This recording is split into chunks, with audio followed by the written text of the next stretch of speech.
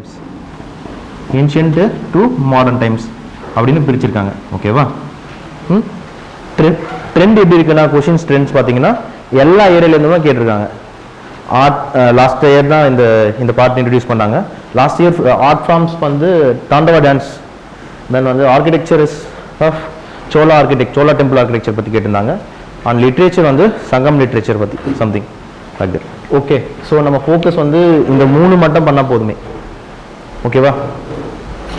இதில் நம்ம என்ன லாஸ்ட் கிளாஸ் என்ன பார்த்தோம்னா, ஆர்கிடெக்சர் ஸ்டைல்ஸ் ஆஃப் இந்தியா பார்த்தோம். என்ன பார்த்தோம்?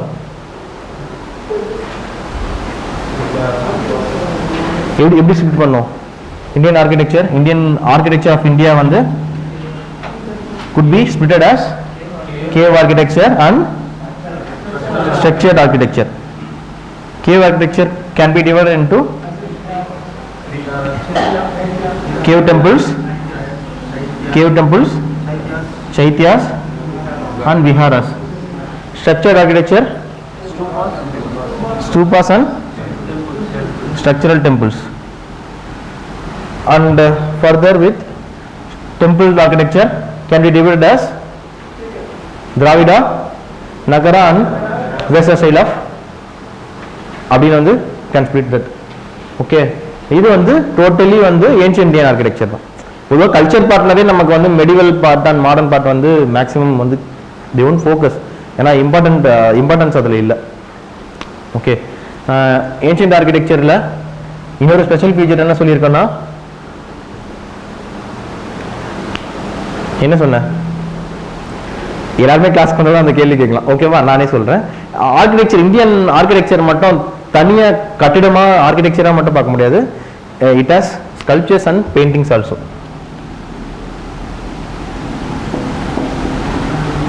எஸ்பெஷலி ஏன்ஷியன்ட் ஆர்கிடெக்சர் பார்த்தீங்கன்னா டோட்டலாக வந்து எது பார்த்தாலும் வந்து இட்ஸ் லைக் ரிலீஜியஸ் ஸ்ட்ரக்சர் தானே. கேவ் டெம்பிள்ஸ், சைத்யாஸ், விஹாராஸ், தூபீஸ், டோட்டலாக இதெல்லாம் வந்து Buddhist architecture. Some viharas, Jain viharas also is there. Jain விஹாராஸுக்கு என்ன எக்ஸாம்பிள் சொன்னேன்? ஜெயின் விஹாராஸ் அது டெம்பிள்ப்பா.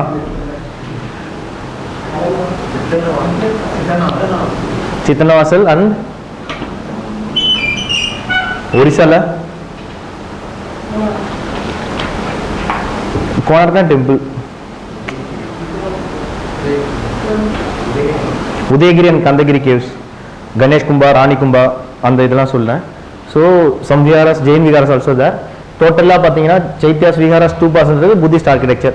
கேவ் டெம்பிள்ஸ் வந்து ஜெயின் டெம்பிள்ஸும் இருக்குது, ஹிந்து டெம்பிள்ஸும் இருக்குது. அண்ட் டெம்பிள் ஃபார்ம்ஸ் வந்து ஏன்ஷியன் டெம்பிள் ஃபார்ம்ஸ் வந்து டோட்டலாக ஹிந்து ரிலிஜியன். ஓகே, தென் எல்லாமே வந்து இது ரிலிஜியஸ் ஸ்ட்ரக்சர் ஆயிடுச்சு. ஆர்கிடெக்சர் எல்லாமே டோட்டலாக வந்து சேலன் ஃபீச்சர்லேயே சொல்லியிருக்கேன், டோட்டலாக ரிலிஜியஸ் அண்ட் ஸ்டேட் பேட்டர்னைஸ்ட் ஒன். அதனால ரிலிஜியஸ்க்கு எல்லாமே வந்து எப்போ வந்து ஐடல் வர்ஷிப், ஐடல்ட்ரி வந்துச்சோ அப்போவே வந்து அதுக்குள்ள எல்லாமே ஸ்கல்ப்சர்ஸும் ஆட் ஆயிடுச்சு. Okay, sculptures along with paintings. Medieval Indian ஆர்கிடெக்சரில் பார்த்தீங்கன்னா, மெடிவல் இந்தியன் ஆர்கிடெக்சர் யார் டாமினேட் பண்ணாங்க? மெடிவல் இந்தியன் ஆர்கிடெக்சர் யாரோட டாமினேஷன் அதிகமாக இருந்துச்சு? Mughals and sultanates and some regional architecture also there. Total அந்த பீரியட் என்ன மாதிரியான பீரியட்னா இஸ்லாமிக் ரூல். ஓகே, அவங்க வந்து ஸ்கல்ப்சருக்கு வந்து இம்பார்ட்டன்ஸ் வந்து கொடுத்துருக்க மாட்டாங்க. ஓகேவா? உருவ வழிபாடு கிடையாது இல்லையா, ஐடல் வர்ஷிப் இல்லை. ஸோ ஸ்கல்ப்சர்ஸ்க்கு வந்து இம்பார்ட்டன்ஸ் இல்லை. ஆனால் சம் பெயிண்டிங்ஸ் வந்து இருந்தது. சம் ஃபார்ம் ஆஃப் பெயிண்டிங்ஸ் வந்து கோட் பெயிண்டிங்ஸாக இருக்கும் இங்கே இந்த பீரியட்ல. ஓகேவா? மிடில் பீரியட்ல கொஞ்சம் கோட் பெயிண்டிங்ஸ் வந்து இருக்கும், ஸ்கல்ப்சர்ஸ்க்கு வந்து வேலை இல்லை. ஓகே, அண்ட் மாடர்ன் ஆர்கிடெக்சர் எப்படி இருக்கும்?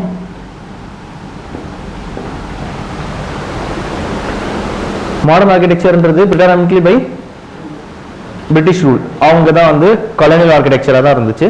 ஸோ அவங்க ஆர்கிடெக்சர்லையும் ஸ்கல்ப்சர் ஃபார்முக்கும் வேலை இல்லை. பெயிண்டிங்ஸ்க்கு வந்து இண்டிவிஜுவலாக யாராவது பெயிண்டர்ஸாக வந்து டெவலப் பண்ணியிருப்பாங்க. ஓகேவா? அது ஆர்கிடெக்சர் கூட பெயிண்டிங்ஸ் வந்து தனியாக இருந்திருக்காது. Okay, so we'll move ahead with the sculpture form and paintings of ancient India. Then we will complete medieval architecture and modern architecture. அதோட architecture complete ஆயிரும். Then we will go literature. ஓகேவா? Art forms தனியாக பார்ப்போம். Okay,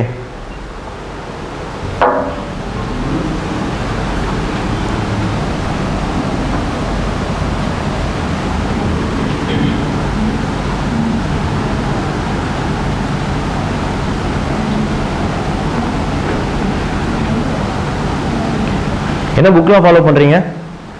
போனதுக்கு அப்புறம் யாரும் படிக்கலையா? என்ன புக்லாம் ஃபாலோ பண்ணீங்க? என்ன ஸ்பெக்ட்ரமா? ஸ்பெக்ட்ரம் நான் சொன்னதெல்லாம் இருந்துச்சா இல்லை இல்லையா? இல்லை எக்ஸ்ட்ரா இருந்துச்சா? ஓகே சரி ஓகே. ஸ்கல்ப்சர்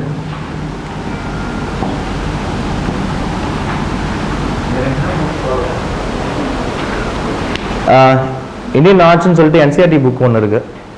அப்படின்னா centre for culture and resource training CCRT website, அதை கொஞ்சம் ஃபாலோ பண்ணலாம். சிசிஆர்டி ஏன்னா கொஷின்ஸ்லாம் பார்த்தீங்கன்னா ஹிஸ்ட்ரி கொஷின்ஸ்லாம் பார்த்தீங்கன்னா பர்டிகுலரிஸ்டிக்காக இருக்குது. எதையுமே வந்து ஜென்ரலாக எழுத முடியுமான்னு தெரில. ஆனால் இங்கே என்ன பண்ண முடியும்னா நம்ம ஜென்ரல் ஐடியாஸ் தான் தர முடியும். அந்த ஃபியூச்சர்ஸ் அந்த ஐடியாஸ் மட்டும் தர முடியும். அதை வச்சு தான் நீங்கள் பண்ண முடியும். ஓகே, லாஸ்ட் டைம் கொஸ்டின்ஸ் பார்த்தீங்கன்னா Sangam literature and Tandava form of style dance and Chola architecture, temple architecture கூட இல்லை, பர்டிகுலர்லி சோலாஸ்க்கு வந்து என்ன சோலா ஆர்கிடெக்சரோட என்ன பியூட்டிஃபுல், என்ன யூனிக்னஸ் அப்படி கேட்டிருந்தாங்க. ஸோ எல்லாமே பர்டிகுலராக போகிறாங்க இல்லையா? நமக்கு சவுத் இந்தியன்ஸ் இல்லைனா தமிழியன்ஸ்க்கு வந்து ஃபெமிலியர் அபவுட் தட். ஆனால் நார்த் இந்தியன்ஸ்க்குலாம் அது மாதிரி தெரியாது. இந்த வருஷம் எப்படி இருக்குன்னு நமக்கு தெரியாது. நார்த் ஈஸ்ட் ஸ்டேட்லேயும் கேட்கலாம், இல்லை பஞ்சாபில் ராஜஸ்தான்லேருந்து கூட ஏதாவது கேட்கலாம். ஸோ பர்டிகுலராக போகிறாங்க. ஓகே, ஆனால் ஜென்ரல் ஃபீச்சர்ஸ் தான் நம்ம இங்கே பார்க்க முடியும் இருக்கிற டைமில். ஓகேவா? இந்தியன் ஸ்கல்ப்சரை வந்து ஸ்டோன் ஸ்கல்ப்சர் ஜென்ரலாக பிரிக்கணும்னா stone sculptures and metal sculpture and metal ஸ்கல்ப்சர்னு பிரிக்கலாம். இந்த மெட்டல் ஸ்கல்ப்சரில் stone sculpture there are 3 familiar styles in this. First one is Gandhara art, Gandhara form of art. Second one is Mathura style. Third one is Amaravati style.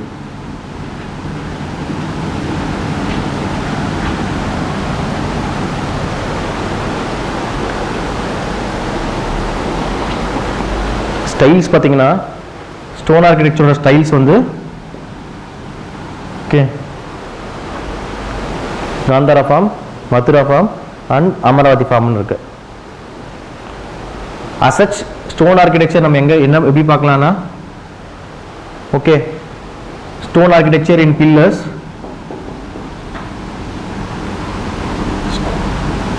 இல்லைன்னா stone architecture in pillars, stone architecture in temples, அப்படி பிரிச்சுக்கலாம்.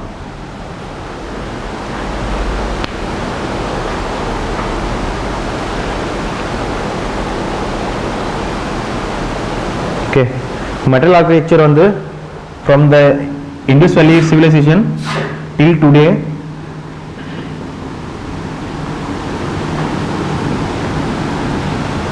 ஒரே ஒரு மாதிரியான metal sculpture தான் வந்து நம்ம உருவாக்கிட்டு இருக்கோம். ஓகே, லாஸ்ட் வேக்ஸ் மெத்தட்னு ஒரு மெத்தடு. அந்த மெத்தட் படி தான் மெட்டல் ஸ்கல்ப்சர்ஸ் ஓகே ஏன்ஷியன்ட் பீரியட்லேருந்து இன்னைக்கு வரைக்குமே we are creating that wax method.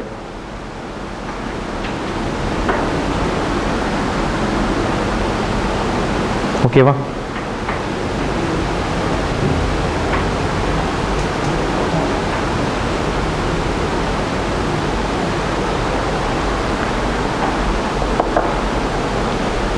இந்த ஸ்கல்ப்சர் ஃபார்ம் வந்து எப்போ உருவாயிருக்கும், எப்போ வந்து இருக்கும் இந்தியாவில்னு பார்த்தீங்கன்னா 2000 இயர்ஸ் பிஃபோர் கிரைஸ்டே வந்து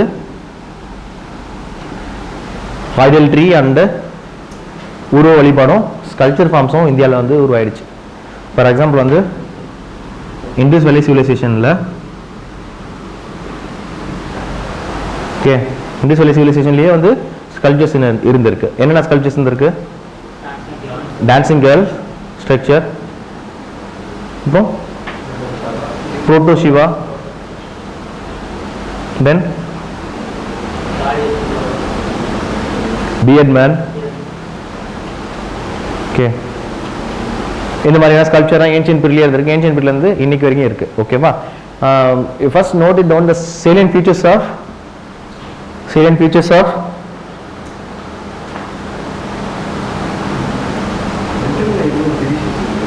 என்ன எதுவும் டிவிஷன்ஸ் இல்லை, அன்னைக்கு இருந்து இன்னைக்கு வரைக்கும் ஒரே மாதிரி தான் யூஸ் பண்ணிட்டு இருக்கோம். Okay,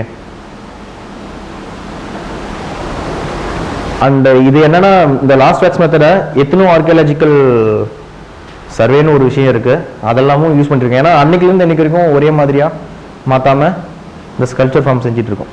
okay, then salient features of ancient Indian architecture, ancient Indian sculpture. First thing,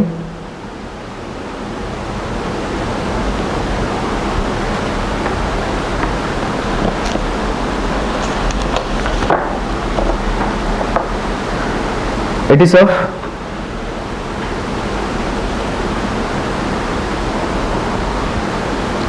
mostly religious one,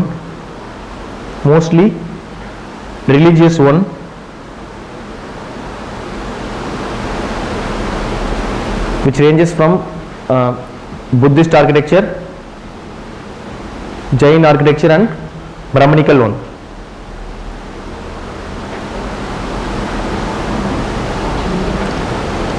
Buddhist architecture, Jain architecture and Brahmanical one.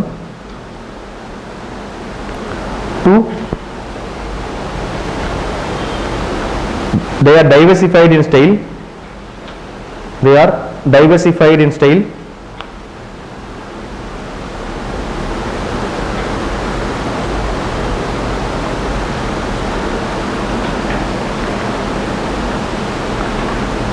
They are mostly patronized by state, இல்லனா state arts, like வந்து Asokan pillars இருக்குல்ல, state arts.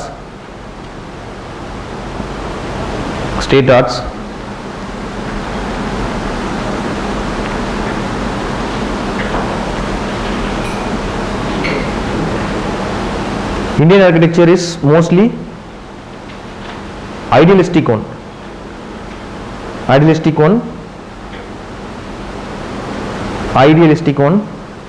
with some realistic features, எல்லாம் கற்பனையாவே வந்து ஸ்கல்ப்சர்ஸ்லாம் இருக்கும். ஒரு ஸ்கல்ப்சர்னா as it is வந்து இருக்கிறது. புத்தா இப்போ நம்ம பார்க்குற புத்தா வந்து ஆஸ் இட் இஸ் புத்தா எப்படி இருந்தாரோ அப்படி காட்டுறது இல்லை. ஓகேவா, இத்தனை மாதிரி இப்படி இருந்தா புத்தர் இப்படி இருப்பான்னு ஒரு கற்பனை பண்ணிட்டு புத்தரை we are making. இல்லைன்னா நடராஜரோட இது ஸ்கல்ப்சர் எல்லாமே வந்து ஐடியலிஸ்டிக் தான், ரியலிஸ்டிக் கிடையாது. ரியலிசம் வந்து மதுரா ஸ்டைல், மதுரா எங்க இருக்கு? Near to UP. Gandhara region வந்து Afghanistan and Pakistan region.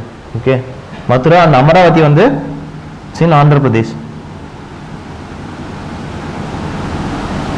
Okay, in between இங்க பெஷாவர், இங்க இந்த ரீஜன்ல தான் வந்து கனிஷ்காவோட ரூல் இருந்துச்சு. ஓகேவா, இந்த காந்தார ரீஜன்ல இந்தியன் கிங்ஸும் இருப்பாங்க, அலாங் வித் ஃபாரின்ல இருந்து வந்த இன்வைட் பண்ண போஸ்ட் மோடியன் கிங்ஸும் இருப்பாங்க. Kushans, Sakas, Parthians, Bactrian Greeks, Indo Greeks அவங்கெல்லாம் ரூல் பண்ணிட்டு இருப்பாங்க இந்த இந்த இந்த ஏரால. இங்க வந்து மதுரா ரீஜன் வந்து indigenous rulers, Indian rulers. Amaravati region வந்து பின்னாடி தான் வந்து இந்த ரீஜன் சவுத் இந்தியாலாம் ஹிஸ்டரியே வந்து டிஃப்யூஸ் ஆகுது. ஓகேவா, இது டிஃப்யூஸ் தான். ஓகே, ஸோ இங்க ஆர்கிடெக்சர் எப்படி இருக்கும்னா, இங்க புத்திஸ்ட் இந்த ஸ்டைல் ஆஃப் ஆர்கிடெக்சர் எப்படி இருக்கும்னா ஒரு மிக்ஸ்டு ஒன்னா இருக்கும். ஓகேவா, இந்தியன் ஃபார்ம் ஆஃப் ஆர்கிடெக்சரும் Greek form of other forms of ஆர்கிடெக்சரும். டெல்லி, யூபி, மதுரா. ஓகே, மதுரா ஸ்டைலில் பார்த்தீங்கன்னா indigenous architecture and Amaravati style architecture இது வந்து டிஃப்யூஸ்ட் ஒன். இங்கிருந்து மதுரா ஸ்டைலேருந்து டிஃப்யூஸ் ஆகி அமராவதி ஸ்டைல் வந்து வந்திருக்கும். அண்ட் ஐ கிவ் நோட்ஸ், முதல்ல அண்டர்ஸ்டாண்ட் பண்ணிங்க. ஓகேவா, இங்க பார்த்தீங்கன்னா இவங்களுக்கு வந்து மிக்ஸ்டு ஸ்டைல்னும் போது காந்தா ரீஜன்ல புத்தரை வந்து கடவுளா வழிபடுறதுக்கு பதிலா புத்தரை வந்து ஒரு is a man who preached இந்த ரிலீஜியஸ் தாட் அப்படின்ற அளவுக்கு வந்து அவங்க மைண்ட்ல வச்சிருக்காங்க. இங்கன்னா வந்து புத்தாக்கு வந்து கடவுள்ன்ற ஸ்டேட்டஸ் வந்து வருது. ஓகேவா, அப்போ இங்க கடவுளை அவரை பார்க்கலாம், அவரை எப்படி இமேஜின் பண்ணி எப்படி வந்து ஸ்கல்ப்சர் உருவாக்கியிருப்பாங்க. ஸ்கல்ப்சர், ஆர்கிடெக்சர் எல்லாமே இமேஜினேஷன் தானே, இமேஜினேஷன் பவர் தானே. ஸோ அவர் எப்படி இமேஜின் பண்ணியிருப்பாங்க, லிட்ரேச்சர் அவர் எப்படி சொல்லியிருப்பாங்க, அவர் எப்படிலாம் வந்து சொல்லியிருக்காங்களோ அதை வச்சு அவரை ஒரு ஸ்கல்ப்சரை உருவாக்க முடிஞ்சுன்னா அந்த ஃபார்ம் ஆஃப் ஸ்டைல்ஸ் வந்து காந்தாரால பார்க்கலாம். ஸோ காந்தாரா ஸ்டைலில் வந்து ரியலிசம் அதிகமாக இருக்கும். ஓகேவா, புத்தர் நடந்து போனா, புத்தர் ட்ரெஸ் போட்டா, புத்தரோட இது ஏர் ஸ்டைல், ஸோ அப்படி ரியலிசமாக வந்து இருக்கும். ரொம்ப ஸ்டவுட்டியா இல்லாமல் புத்தா எப்படி இருப்பாரோ அந்த மாதிரியே தான் இருக்கும். இங்கே வந்து புத்தாவை ஐடியல் ஒன்றா காட்டியிருப்பாங்க. ஃபார் எக்ஸாம்பிள் வந்து ஐடியலிசம் அதிகமாக இருக்கும். ஃபார் எக்ஸாம்பிள் வந்து புத்தாவை கடவுளாக இமேஜின் பண்ணி பின்னாடி அவரோட ஹாலோன்னு ஒளிவட்டம் இருக்கும். அந்த ஒளிவட்டத்துக்கும் நிறைய டெக்கரேஷன் கொடுத்து, டெக்கரேட்டிவ் ஃபீச்சர்ஸ்லாம் கொடுத்து, ரொம்ப ஸ்டவுட்டியா அந்த லட்சணம்லாம் சொல்லுவாங்க. there are 64 lakshanas in sculpture.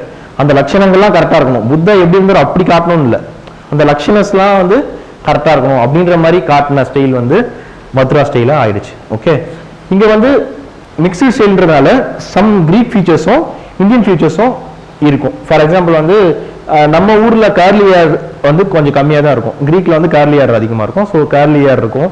தென் வந்து அவங்களோட ட்ரெஸ்ஸிங் ஃபார்ம் கொஞ்சம் சாக்ரட்டிஸோட ட்ரெஸ்லாம் வந்து எப்படி டிரான்ஸ்பரண்ட் ட்ரெஸ்ஸிங், சாக்ரட்டிஸோட ஸ்கல்ப்சர்லாம் பார்த்துருந்தீங்கன்னா தெரியும் உங்களுக்கு, டிரான்ஸ்பரண்ட்டாக இருக்கும் ட்ரெஸ்ஸிங்லாம், transparent dressing.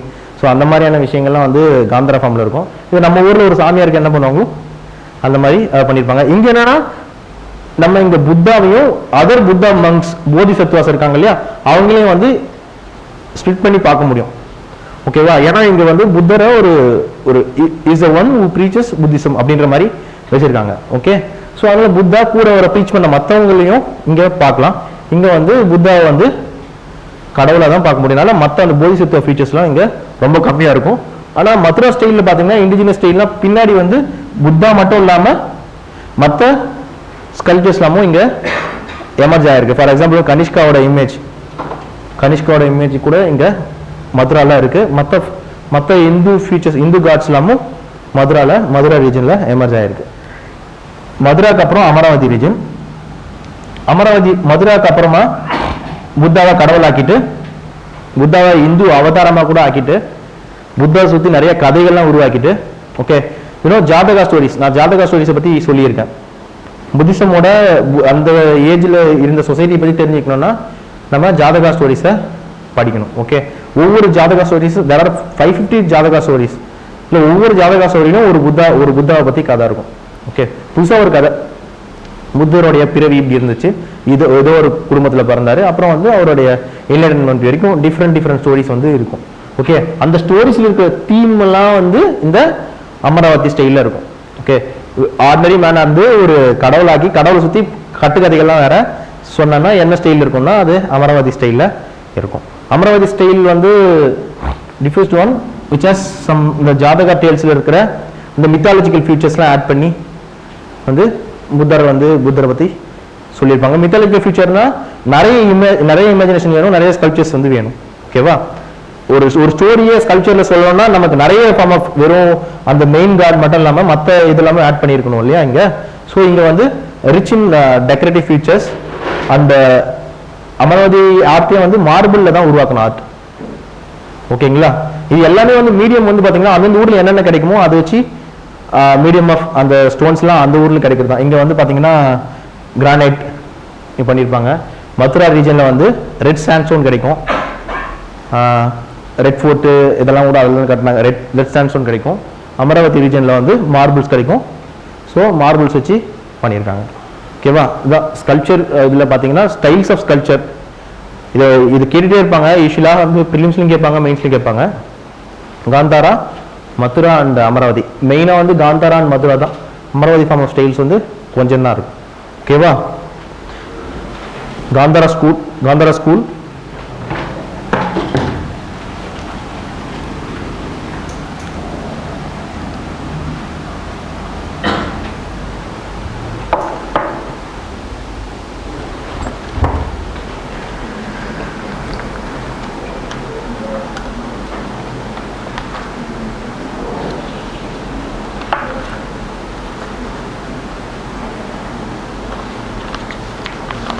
It's in the northwestern region of India.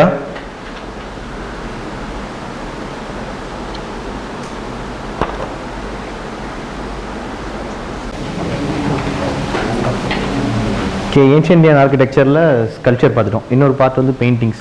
அதை முடிச்சுன்னா ஏன்ஷியன் இந்தியன் ஆர்கிடெக்சர் மட்டும் தனியாக முடிச்சு வச்சுட்டு மற்ற ஏரியாக்கு போவோம். Okay, paintings.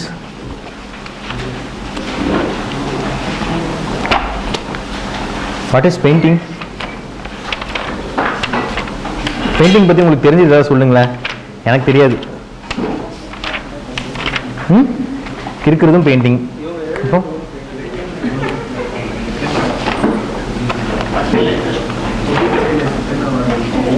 பெயிண்டிங்ஸ் எப்படி ஆரிஜினேட் ஆகிருக்கும்? ஃபர்ஸ்ட் லெட்டரா? எழுத்து தான் முதல்ல பெயிண்டிங்ஸ் ஆரிஜினேட் ஆகிருக்குன்றீங்க. முதல்ல எழுத்து தான் வந்திருக்குன்றீங்களா, முதல்ல பெயிண்டிங் வந்திருக்கீங்களா? ஏதோ ஒரு பெயிண்டிங் மெத்தட் தான் எழுத்து மெத்தடாக டிஃபெக்ட் பண்ணிட்டாங்க இல்லையா? ஏதோ ஒரு எழுத்து மெத்தட் இருக்கும். ஆன்னு இப்படி வச்சிங்கன்னா இதுவும் ஒரு பெயிண்டிங் தான். இதுக்கு வந்து நம்ம ஒரு மீனிங், ஆன்னு ஒரு மீனிங் கொடுத்துருக்கோம் இல்லையா? நம்ம கொடுத்த மீனிங் தான். ஓகேவா? பெயிண்டிங்ஸ் வந்து கேவ்ஸ்லேயே எப்போதெல்லாம் நியோலித்திக் அப்பர் பேலியோலித்திக் ஏஜ்லேயே வந்து பெயிண்டிங்ஸ்லாம் வந்துருச்சு. Okay, I mean from 50,000 to 5,000 BCA வந்து பெயிண்டிங்ஸ்லாம் ஆரிஜினேட் ஆயிருச்சு. ஓகேவா?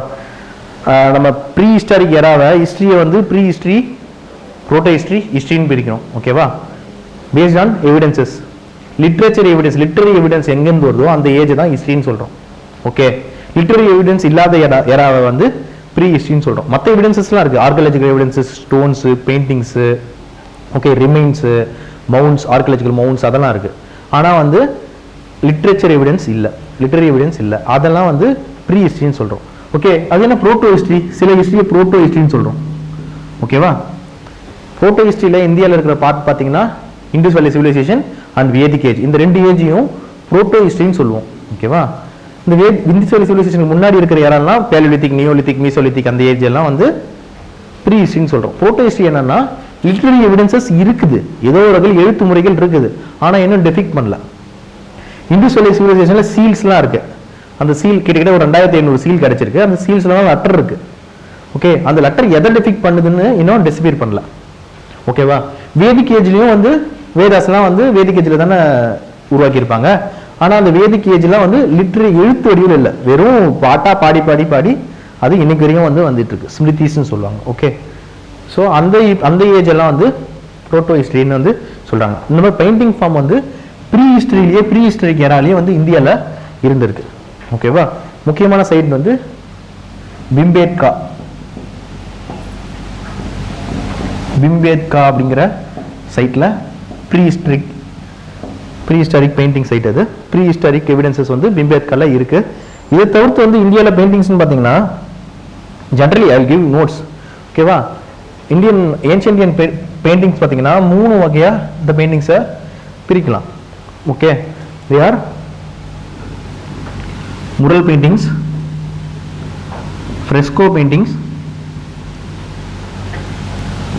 miniature paintings. mural paintings, fresco paintings, miniature paintings னு நிறைய பெயிண்டிங்ஸை பிரிக்கலாம். இதுக்குள்ளே நிறைய சப்செட்ஸ்லாம் இருக்கு. இந்த miniature painting, Thanjavur painting, Mysore painting, ஓகேவா? அந்த மாதிரி இல்லை, இதெல்லாம் ஏஜ் வைஸில், டைனஸ்டிக் வைஸில் அதெல்லாம் பிரிக்கலாம். Generally mural paintings, fresco paintings, miniature பெயிண்டிங்ஸ்ன்றது டைப்ஸ். ஓகே, முரல் பெயிண்டிங்ஸ் என்னன்னா சீலிங்ஸ்லையும் வால்ஸ்லையும் வரைகிற ட்ரை மீடியமில் வரையக்கூடிய பெயிண்டிங் வந்து முரல் பெயிண்டிங். முரல் பெயிண்டிங் வந்து எக்ஸாம்பிள் வந்து Lepakshi painting of Vijayanagara empire and Madurai டெம்பிளில் இருக்கிற பெயிண்டிங்ஸு, தஞ்சூர் டெம்பிளில் இருக்கிற முரல் பெயிண்டிங்ஸு, தஞ்சூர் பிரகதீஸ்வரர் டெம்பிளில் இருக்கிற முரல் பெயிண்டிங்ஸ், இதெல்லாம் வந்து முரல் பெயிண்டிங்ஸோட எக்ஸாம்பிள். ஃப்ரெஸ்கோ அப்படிங்கிற லாட்டின் வார்டுக்கு மீனிங் என்னன்னா ஃப்ரெஷ். ஓகே, ஓகேவா? ஃப்ரெஷ். ஓகே, ஒரு வெட் மீடியமில் ஒரு சுண்ணாம்பு இது கல் அந்த மாதிரி ஒரு வெட் மீடியம்ல மேலே ஒரு வெட் மீடியம் மேலே ட்ரை பெயிண்ட்ஸ் வச்சு பெயிண்டிங் வரைஞ்சி இருக்கிற பெயிண்டிங்ஸ் வந்து ஜென்ரலாக ஃப்ரெஸ்கோ பெயிண்டிங்ஸ்னு சொல்லுவாங்க. என்னன்னா ஒரு சுவரில் ஒரு கவுடங்கு, ரைசஸ்க்கு அதெல்லாம் ஒரு கலவையாக உருவாக்கி ஒரு மீடியத்தை உருவாக்கிடுவாங்க. ஓகே, அது மேலே ஒரு சுண்ணாம்பு லைம் ஸ்டோன்லாம் போட்டு விட்டு அது மேலே பெயிண்டிங் வரைஞ்சாங்கன்னா அந்த பெயிண்டிங் வந்து ஃப்ரெஸ்கோ பெயிண்டிங். ஃப்ரெஸ்கோ பெயிண்டிங் எங்கே இருக்குன்னு சொல்லியிருக்கேன் லாஸ்ட் கிளாஸில், உங்களுக்கு தெரியாது இல்லையா, வரல. ஸோ அஜந்தா பெயிண்டிங்லாம் வந்து ஃப்ரெஸ்கோ பெயிண்டிங் தான். ஸோ ஒவ்வொரு பெயிண்டிங்ஸ்க்கும் ஒரு அட்வான்டேஜ் டிஸ்அட்வான்டேஜஸ்லாம் இருக்குது. ஓகேவா? முரல் பெயிண்டிங் வந்து அழிச்சிட்டு மாற்றலாம் முடியாது. ஓகே, அழிச்சிட்டு மாற்ற முடியாது, பிரதி இன்னொரு காப்பிலாம் எடுக்க முடியாது. ஆனால் ஃப்ரெஸ்கோ பெயிண்டிங் வந்து வேணும்னா வந்து மாடிஃபை பண்ணலாம், தென் வந்து அதோட சேம் அதோட இதை வந்து அச்சை வந்து எடுக்க முடியும் ஃப்ரெஸ்கோ பெயிண்டிங்கில். ஓகேவா? ஆனால் ஃப்ரெஸ்கோ பெயிண்டிங் வந்து வித்தின் 8 hours ஒரு அந்த மீடியம் அப்ளை பண்ண 8 hours வந்து அந்த ஃப்ரெஸ்கோ பெயிண்டிங் வந்து வரைஞ்சிடணும். ஓகேவா? வரைஞ்சிடணும். அதனால வந்து ஃப்ரெஸ்கோ பெயிண்டிங்ஸில் அட்வான்டேஜ் டிஸ்அட்வான்டேஜஸ். மினியேச்சர் பெயிண்டிங் என்னன்னா சின்ன சின்னதாக அந்த புடவையில் இல்லை சம்திங் பேப்பரில் பாம் லீவ்ஸில் அது மாதிரி குட்டி குட்டியாக வரைகிற பெயிண்டிங்ஸ்லாம் வந்து மினியேச்சர் பெயிண்டிங்ஸ்னு சொல்கிறோம். ஓகேவா? ஸோ மினியேச்சர் பெயிண்டிங்ஸ் வந்து இந்தியாவில் வந்து லேட்டர் பீரியடில், அதாவது மெடிவல் பீரியட்லேருந்து தான் வந்து மெயினாக வந்து மினியேச்சர் பெயிண்டிங்ஸ் வந்து வருது. ஓகே, இதுதான் ஜென்ரல் திங்ஸ் அபவுட் பெயிண்டிங்ஸு. இந்த பெயிண்டிங்ஸை பற்றி நம்ம நிறைய புக்கு இந்த மாதிரி தான் பெயிண்டிங்ஸ் இருக்கணும், பெயிண்டிங்ஸோட லக்ஷனாஸ் சம்திங் இதை பற்றிலாம் வந்து நம்ம புக் வைஸாகவே வந்து இருக்குது. ஓகே, ஈவன் வந்து காமசூத்ரா ஆஃப் வாட்சாயனாலேயே கூட இதை பற்றி சதங்காஸ் of painting, 6 limbs of painting அப்படின்னு சதங்கம் 6 parts ஆஃப் பெயிண்டிங்ஸ்னு வந்து சதங்காஸ் ஆஃப் பெயிண்டிங்ஸ் வந்து வாட்சாயனா வந்து காமசூத்ராலே பெயிண்டிங்ஸோட இப்படி தான் இருக்கணும், பெயிண்டிங்ஸில் எதுதெல்லாம் இம்பார்ட்டன்ட்டு அப்படின்னு வந்து சொல்லியிருக்காங்க. ஓகே, இந்தியன் பெயிண்டிங்ஸ் அதிகமான இந்தியன் பெயிண்டிங்ஸ் பார்த்தீங்கன்னா it's most of religiousistic one. Okay, லேட்டராக வந்து இது god arts, god scenes, animals, figures அதெல்லாம் வர்ற மாதிரி பண்ணிட்டாங்க. ஓகே, மோஸ்ட்லி வந்து செக்குலர் தான் பெயிண்டிங்ஸ்லாம். இம்மேட் காலேருந்து பார்த்தீங்கன்னாவே செக்குலர் பெயிண்டிங்ஸ் தான் இருக்கும். ஈவன் வந்து இங்கே டெம்பிள் வால்ஸ்லாம் கூட பார்த்தீங்கன்னா கோட் சீன்ஸ் தான் வந்து பெயிண்டிங்ஸாக இருக்கும். சம்திங் வந்து ரிலீஜியஸ் ஒன்றாகவும் இருக்கும். ஓகே, அண்ட் ஐடியலிசமும் ரியலிசமும் இந்த பெயிண்டிங்ஸில் வந்து கலந்துருக்கும். ஓகே, இதான் வந்து general features of Indian paintings. ஓகேவா? Salient features of Indian paintings.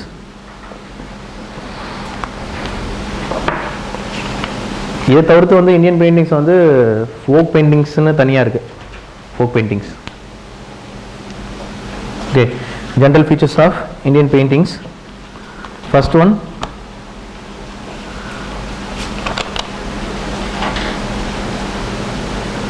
it is the most ancient art form. It is the most ancient art form.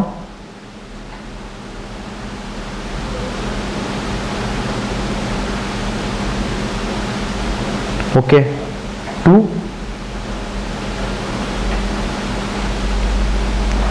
regional in styles.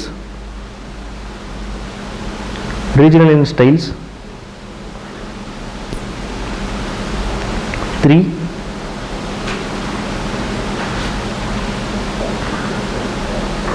indigenous in evolution. எதையுமே நம்ம copy பண்ணல பெயிண்டிங்ஸில். Even ட்ராமாவில் கூட இந்த எவனிக்கா drama screens அதெல்லாம் வந்து கிரீக்கோட இன்ஃப்ளூயன்ஸ் இருக்குது.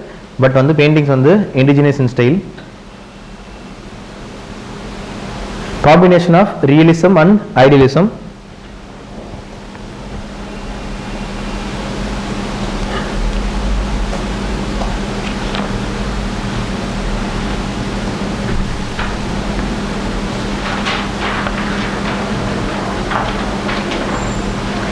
depiction of limited and special subjects.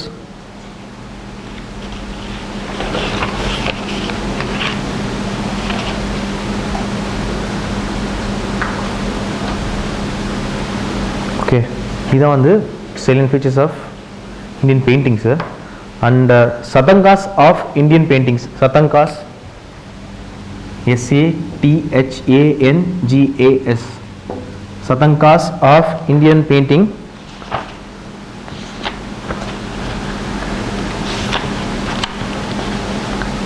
They are 6 limbs of Indian painting. They are 6 limbs of Indian painting. 6 limbs of Indian painting stated by Vatsyayana in his Kama Sutra. Stated by Vatsyayana in his Kama Sutra. They are 1,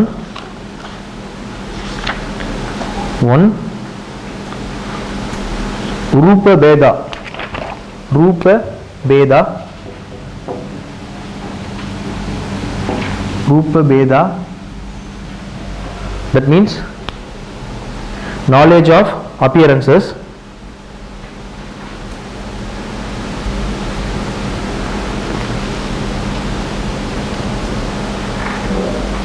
Pramanam. To Pramanam. Pramanam, that means size. Size.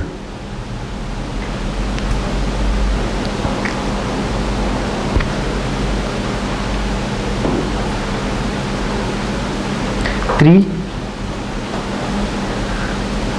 Satrishyam. Satrishyam. Satrishyam. Satrishyam, which means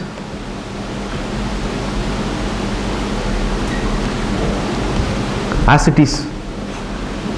At is எப்படி இருக்கோ அப்படியே ரியலிஸ்டிக்கா வர்றது as it is. Satrishyam means as it is.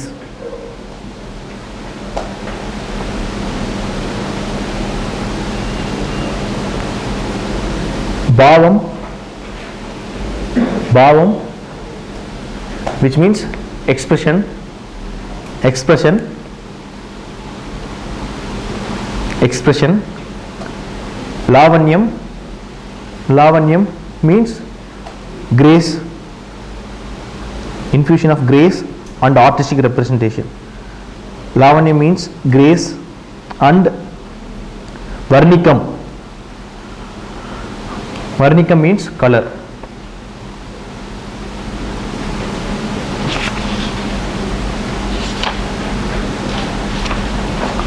Okay, this is 6 parts of or 6 limbs of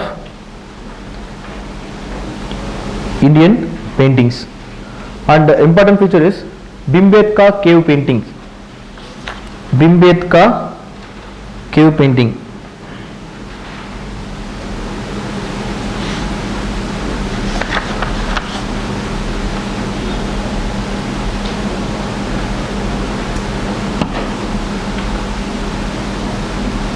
Okay, it is located in Bhimbetka caves are located in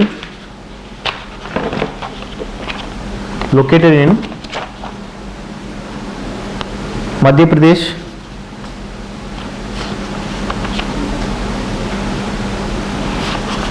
located in Madhya Pradesh. This site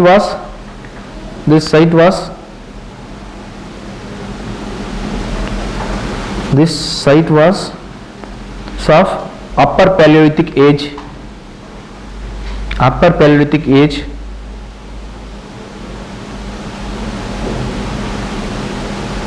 There are evidences of a very long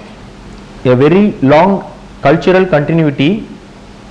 A very long cultural continuity within many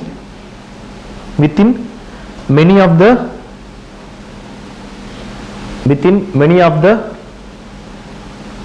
painted rock shelters.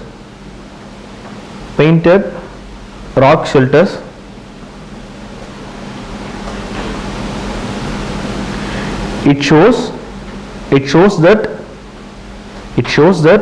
the primitive man took inspiration from the nature.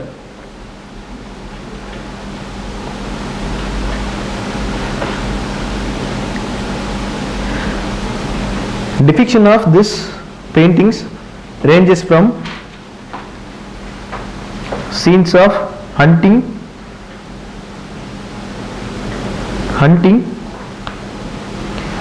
and social gathering.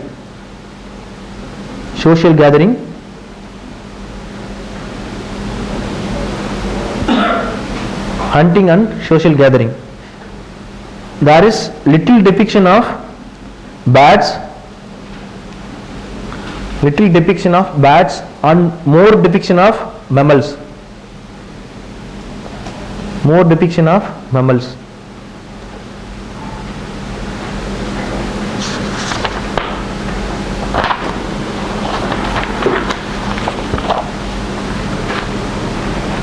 Okay. The next of the feature is styles, mural paintings. Mural paintings.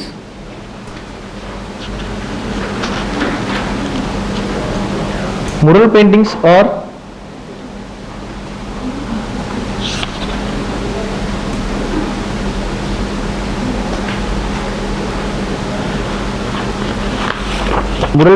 are painted on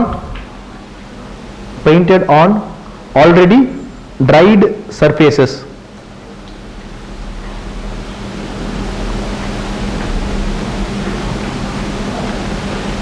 It is started in 6th century BC or in Guptan age. 6th century AD, sorry, 6th century AD or in Guptan age. Okay.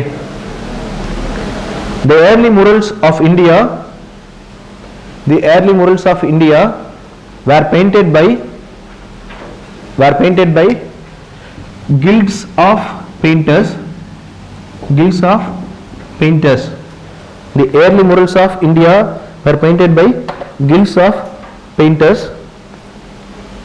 Okay. Guild na enna theriyumla, oru group doing same or particular work. இந்த guild group தான் வந்து பின்னாடி வந்து caste group ஆ மாறிடுச்சு. ஓகேவா? guilds தான் வந்து பின்னாடி caste ஆ மாறிடுச்சு. There are guild laws, there are separate flag for guild. Okay, ஒரு guild ஒரு இது பண்ணுவாங்க, ஆக்குபேஷன் வச்சிருப்பாங்க. ஃபார் எக்ஸாம்பிள் வந்து காந்தி அப்படி சொல்றது ஒரு guild. காந்திகா அப்படின்னா பர்ஃப்யூம் மேக்கர்ஸ்னு அர்த்தம். ஓகே, பர்ஃப்யூம் மேக் பண்ணுறது அவங்களுடைய டியூட்டி. ஸோ அதுதான் வந்து கில்டு. ஓகே, ஸோ அது பெயிண்ட் பண்ணுறது வந்து ஒரு கில்டோட தொழிலாக இருந்துச்சு. So paint is a profession at that time. Okay, the themes were of Buddhist, Jains and Hindus.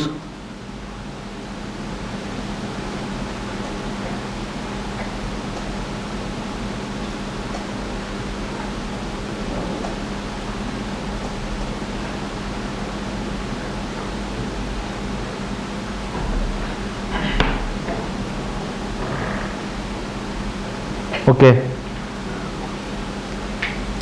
these are examples for mural paintings are Tanjore paintings in Tanjore big temple,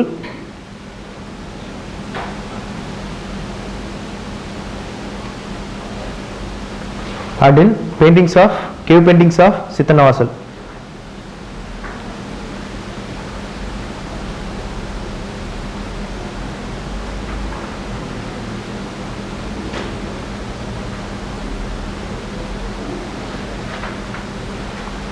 Mural paintings, fresco paintings, mural paintings over fresco paintings. The word fresco means fresh.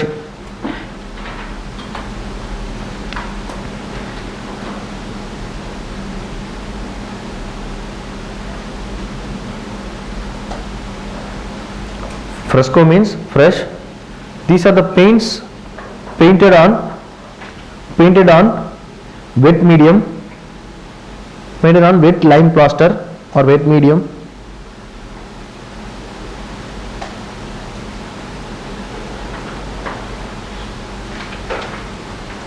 அந்த wet medium கூட எப்படி இருக்குமா, first medium வந்து it will be rough.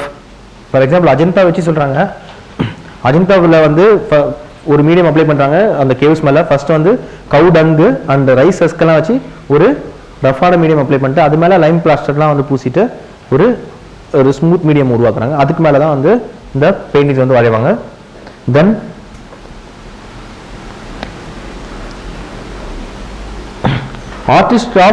artist god is colors. Artist got his color from the simple materials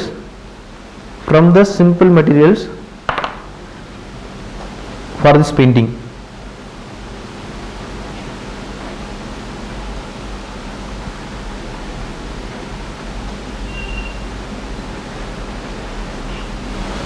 These are of mostly symbolic. Instead of human figurines நிறைய symbols தான் வந்து fresco பெயிண்டிங்ஸில் இருக்குதுன்னு சொல்கிறாங்க. With the evidence of Ajanta. Okay,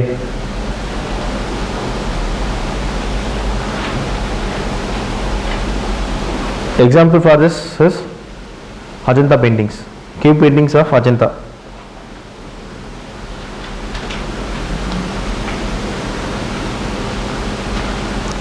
Then miniature.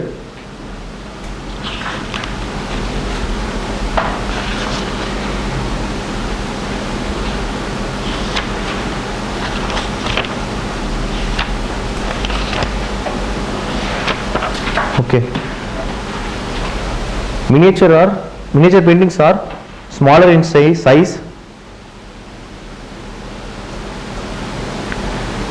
It is dominated in India.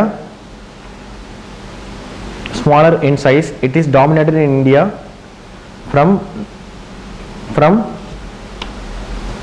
9th to 12th century. 9th to 12th century. 9th to 12th century.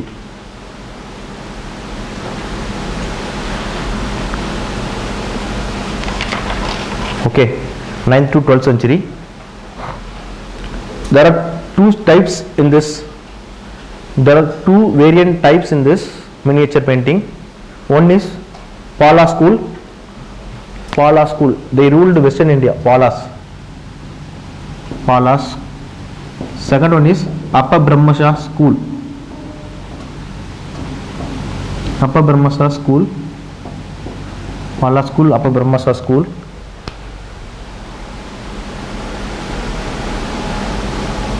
Miniature paintings. Earlier miniature paintings were done in palm leaves.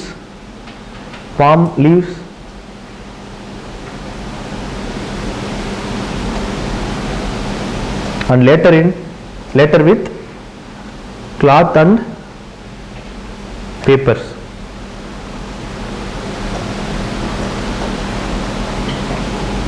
Okay, ancient India எப்படி இருந்துச்சு, medieval India வரும்போது paintings வந்து coat paintings ஆ மாறிடுச்சு. ஓகேவா? medieval Indian painters யாராவது சொல்லுங்க, ஏதாவது modern Indian painters? Ravi Varma. Okay, medieval இந்தியாவில் வந்து பெயிண்டிங்ஸ் வந்து எப்படி இருந்துச்சுன்னா, நம்ம அது போல பட் ஏன்ஷியன்ட் மட்டும் தான் டீல் பண்ணிட்டு இருக்கோம். மெடிவல் இந்தியாவில் பெயிண்டிங்ஸ் எப்படி இருந்திருக்கும்னா ரிலீஜியஸ் இதெல்லாம் வந்து கம்மியாக இருக்கும். தென் எல்லாமே court scenes and paintings in books. Okay, stories, telling stories through paintings, அந்த மாதிரியான விஷயங்கள்லாம் வந்துச்சு. அனிமல், பேட்ஸு இதில் ரெப்ரசன்டேட் பண்ணுறது, கோட் சீன்ஸை ரெப்ரசன்டேட் பண்ணுறது, ஓகே, ஹியூமன் ஃபிகரன்ஸை ரெப்ரசன்டேட் பண்ணுறது, அதெல்லாம் வந்து மெடிவல் இந்தியன் பெயிண்டிங்ஸில் வந்துருச்சு. ஓகேவா? மெடிவல் இந்தியாவில் அந்த மாதிரி பெயிண்டிங்ஸ் தான். ஓகே, ஸோ ஏன்ஷியன் இந்தியான்னு பார்க்கல, ஏன்ஷியன் இந்தியன் ஆர்கிடெக்சர்னு பார்க்கும்போது ஆர்கிடெக்சர், ஸ்கல்ப்சர் அண்ட் பெயிண்டிங்ஸ் எல்லாமே இருக்குது. ஸோ அதோட ஃபார்ம்ஸில் பேசிக்கான இன்ஃபர்மேஷன் இவ்வளோ தான். ஒவ்வொன்றுத்திலும் பர்டிகுலராக உள்ளே இருக்குது. ஈவன் இந்த பெயிண்டிங்ஸில் பார்த்தீங்கன்னா கூட ஃபோக் பெயிண்டிங்ஸ் இருக்குது. ஃபோக் பெயிண்டிங்ஸில் நிறையா இருக்குது. நம்ம ஊரில் கோலம் போடுறீங்க இல்லையா, அதுவும் ஒரு ஃபோக் பெயிண்டிங் தான். கோலம் இருக்குது. அப்புறம் Warli painting of Maharashtra, Phad paintings of Rajasthan, kalamkari paints of Andhra Pradesh, then Madhubani paintings of Mithila region of Bihar. சும்மா நிறைய பெயிண்டிங்ஸ்லாம் இருக்குது, ஃபோக் பெயிண்டிங்ஸ்லாம் இருக்குது. அதெல்லாம் மெடிவல் பீரியடில் ராஜ்புத் அதுக்கப்புறம் தான் வந்து வரும்போது அது டெவலப் ஆகுது. ஓகே, நம்ம அங்கே போகும்போது அதை பார்ப்போம். ஓகேவா? டோட்டலாக பார்த்துருக்கிறது ancient Indian architecture, sculpture and paintings. ஓகேவா? ஓகேவா? ஓகேண்ணா சொல்லுங்க. என்ன ஸ்கல்ப்சராக பார்த்துருக்கோமா? ஆன்சர் சொல்லலாம் கூட பரவாயில்லப்பா. அவரு எப்படி தூங்காமல் இருக்கீங்கன்னு எனக்கு தெரியும். சில ஏதாவது பேசலாம்ல. ஓகேவா? நம்ம இல்லைன்னா கொஞ்சம் வேற ஏதாவது இன்ட்ரெஸ்டிங்கான ஏரியா கூட போவோம். ஓகே, இன்னொரு 1 மணி நேரம் இருக்கு. ஸோ ஏன்ஷியன்ட் லிட்ரேச்சர் ஃபார்ம் போவோம். லிட்ரேச்சர் கொஞ்சம் உங்களுக்குலாம் தெரிஞ்ச ஏரியாவாக இருக்கும்னு நினைக்கிறேன். என்ன லிட்ரேச்சர்லாம் அந்த பக்கம்லாம் படிச்சு தான் வந்திருப்பீங்க. வேதாஸா அந்த மாதிரிலாம், Kalidasa.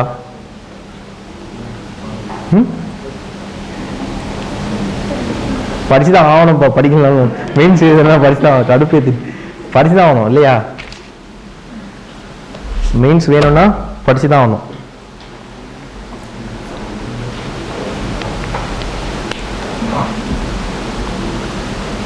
Okay, ancient Indian literature. Ancient Indian literature என்னன்னா, எல்லாம் முதல்ல நான் என்ன ஏன்ஷியன்ட் இந்தியாலே போறேன்னா இதெல்லாம் நமக்கு தெரியாது.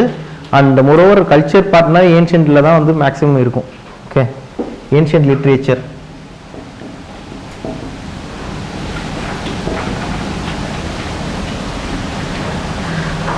ஓகே, ஏன்ஷியன்ட் லிட்ரேச்சரை religious literature, secular literature. secular literature ரெண்டா பிரிக்கலாம். ஓகேவா? religious literature, secular literature பிரிக்கலாம். religious literature Buddhist literature,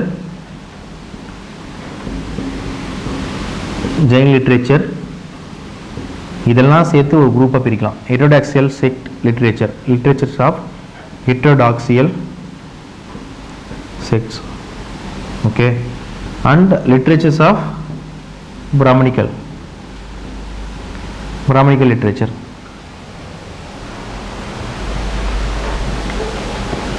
Okay,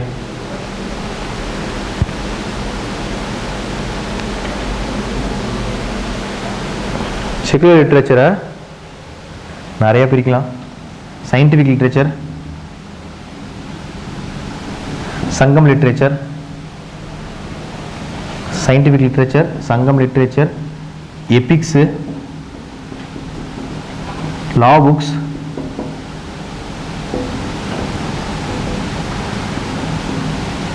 okay, epics, law books, prose, poems,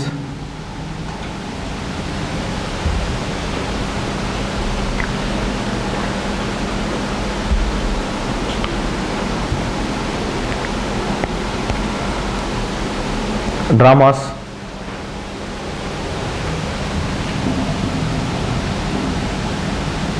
இதெல்லாம் வந்து ancient literature. Okay, Indian literatures.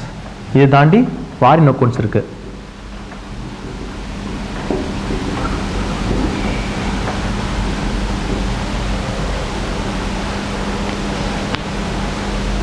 ஓகேவா?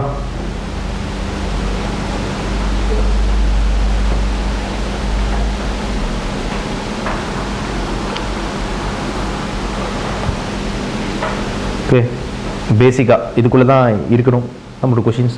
லாஸ்ட் டைம் வந்து சங்கம் லிட்ரேச்சரில் கேட்டான். Okay, first one will go for epics.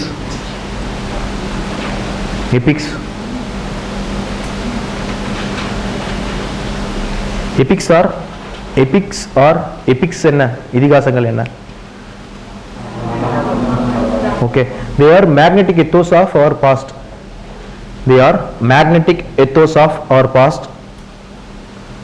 And now they are secular. நான் செக்குலர்னு சொல்லியிருக்காரு. Epics எப்படி secular?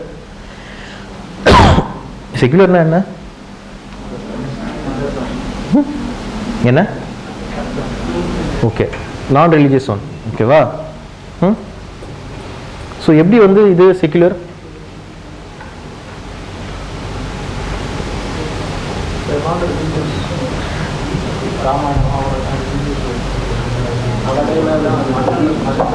இல்லை, எந்த ராமாயணத்திலையும் மகாபாரதத்திலையும் வந்து ராமரை இல்லை வந்து கிருஷ்ணரையோ கடவுளாக டெபிக் பண்ணலாம்.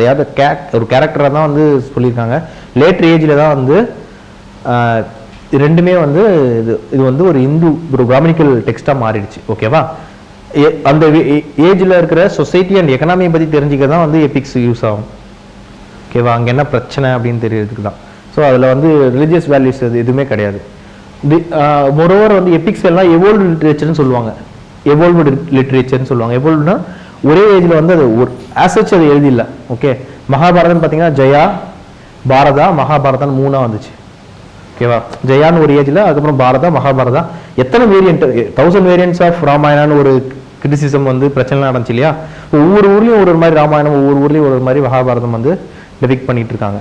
ஓகே, அதனால they are secular one. So எல்லாருமே படிக்க வேண்டிய விஷயம். எத்திக்ஸ் பார்ட்டு கூட யூ கேன், நான் வந்து சான்ஸ்கிரிட்டைசேஷன்லாம் பண்ணல சொல்கிறேன், ஆனால் வந்து நீங்கள் இதை படிச்சிங்கன்னா, கீதையில் சில பார்ட்ஸ்லாம் படிச்சிங்கன்னா நிறைய வித்தியாசம், நிறைய விஷயங்கள் வந்துருக்கும். லாஸ்ட் டைம் கூட ஒரு எத்திக்ஸ்க்குள்ள ஒரு கொஷின் பார்த்தேன், ஒரு டிஸ்கஷன் போது, அப்போ கீதையிலேருந்து சில விஷயங்கள் வந்து எங்களால் எடுத்துக்க முடிஞ்சிச்சு. ஸோ அதாவது நம்ம தர்மம்னு நினைக்கிற விஷயம் வந்து எல்லாருக்கும் காமனாக எல்லாருக்கும் இருக்கிற தர்மமாக இல்லை. ஓகே, சில இடத்துல தெரிஞ்சுமே தப்பு செய்ய வேண்டியிருக்கும். ஓகே, கர்ணன் வந்து அர்ஜுனனுக்கு சொல்கிறான், நான் போர் செய்ய மாட்டேன்னு நீ சொல்கிற, அம்பு போட மாட்டேன்னு சொல்கிற, ஆனால் வந்து இந்த துரோணரோ குரு இவங்கெல்லாம் இருக்காங்க, துரோணாச்சாரியா, பீஷ்மர், அவங்களுக்கெல்லாம் அவங்களுக்கு இதில் நியாயம் இல்லை, இது வந்து தப்புன்னு தெரியாதா? அவங்களுக்கு எல்லாமே சில விஷயங்கள் வந்து தப்புன்னு தெரியும்ல, ஒருத்தவங்களை கொள்றது வந்து தப்புன்னு தெரியல. Then why they are doing, they are bound for something, ஏதோ ஒரு விஷயத்துக்கு பவுண்டாக இருக்காங்க. ஓகேவா? இன்னைக்கு நம்ம நல்லது நினைக்கிறது வந்து என்னைக்குமே நல்லது கிடையாது. நம்ம நல்லது நினைக்கிறது வந்து எல்லாருக்குமே நல்லது கிடையாது. ஓகே, அவ்வளோ விஷயத்த வந்து கீதையில் வந்து சொல்லியிருக்காங்க. எத்திக்ஸ்க்குலாம் நமக்கு யூஸ் ஆகும். அந்த மாதிரி எத்திக்ஸ் அண்ட் மோராலிட்டி அந்த பேப்பருக்கு வந்து கீதையில் வந்து சில பார்ட்ஸ்லாம் எடுத்து ஸ்டாக் பாயிண்ட்ஸாக வச்சுக்கலாம். முடிஞ்சால் வந்து அந்த சாந்தி பருவம் மட்டும் படிச்சு பாருங்க. ஓகேவா? அதான் எபிக்ஸோட பியூட்டி. எபிக்ஸ் என்ன சொல்லுது? What are the lessons from epics?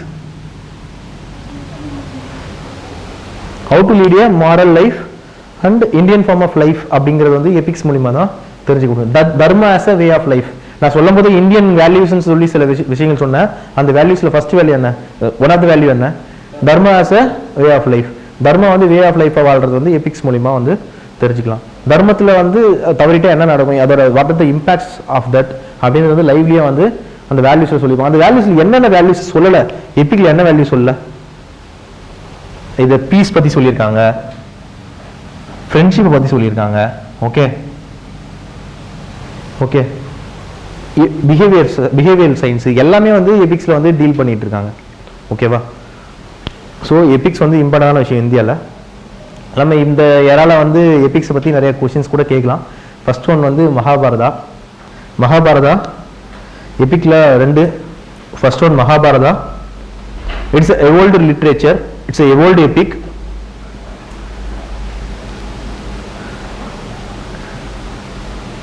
First வந்து எப்படின்னா ஜெயா வித் 12,000 வெர்சஸ் 12,000 வெர்சஸோட 2000 வரிகளோட ஜெயான்னு எவ்வளவு ஆச்சு in Mauryan period. Then it has evolved as Bharata with 24,000 verses. Bharata with 24,000 verses in post-Mauryan era.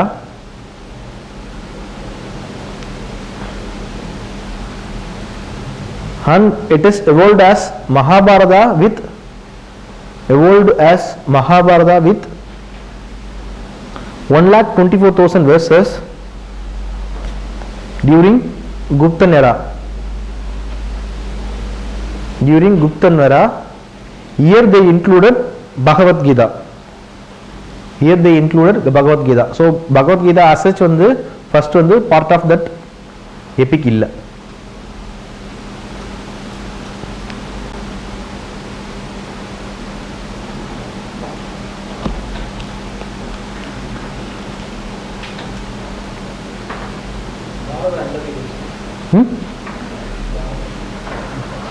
Post-Mauryan period. Post-Mauryan and Guptan period. This epic reflects the society from Mauryan to Guptan age.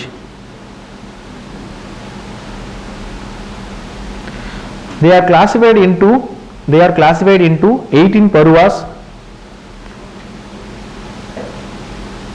Shanti Parva is the largest one. அதில் தான் பகவத் கீதா இருக்கு. They are classified into 18 parvas.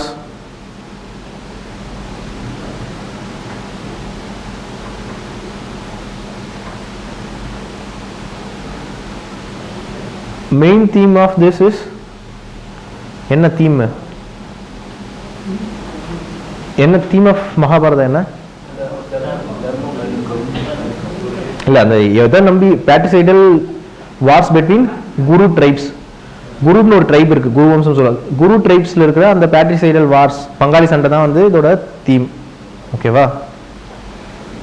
பேட்ரிசைடல் wars of Kuru tribes are the themes of Mahabharata.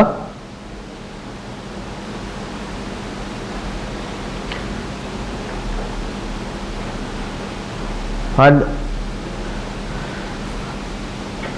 Mahabharata is a earliest one.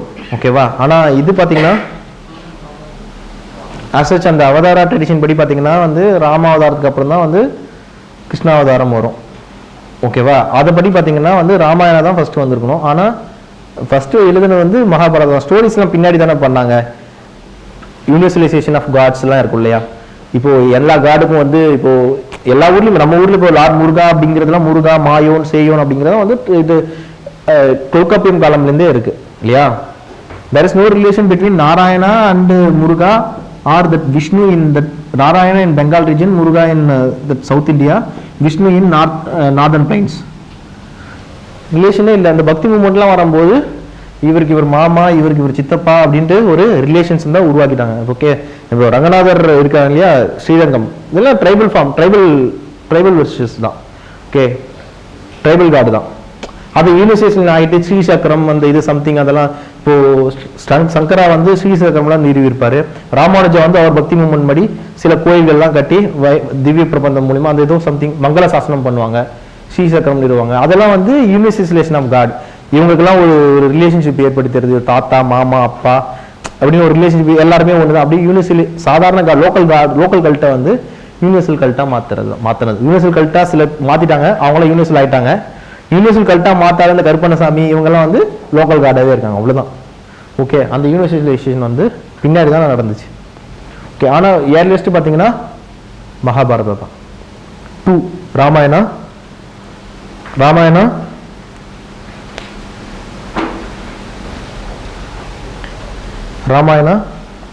which deals with family ideals of ancient times. Which is composed during Guptan period.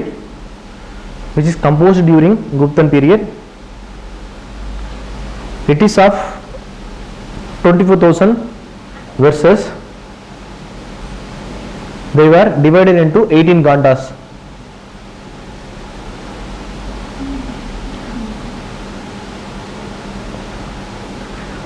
Which informs tribal integrations and organization of Deccan and South India. Tribal integrations and organization of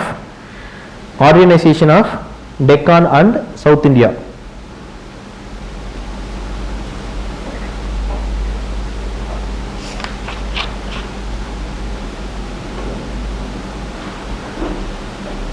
Okay, epic அப்புறம் kavyas 2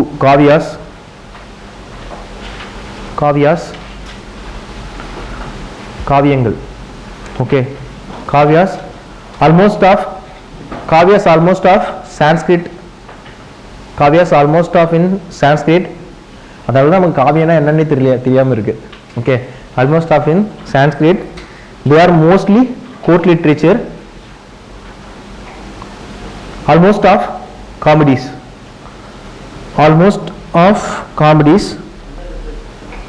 Example, காவியங்கள். Sanskrit literature, court literature, அரசவையில் court literature and almost of comedies.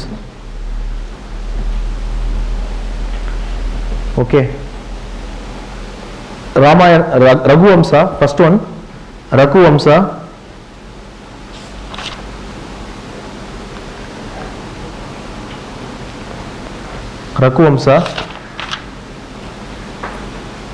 Written by Kalidasa,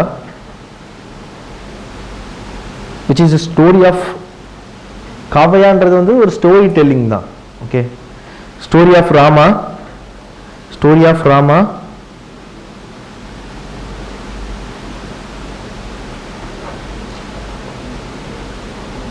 based on Ramayana, story of Rama based on Ramayana, which consists of numerous enchanting sections,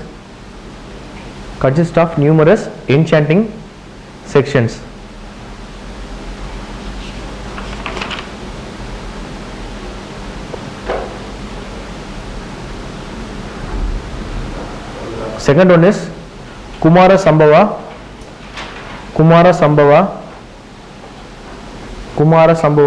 This is also written by Kalidasa,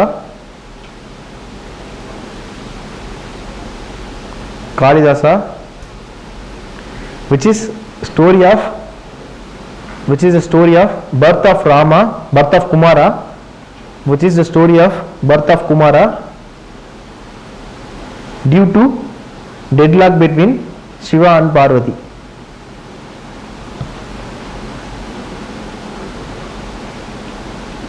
அடுத்து important Kavya வந்து Meghaduta.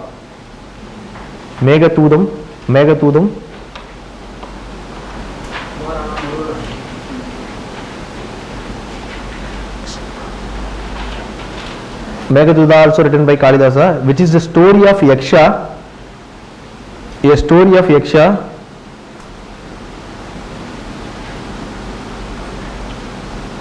who is an attendant of Kubera. Kubera is the landlord of Himalayas. Yaksha, who is an attendant of Kubera, is a landlord of Himalayas. Okay, super ஆகும். Who was sent to exile, நாடு கடத்திட்டாங்க. Who was sent to exile to Ramgarh Hills in central India. RAMGARH, Ramgarh Hills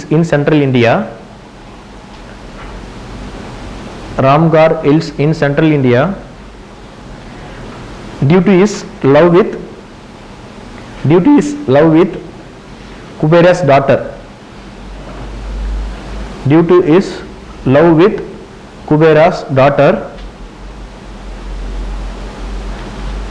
இங்க தான் வந்து Yaksha's message to Kubera's daughter, Yaksha's message to his lover through clouds. அதான் மேகத்தை தூது விடுறது. Okay, இதுல என்ன தெரிஞ்சுக்கலாம்?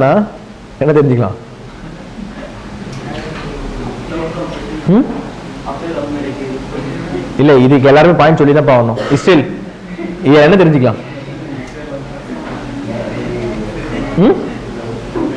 இல்ல, உனக்கு இதுல என்ன தெரியுது? மேகதூதம்ல இருந்து கிளவுட் கம்ப்யூட்டிங் என்ன? சரி, ஓகே. என்ன பண்ணலாம்? என்ன தெரிஞ்சுக்கலாம்? அப்படியா?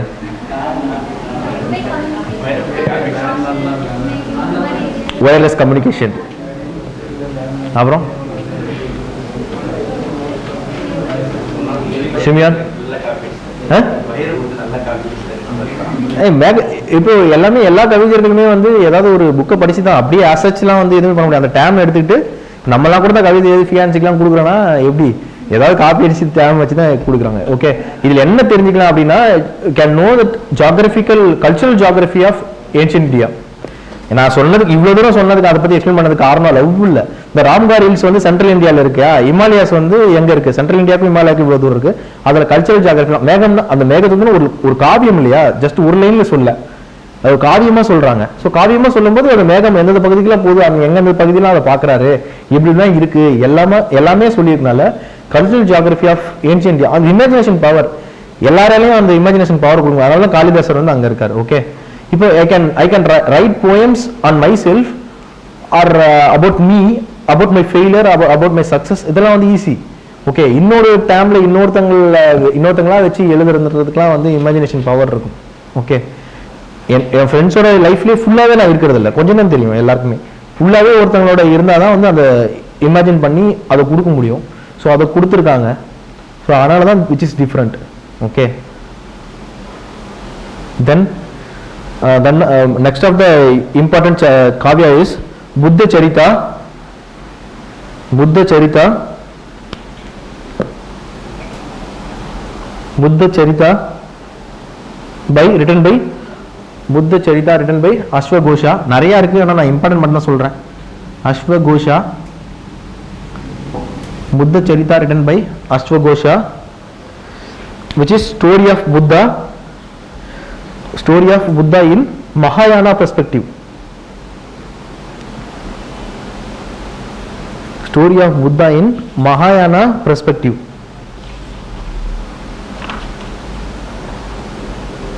Mahayana perspective la story of Buddha. Okay, then dramas. என்னென்ன பார்த்திருக்கோம்? epics, kavyas, then dramas.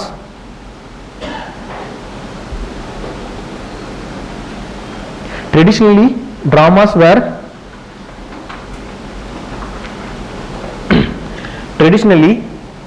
Indian டிராமாஸ்னே தனியாக பார்ப்போம், அதுக்கு கொஞ்சம் டீட்டெயிலாக பார்த்துடலாம். அதனால டிராமாஸ் தனியாக பார்க்க வேணாம். ஓகே, ஆர்ட்ஸில் வந்து டிராமாஸ் பார்க்க வேணாம், இங்கேயே பார்த்துக்கலாம். எந்த பாயிண்ட் கேட்டாலும் இதே எழுதுங்க. Okay, dramas are held in theatres called Ranga. Rang Mahotsavam அப்படின்னு கேள்விப்பட்டிருக்கீங்களா? இந்தியா ஏபு படிச்சிருக்கீங்களா?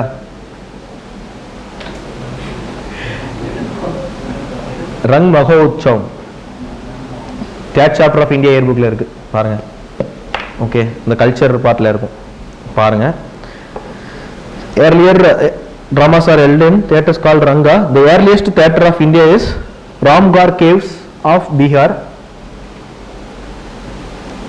The earliest caves of India is theatres of the earliest theatre of India is Ramgarh caves of Bihar. General features சொல்லிட்டு இருக்கேன். Generally Indian dramas are started with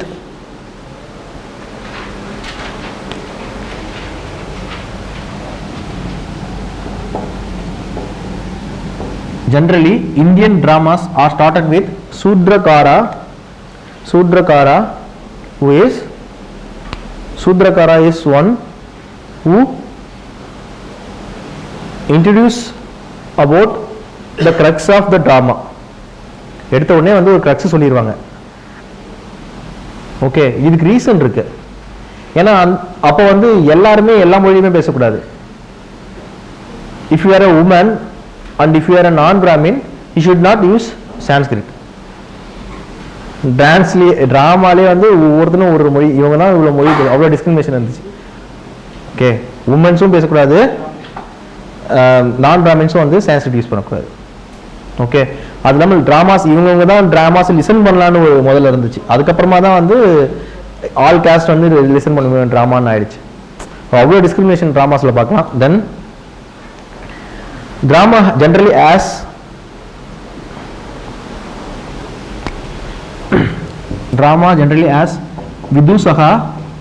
Vidusaha, who is a comedian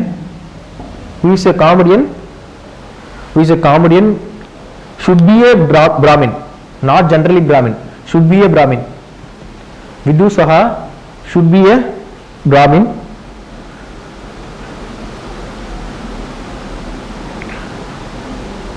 Sudras and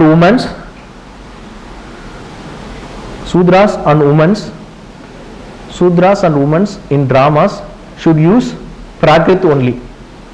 Should use Prakrit language.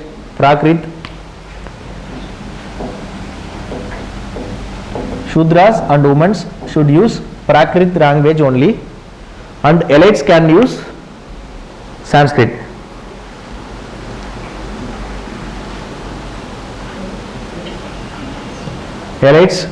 elite group வந்து சான்ஸ்கிரிட்டை use பண்ணலாம். Even costumes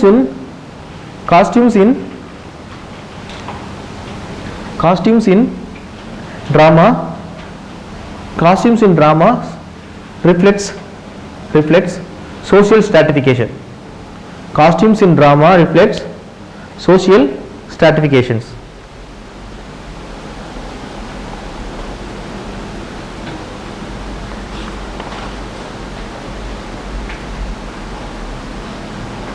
Okay.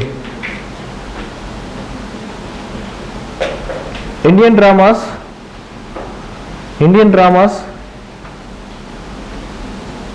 are got something from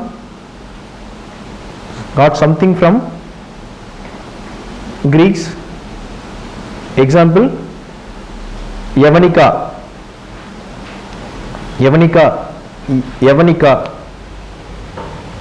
They are curtains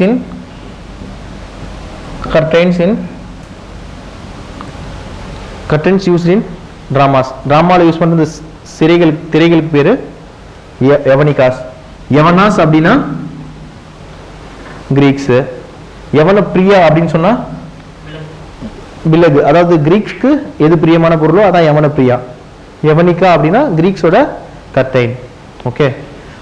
Then Indian dramas generally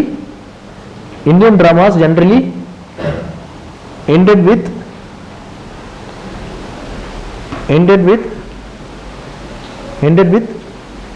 a good climax. ஊர் ஃபுல்லா அழுவாங்க, எக்கச்சக்கமா. அந்த ஹரிச்சந்திர நாடகத்தெல்லாம் பார்த்தோன்னா அழுதுட்டே இருப்பாங்க. கடைசியா வந்து சாமியே ஏதோ சம்திங் எல்லாருமே காப்பாற்றி எல்லாம் ஒன்னா கூடி மாலைலாம் போட்டு நன்றி அப்படின்னு சொல்லி முடிச்சாங்கன்னா அது இந்தியன் டிராமா. கிரீக் டிராமால பார்த்தீங்கன்னா என்னதான் கடைசியா சண்டை போட்டு செத்துடணும். அலெக்சாண்டரோ எவனோ ஒருத்தர் வந்து செத்துட்டாங்கன்னா அவன் வந்து கிரீக் டிராமா. நம்ம ஊர்ல வந்து வணக்கம் போட்டு தான் முடிப்பாங்க டிராமா. ஆனா இப்போ வந்து சுபம் போட்டு தான் முடிப்பாங்க. இப்போ வந்து மாறிடுச்சு. இப்போ நம்ம ஊர்ல வந்து கிளைமேக்ஸ் வந்து டெரரா வச்சு தான் பார்க்குறாங்க. ஏன்னா பழகிடுச்சுல.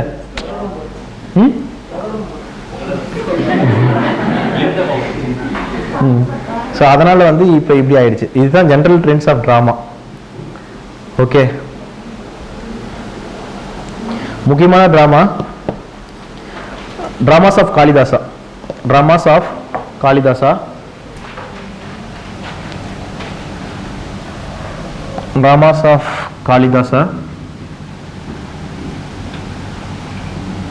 ஒன்று அபிஜன சாகுந்தலம்,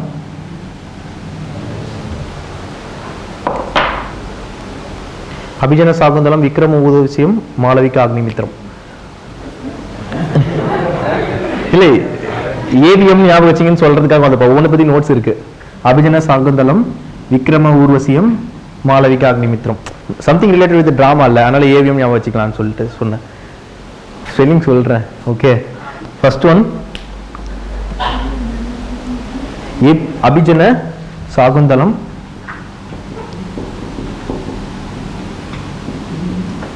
அபிஜன சாகுந்தலம்,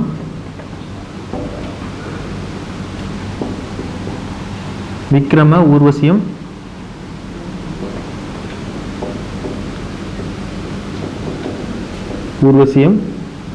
மாளவிகா, அதெல்லாம் ஸ்பெல்லிங் தேவையா?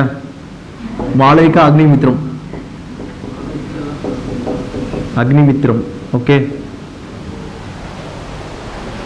Malavika Agnimitram. Abhijnana Shakuntalam was a theme of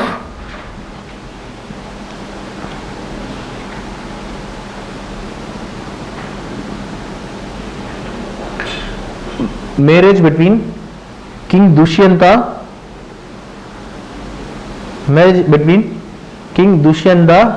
and of Sakuntala. King Dushyanta and of Sakuntala, who is daughter of a hermit. விஸ்வாமித்ரோடைய டாட்டர் சகுந்தலா, அவருக்கும் கிங் துஷ்யந்தாக்கும் நடக்கிற மேரேஜ் அண்ட் லவ், அதை பற்றி சொல்றதா Abhijnana Shakuntalam. King Dushyanta and of Shakuntala, who is daughter of a hermit. Vikrama Urvashiyam, it's a drama of a love affair between King Vikramaditya and a courtesan of Yavan. Urvashi சொர்க்கத்தில் இருக்கிற ஒரு நடன மங்கை, courtesan from heaven.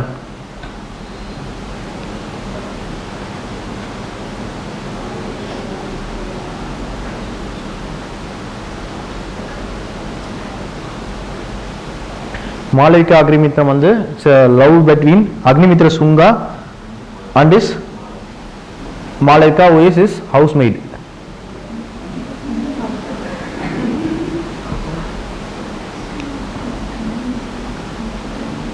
Okay, then next of the drama is Mrichika Katha. Mrichika Katha. Mrichika Katha of Sudraka. Mrichika Katha of Sudraka. நிறைய இல்லை, கொஞ்சம் மட்டும் தான் பார்க்குறோம். Okay, which means play of little cards, K-A-R-T, little cart.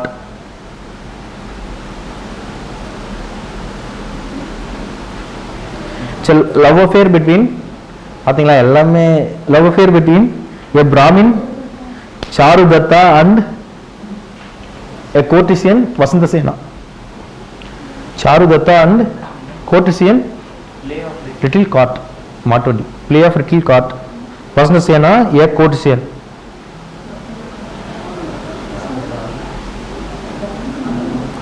Brahmin and Vasantasena who is a courtesan, which depicts Anuloma marriage. Marriages வந்து ரெண்டு marriage இருந்தது, அனுலோமா பிரதிலோமா ரெண்டு இருந்துச்சு. அனுலோமா மேரேஜஸ், அனுலோமா பிரதிலோமா. அனுலோமானா accepted marriage, pratiloma not accepted. Okay, அப்படி நான் வச்சுங்க. accepted marriage என்னன்னா அப்பர் கிளாஸ் பையன் வந்து லோவர் கிளாஸ் பொண்ணை கல்யாணம் பண்ணிக்கலாம், லோவர் கிளாஸ் பொண்ணு பையன் வந்து அப்பர் கிளாஸ் பொண்ணை கல்யாணம் பண்ணக்கூடாது. லோவர் கிளாஸ் பையனும் அப்பர் கிளாஸ் பொண்ணும் கல்யாணம் பண்ணா அது பிரதிலோமா. அப்பர் கிளாஸ் பையன் யாரை வேணா கல்யாணம் பண்ணிக்கலாம், அது அக்செப்டட் அனுலோமா. இது அனுலோமா மேரேஜ், அதை பற்றி சொல்லியிருக்கோம் இந்த இதில். ஓகேவா? ஏன்னா பியூரிட்டி ஆஃப் பிளட்டை வந்து மெயின்டைன் பண்ணுறாங்களாமா. ஓகே,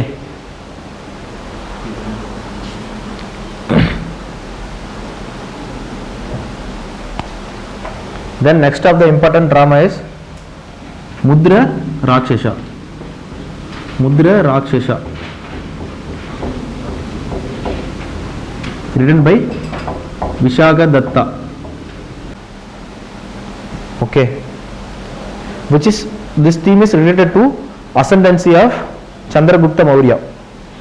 Okay,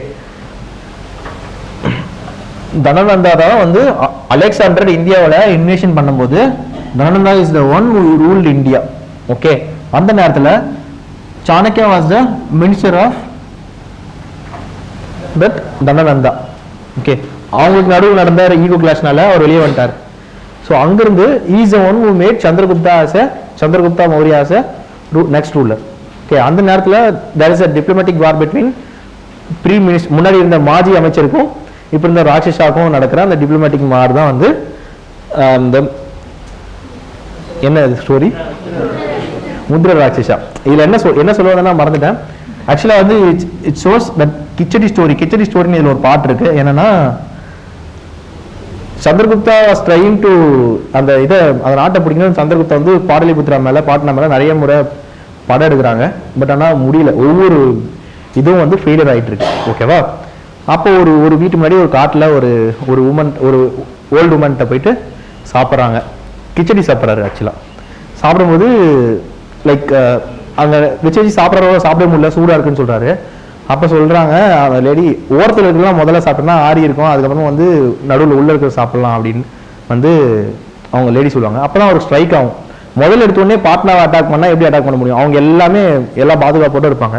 ஸோ வெளியில் இருக்கிறதுலாம் முதல்ல பிடிச்சிடணும்னா அப்புறம் வந்து கேபிட்டலில் அட்டாக் பண்ணலாம் அப்படின்னு வந்து தெரிஞ்சுக்கிற மாதிரி இந்த இதில் சொல்லியிருக்கோம்.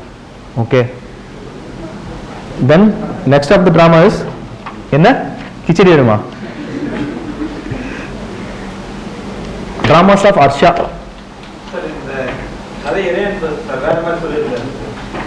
எனக்கு தெரியாது அது கதை. சரி, கதைன்றதே வந்து சொல்றது தான். சந்திரகுப்த மௌரியாவும் யாரும் பார்த்ததில்ல, அந்த லேடியும் யாரும் பார்த்ததில்ல. அதான் இதுல இருந்து நீங்க அந்த கருத்து எடுத்துக்க வேண்டியதான். அப்ப என்ன பண்ணணும், நீங்க முதல்ல கோர் ஏரியா படிக்கணும், அதுக்கப்புறம் சும்மா இருக்கிற கதையெல்லாம் படிக்கணும். ஓகேவா? தென் dramas of Harsha. Priyadarshika, Ratnavali and Nagananda. Priyadarshika PNR, I equal to PNR. என்ன எது எழுதுறதுக்கு என்ன ஃபார்முலா அது? Interest. Okay, Priyadarshika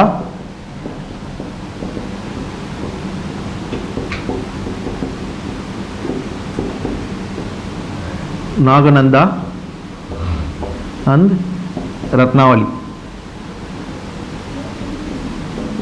These are the dramas of Harsha. Dramas of Harsha.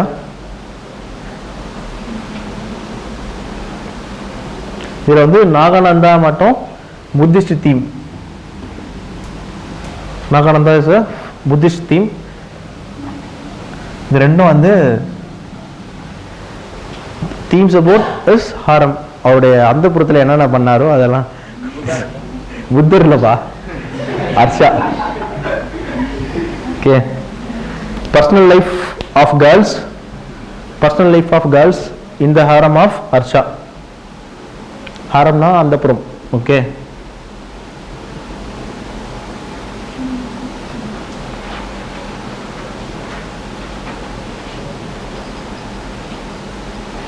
ஓகேவா?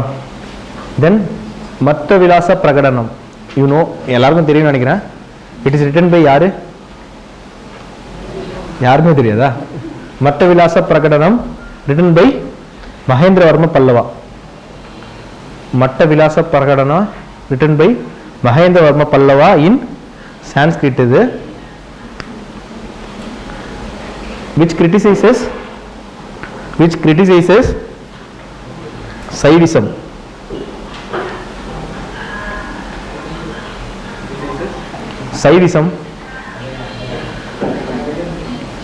Which criticizes Saivism, which is authored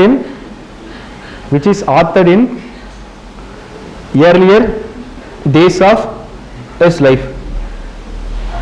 முதல்ல he was a Jain, then he was converted to Saivism by யாரு? தமிழ்நாட்டில் ஹிஸ்ட்ரியுமே தெரியாதா? ஆக்சுவலா பக்தி செயின்ட் இருக்காங்கல்ல, Thirunavukkarasar. Okay, he is the one who converted Mahendravarma Pallavan into Saivism. அதுக்கு முன்னாடி வந்து criticise Saivism lord Shiva. So அதனால அந்த மத்த விலாச பிரகடனம் இந்த புக்கு. ஓகே, இது என்னன்னா இப்போ dramas written by ancient rulers அப்படின்னு பார்த்தீங்கன்னா ஹர்ஷாவும் இதையும் வந்து நீங்க சொல்லலாம். தென் இன்னும் கூட பண்ணியிருக்காருல்ல அபிஜன சாகுந்தலம், இது சம்திங் கிருஷ்ணதேவராயோடது என்ன ஜாம்போதி கல்யாணம் அப்படின்ட்டு ஒரு ட்ராமா இருக்கு. ஓகே, ஸோ அந்த மாதிரி எங்கெங்கெல்லாம் ஆட் பண்ண முடியுமோ அதை ஆட் பண்ணி வச்சுங்க. General theme of drama and Indian dramas of Kalidasa and dramas of rulers, இந்த மாதிரி பார்த்துக்கலாம். ஓகே, வேற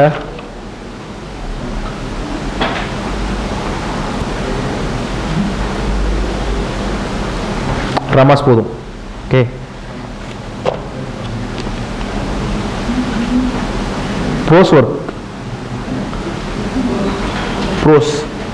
ப்ரோஸ் ஒர்க் ரொம்ப கம்மி தான் ஏன்ஷியன்ட் பீரியட்ல. உரைநடைகள் என்ன இருந்துச்சு? Prose works were mostly of post Guptan period.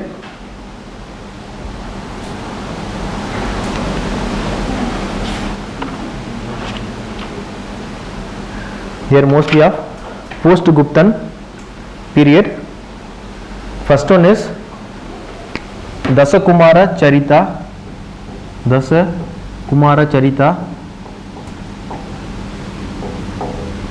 written by Dandin. Dasakumara Charita written by Dandin, which is the story of 10 young princes who made travel throughout India.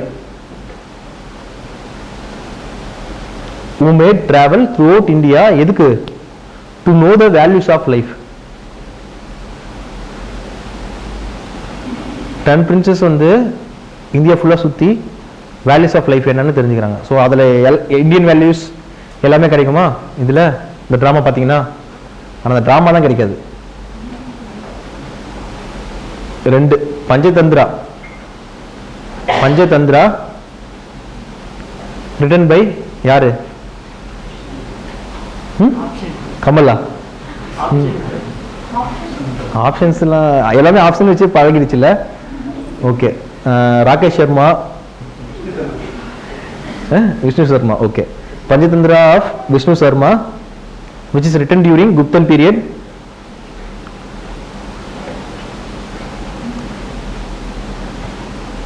என்ன Panchatantra stories என்ன சொல்லுது? என்ன இதை பற்றி சொல்லிட்டு இருக்கோம்?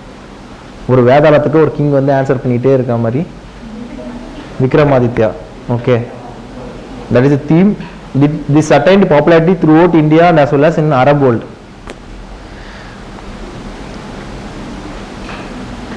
கதா Charith சாகரா.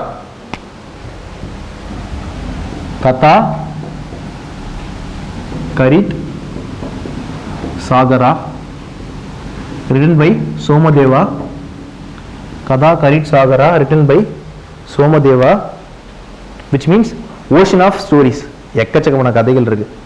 Ocean of stories, collection of short stories, collection of short stories, which is collection of short stories.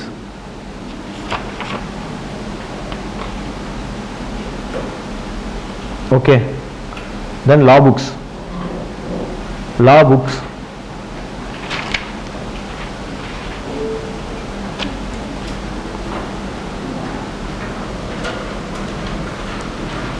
Niti Sara. Niti Sara. Niti Sara written by Kamandaka. Niti Sara written by Kamandaka. இதுக்கு முன்னாடி லாலாம் இந்தியாவில் இல்லையா அப்படின்னா this is written during Gupthan period. Gupthan period முன்னாடி நம்ம ஊரில் லாலாம் இல்லையான்னு பார்த்தீங்கன்னா லாலாம் இருந்துச்சு, ஆனால் புக்காக இல்லை. ஓகே. கருக்கார ரக்ஷணம். கருக்கார ரக்ஷணம்னு ஒரு லா இருந்துச்சு, லா தீம் இருந்துச்சு. That means codified law for labour protection during Mauryan period. சாணக்கியன் ஏஜ்லேயே வந்து கருக்கார ரக்ஷணம் லேபர் ப்ரொடெக்ஷனுக்காக ஒரு லா இருந்தது நம்ம ஊரில். ஓகேவா? ஸோ லா புக்ஸ் பார்த்தீங்கன்னா பின்னாடி தான். Niti Sara of Kamandaka written during narrated during Guptan time which deals with the laws of land proprietorship,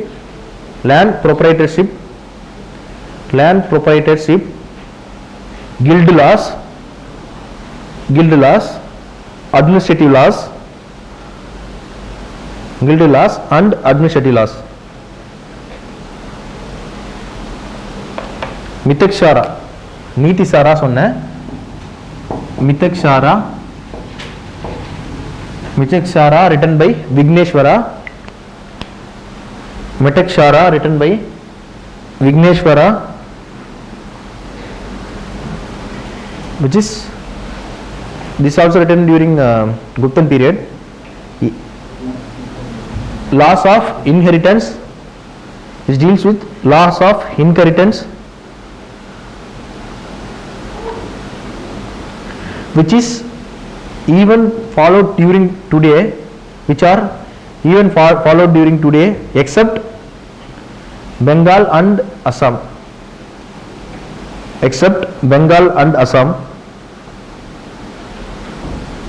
Which denies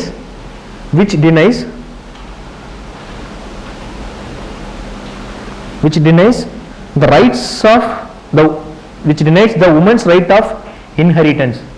Which denies the woman rights of inheritance, and it also denies father to dispose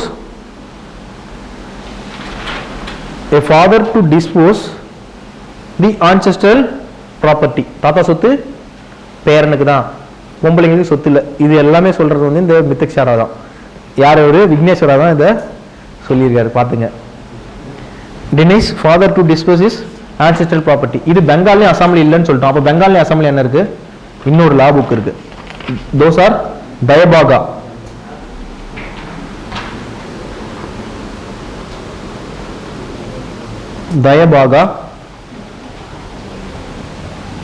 written by Jimutta Vahana. Dayabaga written by Jimutavahana. It is composed during post-Mauryan age.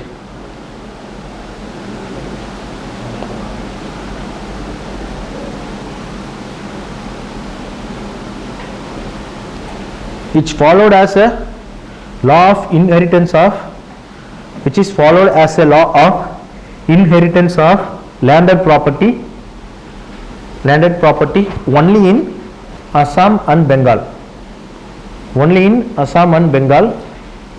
Which approves father's right of inheritance and woman's rights of inheritance.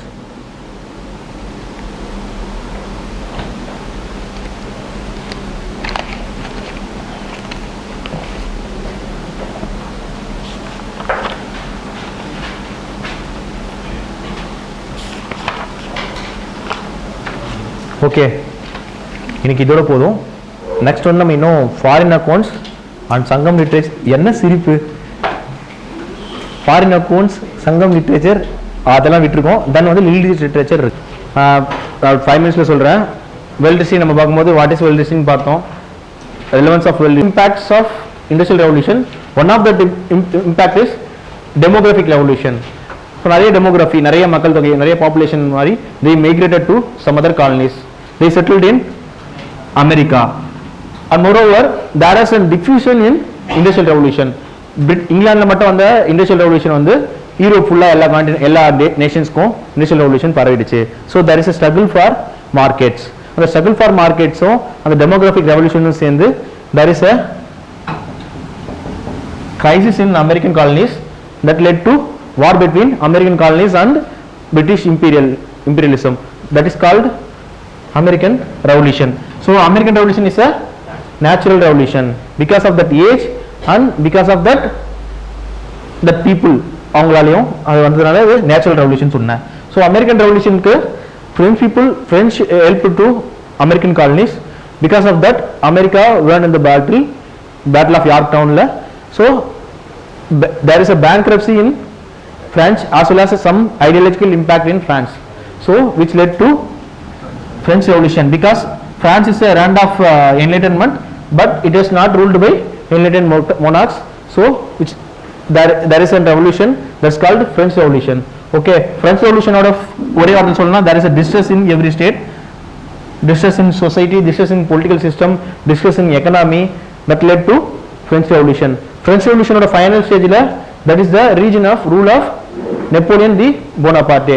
Napoleon வந்தப்புறம் so யூரோப்பில் இருக்கிற first வந்து ஆட்டோக்ரஸியை French revolution ideals of followed ideals of French revolution இருந்தாலும் later வந்து is expansionary policy வந்து led to fear in European continents. So அந்த ரெவல்யூஷன்ஸையும் நடக்கணும் அண்ட் அஸ் வெல் அஸ் ஃப்ரெஞ்சோட எக்ஸ்பான்ஷனையும் குறைக்கணுன்றதுக்காக there is a treaty, there is a congress in Vienna that is called Vienna Congress after the fall of Napoleon in 1815.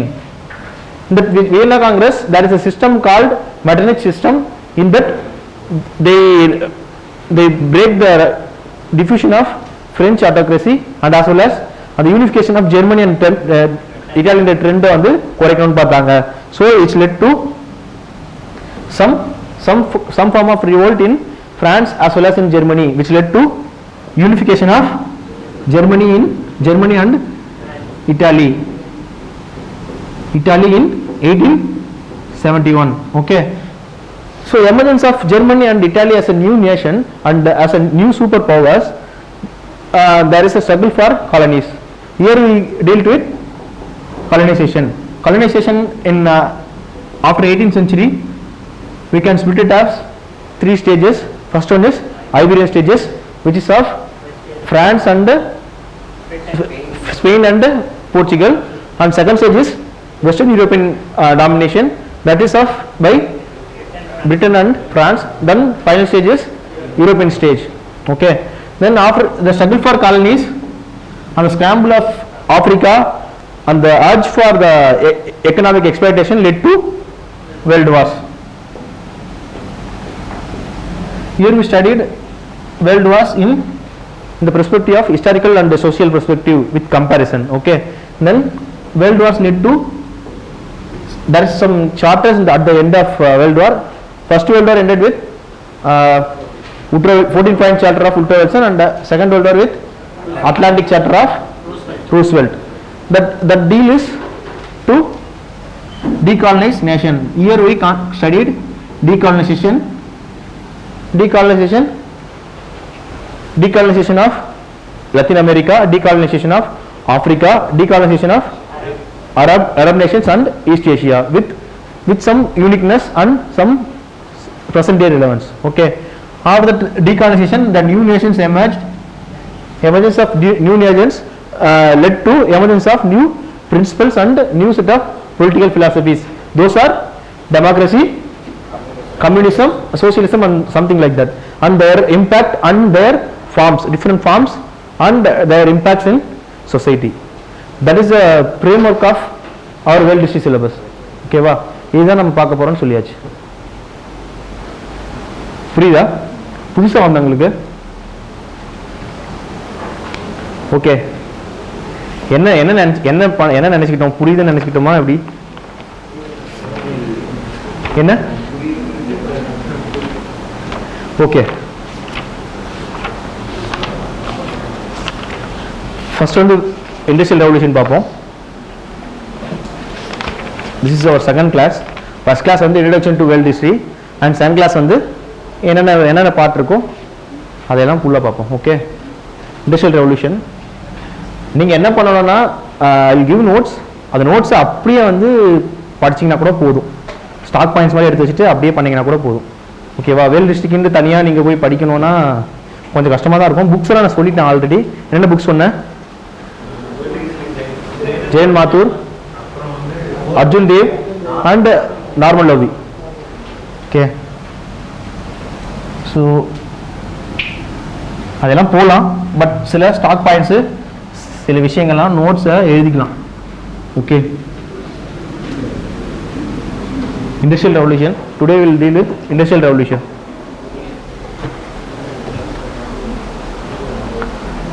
What is industrial revolution?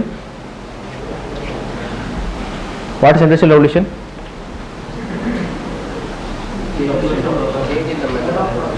Change in the mode of production. Okay, industrial revolution, a spectacular change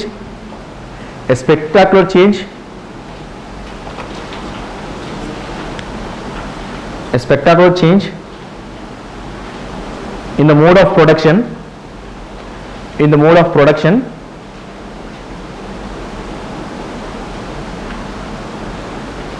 which influenced the global economy,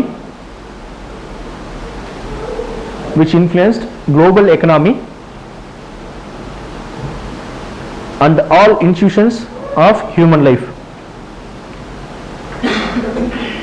Which influenced global economy and all institutions of human life. Okay, ஏன் industrial revolution importance அப்படின்னு பார்த்தீங்கன்னா, it not only influenced mode of production of industries. எல்லா human சொசைட்டியில் இருக்கிற எல்லா இன்ஸ்டியூஷன்லையுமே வந்து இதோட impacts வந்து இருந்துச்சு. பார்த்தீங்கன்னா இண்டஸ்ட்ரியல் ரெவல்யூஷனால இண்டஸ்ட்ரியல் ப்ரொடக்ஷனில் இன்க்ரீஸ் இருந்துச்சு. இதில் சோஷியல் இன்ஸ்டியூஷன்ஸில் என்னென்ன இம்பாக்ட் பார்த்தீங்கன்னா, ஸோ நிறைய ப்ரொடக்ஷன் இருந்துச்சு. Rise in production led to demographic revolution. Okay, population. Okay, there is a conflict, class conflict, அது பொலிட்டிக்கல் இன்ஃப்ளூயன்ஸில் பார்த்துப்போம். Okay, and trend of urbanisation.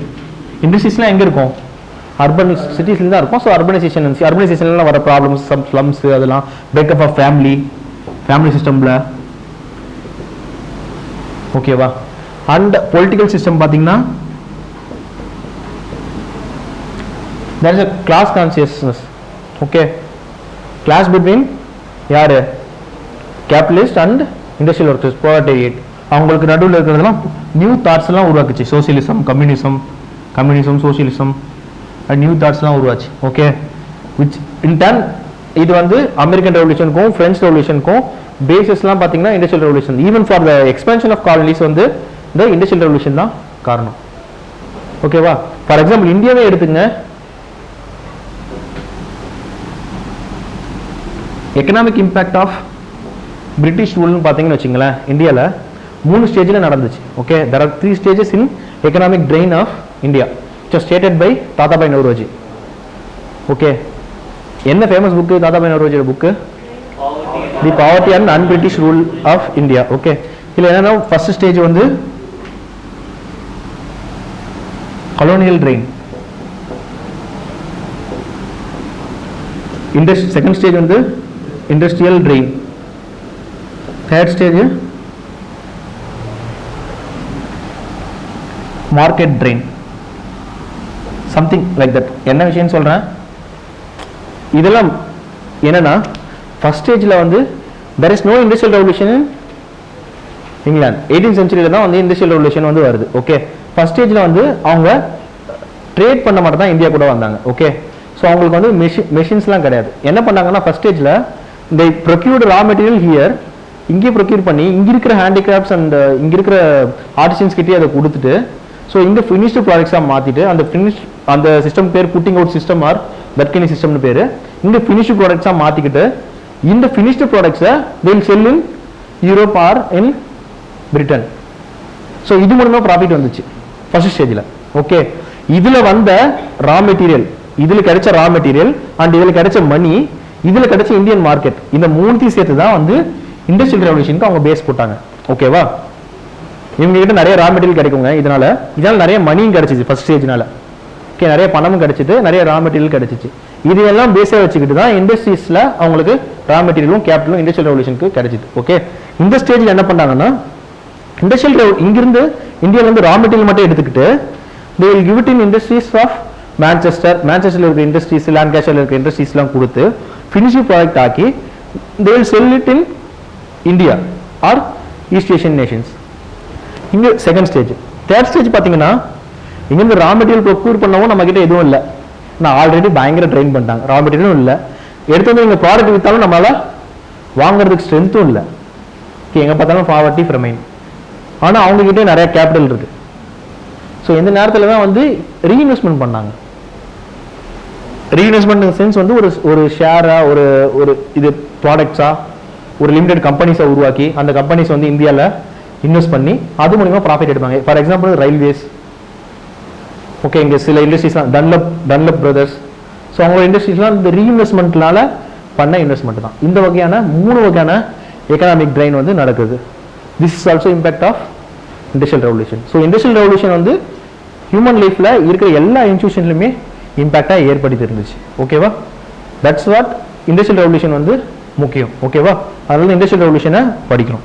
And second definition பார்த்தா இண்டஸ்ட்ரியல் ரெவல்யூஷன் ஆஸ் சச் தான். Okay, industrial revolution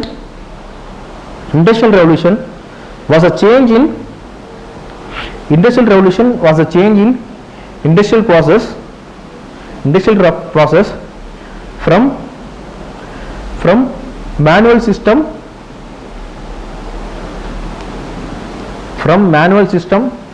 into power operated machines and it made changes கை வலிக்குதா and it made changes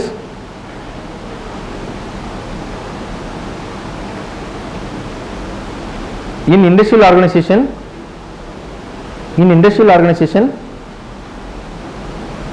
by that of life of people.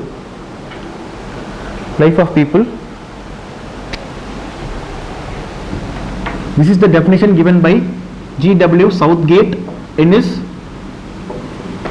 English economic history.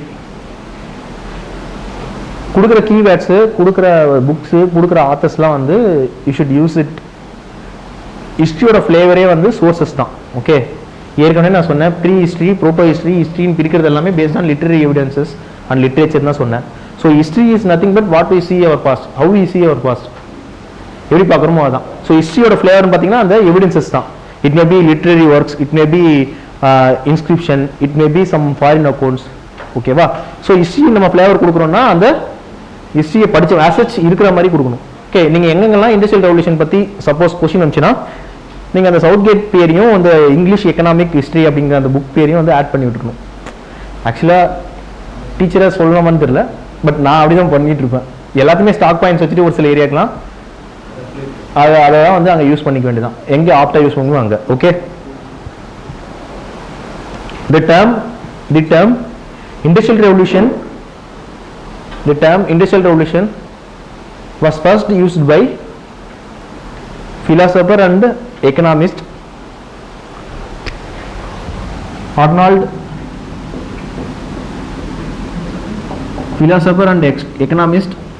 Toynbee. He is the one who used the term industrial revolution. Arnold Toynbee.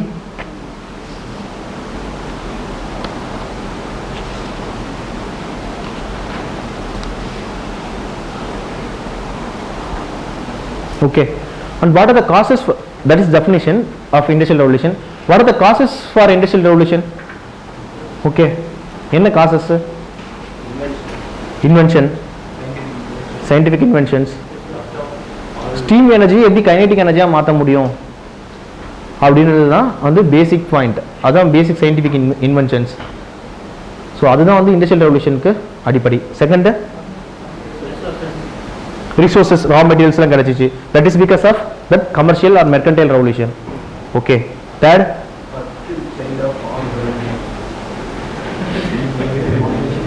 Okay, then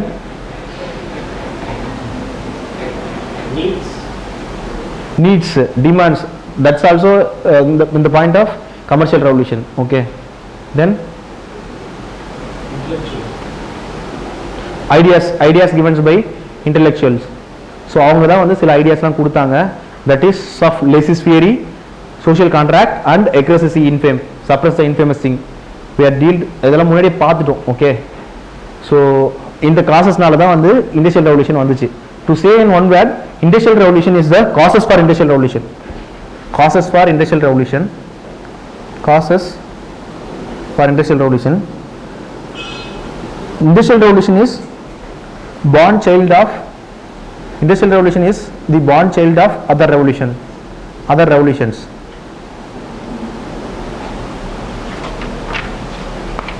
Okay, மற்ற revolutions எல்லாம் வந்ததுனால industrial revolution வந்துச்சு. என்னென்ன revolution? First one is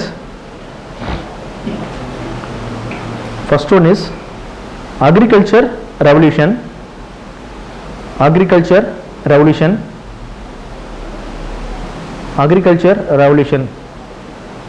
There is a movement called first point, there is a movement called enclosure movement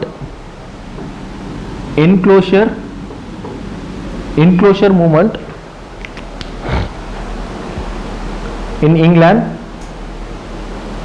England between 1760 to 1820.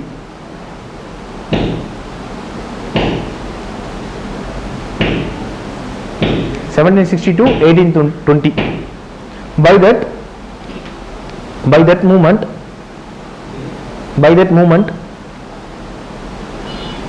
the emergence of private proprietorship of land,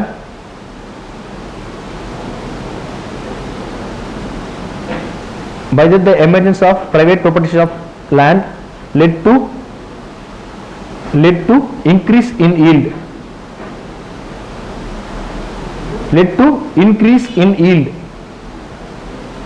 okay, increase in production, which in turn gave surplus labor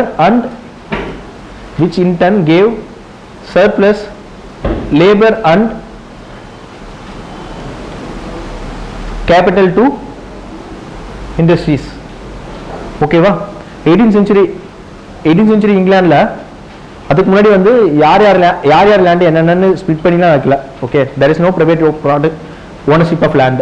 enclosure movement வருது. இந்த இடத்துல தான் என்னன்னா அவங்கவுங்க territory அவங்க enclose பண்ணி வைக்கிறாங்க. Okay, அவங்கவுங்க டெரிட்டரியை அவங்கவுங்க என்க்ளோஸ் பண்ணி வைக்கிறாங்க.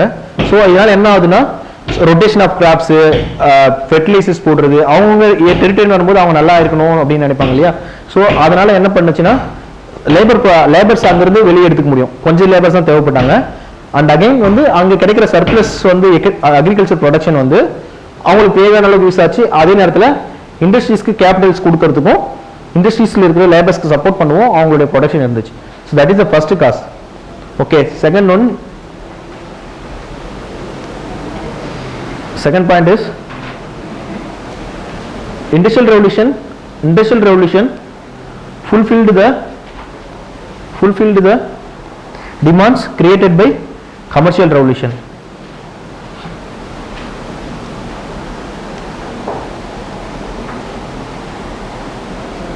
First point agriculture revolution, second point வந்து commercial revolution. Commercial revolution என்ன கொடுத்துச்சு? Markets கொடுத்துச்சு. It gave markets and it gave capital.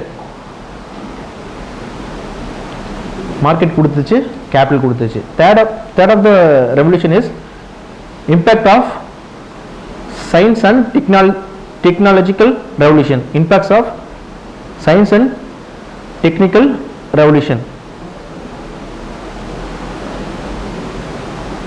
The invention to convert steam to kinetic energy.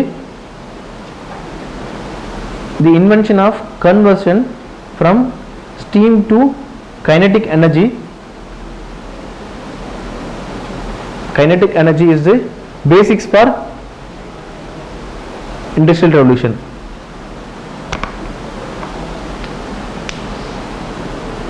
The next of the reason is intellectual revolution.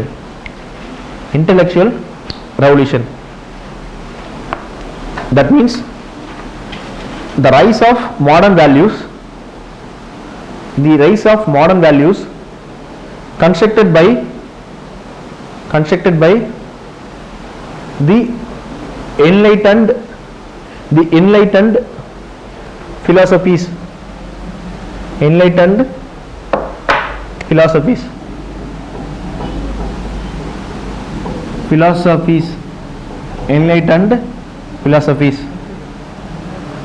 like philosophers illa philosophies. Okay, enlightened philosophies like Immanuel Kant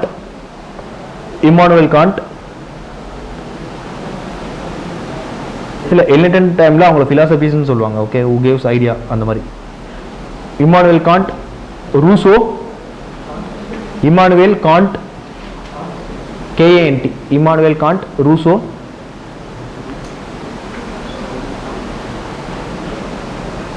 Okay, they gave values like social contract. They gave values like laissez-faire.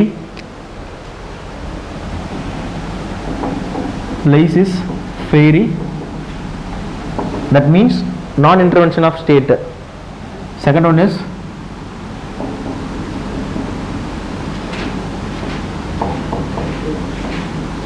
excressus infame, which means suppression of infamous things, and social contract.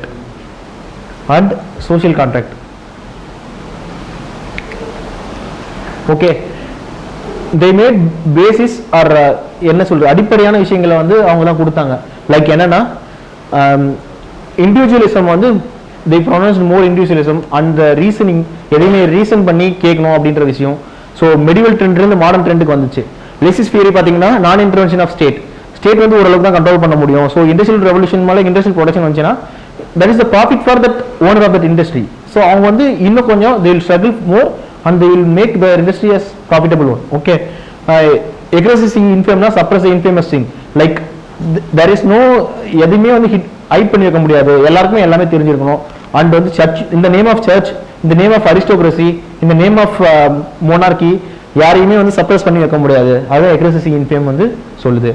Social contract அப்படிங்கிற theory வந்து and we give our rights to that rulers and instead of that rulers வந்து நமக்கு வந்து safeguard பண்ணணும் அப்படின்னு சொல்றது தான் வந்து பேசிக்கா வந்து சோஷியல் கான்ட்ராக்ட். இந்த ஐடியாஸ்லாம் வந்து given by enlightened philosophies. So these are the basics for industrial revolution. So to say it in one word, industrial revolution is born child of other revolutions like agricultural revolution, commercial revolution, science and technological revolution, and intellectual revolution. Okay, so அவங்க ஒரு வார்த்தை கூட கேட்கலாம், enclosure movement is the basics for industrial revolution கேட்கலாம். நம்ம அந்த enclosure movement பற்றியே எழுதிட்டு இருக்க முடியாது, இருக்கிறத வச்சுக்கிட்டு மீதியெல்லாம் இண்டஸ்ட்ரியல் ரெவல்யூஷன் வச்சு எழுத வேண்டியதான். Okay, then England is why industrial revolution is in England, held in England. ஏன் இண்டஸ்ட்ரியல் ரெவல்யூஷன் இங்கிலாந்துல வந்துச்சு?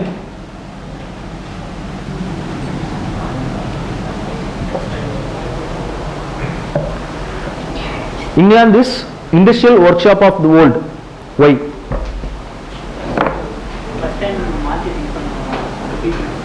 என்ன மாதிரி திங்க் பண்ணாங்க? They are the leaders in all these four revolutions. இந்த 4 ரெவல்யூஷனுமே அவங்க சக்சஸ்ஃபுல்லா இருந்ததுனால இண்டஸ்ட்ரியல் ரெவல்யூஷன் அவங்களால பண்ண முடிஞ்சிச்சு. டு சே ஒரே வார்த்தையில சொல்லணும்னா அதானே. Okay, England is industrial workshop of the world. Why? First one is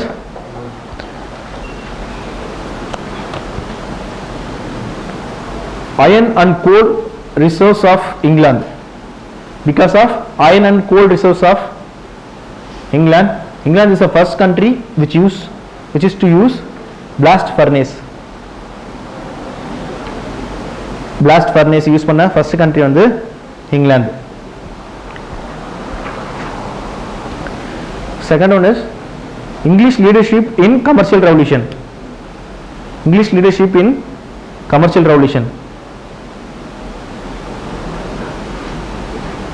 Third of the reason is managerial talents of British people. Like they have the early banking system and they introduced the joint stock companies. So on the joint stock companies banking system adala vandu invention, economic inventions illaya. So banking like institutions, joint stock companies, this is the basics for getting capital and investment. Okay va? So English leads that. அதனால வந்து இங்கிலாந்துல industrial revolution வந்துச்சு. Next one is religious values of England.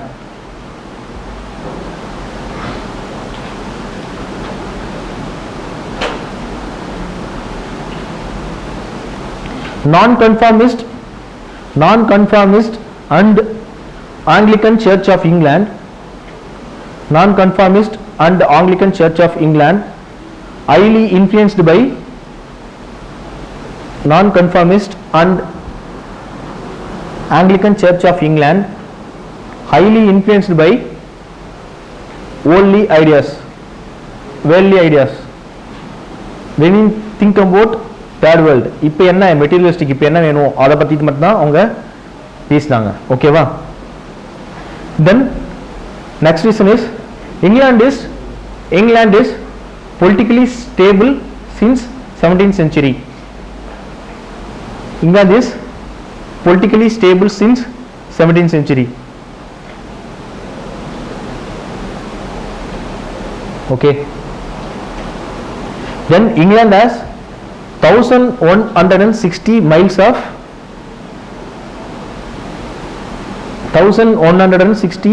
of navigable water.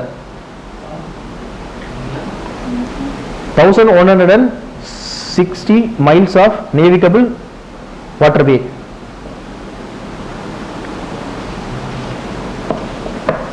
Okay.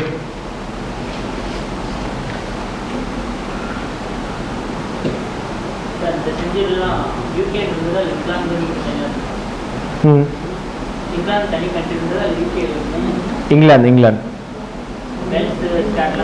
இந்த இது பார்த்தீங்கன்னா bank of இங்கிலாந்தே வந்து 1694 ஆரம்பிச்சிருக்காங்க. அப்பெல்லாம் இங்கிலாந்து தான். ஓகேவா? Bank of England started in 1694. அப்பயே பேங்க் இருந்தது இது. ஓகே. தென் இண்டஸ்ட்ரியல் ரெவல்யூஷன் வந்து 3 ஸ்டேஜ் நடந்துச்சு. Okay, there are 3 stages in industrial revolution. First thing is what is industrial revolution and what are the causes for industrial revolution, and third is why industrial revolution in England, and the fourth point is what are the stages in industrial revolution. There are 3 stages in industrial revolution.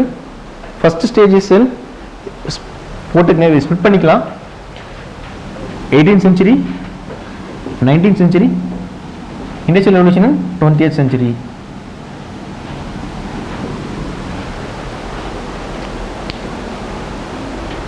இங்கே points something என்ன points பார்க்க போகிறோம் அப்படின்ட்டு.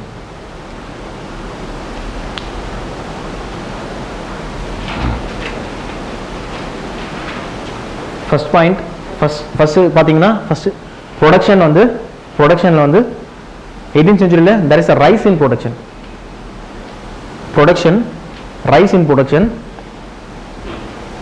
வந்து improve ஆகுது.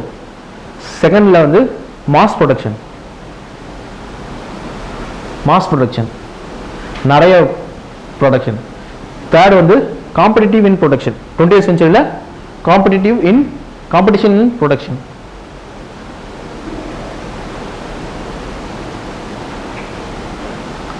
Second of the point, production method. என்ன பண்ணாங்க? ஃபர்ஸ்ட்ல மிஷினைசேஷன், மிஷின்ஸ் கண்டுபிடிச்சாங்க. ஃபர்ஸ்ட் ஸ்டேஜ்ல மிஷினைசேஷன். செகண்ட் ஸ்டேஜ்ல direct application of science.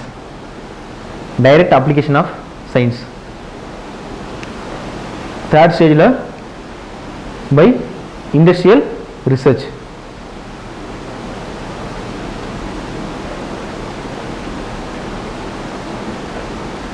Okay, as such இது ஒரு நேரத்தில் ஓவர்லாப் ஆகாதா அப்படின்லாம் பார்த்தீங்கன்னா there will be some overlaps.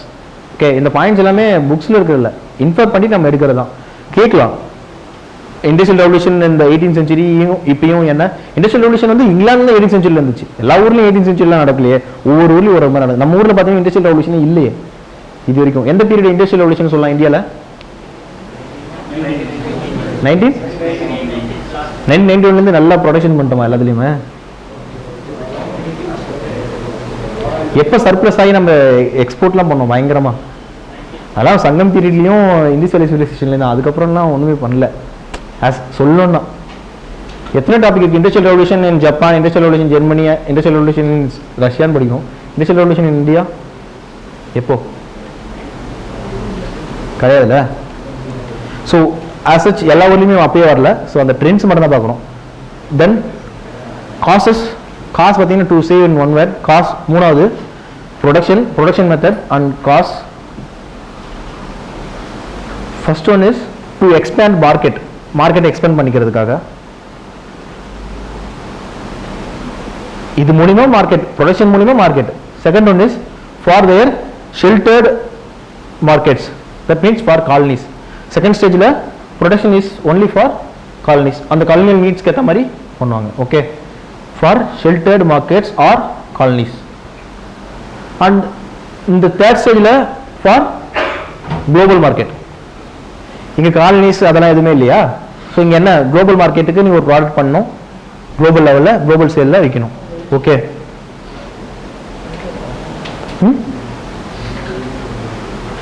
and what they produced, how their production was demand oriented production. 18th century la demand oriented production. என்ன demand இருக்கோ அதுக்கேற்ற மாதிரி அவங்க ப்ரொடக்ஷன் ப்ராடக்ட் பண்ணி கொடுப்பாங்க. நம்ம ஊரில் சட்டை போடுவாங்கன்னா சட்டையை கிரியேட் பண்ணி கொடுப்பாங்க. ஓகேவா? செகண்ட்ல வந்து டிமாண்ட் கிரியேட்டிவ். ஜீன்ஸை போட்டு ஜீன்ஸ் எல்லாம் மார்க்கெட் உருவாக்கிட்டு ஜீன்ஸை போடணும் அப்படின்னு சொல்றது டிமாண்ட் கிரியேட்டிவ் ப்ரொடக்ஷன். அண்ட் இந்த ஸ்டேஜில் 20th centuryல that is for competitive production. இருக்கிற ப்ராடக்ட்லேயே வந்து என்ன டிஃபரன்ஸ் கொடுக்குற competitive production. Okay, 18th century market was dominated by England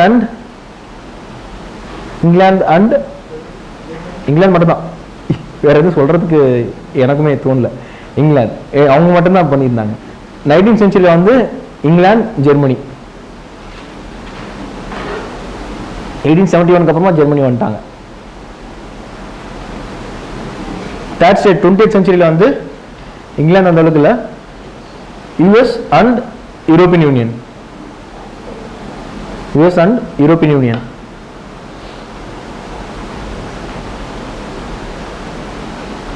ஓகேவா? இது வந்து செஞ்சுரி வைஸ்ல பிரிச்சு கம்பேர் பண்ணோம்னா ஸ்டேஜஸ். ஓகே, இண்டஸ்ட்ரியல் ரெவல்யூஷனே 2 ஸ்டேஜா கம்பேர் பண்ணோம் அப்படின்னு பாத்தீங்கன்னா, ஃபர்ஸ்ட் ஸ்டேஜ் வந்து dominated by manufacturing sector. Second stage வந்து டோட்டலா வந்து சர்வீஸ் செக்டார் தான். இண்டஸ்ட்ரீஸ்னா இப்போ நான் சாஃப்ட்வேர் இண்டஸ்ட்ரீஸ் ஐடி ஃபேம்ஸ் அப்படி தான். ஓகே, ஃபஸ்ட்டு வந்து இண்டஸ்ட்ரியல் ரெவல்யூஷன் நம்ம முதல் ட்ரெண்ட் பார்த்தீங்கன்னா it was a factory centric one. அந்த இப்போ வந்து ட்ரெண்ட் வந்து it was a service centric one. First ஸ்டேஜில் வந்து இண்டஸ்ட்ரியல் ரெவல்யூஷன் பார்த்தீங்கன்னா அவங்களுக்கு வந்து ஒரு இண்டஸ்ட்ரி வந்து அவசியம் லொக்கேஷன் வந்து முக்கியம். இங்கே அப்படி இல்லை, எந்த லொக்கேஷன்லனாலும் வச்சுக்கிட்டு பண்ணலாம். அண்ட் ஃபர்ஸ்ட் ஸ்டேஜில் வந்து they made profit and second ஸ்டேஜில் they reinvested that profit. Okay, first ஸ்டேஜில் dominated by iron industry, cotton industry அதெல்லாம். இந்த ஸ்டேஜில் வந்து banking industries and IDS. So இடத்துக்கு ஏற்ற மாதிரி ஓரியன்டேஷன் கொடுத்து அதை சொல்ல தெரிஞ்சிருக்கணும். ஓகேவா?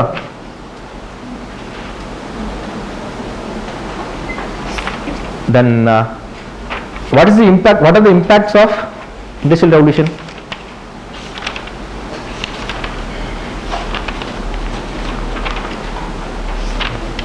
What are the impact of industrial revolution?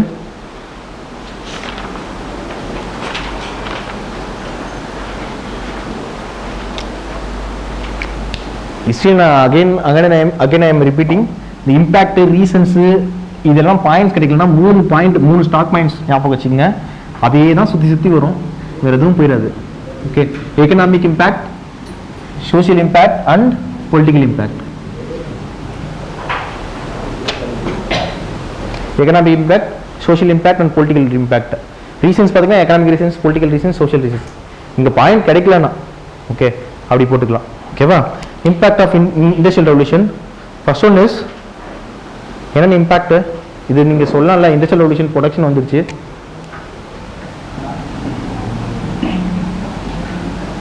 எல்லாம் ஏற்கனவே நான் சொன்னேன் தானே. சோஷியல் இம்பேக்ட் என்ன நினச்சி? பாப்புலேஷன் இன்க்ரீஸ், ரைஸ் இன் urban values. Okay, religious values எல்லாம் குறைஞ்சி நான் கன்ஃபர்மிஸ்ட் அந்த மாதிரிலாம் ஆகிட்டாங்க. தென் மைக்ரேஷன். அப்புறம் எக்கனாமிக் இம்பேக்ட் என்ன? ஒரு ஊரில் நிறைய பேர் ப்ரொடக்ட் பண்ணுறாங்க, ஒரு ஊரில் வாங்கிட்டு மட்டுமே இருக்காங்க. And urge for colonies and scramble of Africa, drain of wealth அதெல்லாம் வந்துச்சு. Political impact, class consciousness, struggle between classes which led to other revolutions. And there are some ideological impacts also. Impacts of industrial revolution. Social impact,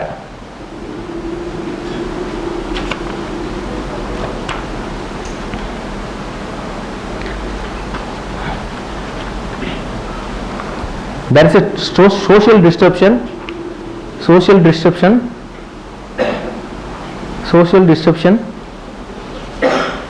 because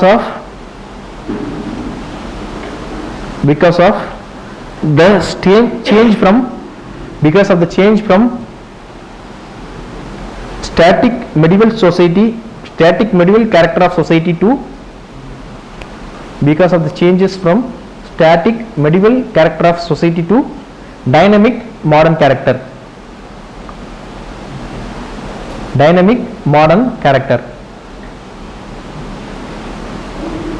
History is nothing but clash between change and continuity.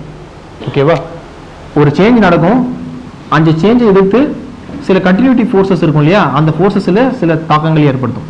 இதை பற்றி படிக்கிறது மட்டும் தான் history. எல்லா ஏஜ்லையுமே இதுதான் history. ஓகேவா? எந்த சேஞ்சையுமே ஆசைச்சு வந்து ஹிஸ்ட்ரி வந்து அலோவ் பண்ணிக்காது. கண்டினியூட்டி ஃபேக்டர்ஸ் இருக்கும் இல்லையா, அந்த ஃபேக்டர்ஸ் வந்து பிரச்சனையை பண்ணும். அந்த பிரச்சனை தான் வந்து history.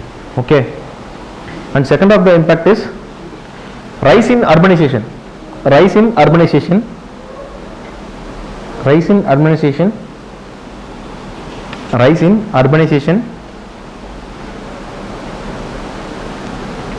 Because of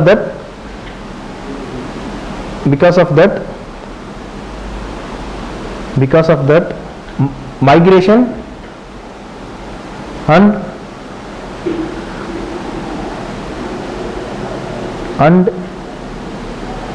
a class called middle class emerged. அதுக்கு முன்னாடி மிடில் கிளாஸ்ன்ற க்ரைட்டீரியா அந்த அளவுக்கு தெரியுற அளவுக்கு இருக்காது பவுண்டரி. ஸோ இண்டஸ்ட்ரியல் ரெவல்யூஷன் மூலமாக தான் ஒருத்தங்க பார்த்தீங்கன்னா இண்டஸ்ட்ரீஸ் வச்சிருப்பாங்க, இன்னொருத்தவங்க இண்டஸ்ட்ரியில் ஒர்க் பண்ணுறாங்க, ஓரளவுக்கு பணம் வச்சிருப்பாங்க. இன்னொருத்தவங்க பார்த்தீங்கன்னா அக்ரிகல்ச்சர் அண்ட் கான்ட்ராக்சுவல் லேபர் அப்படி இருப்பாங்க. ஸோ மிடில் கிளாஸ்ன்ற டிமார்கேஷன் வந்து தனியாக வந்துச்சு. ஓகே, அந்த next of the social impact is there is a problem of working classes problem emerged. Like working classes problem என்ன, child labors, so low payment of wages, அந்த மாதிரியான working classes problems தான் வந்துச்சு. Okay,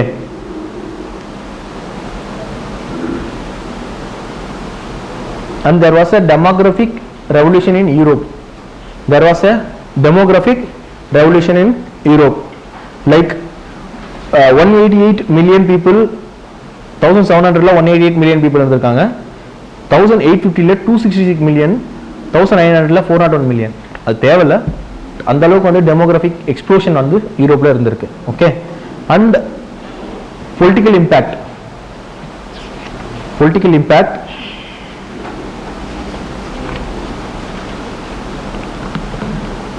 Industrial revolution fueled and steered the emergence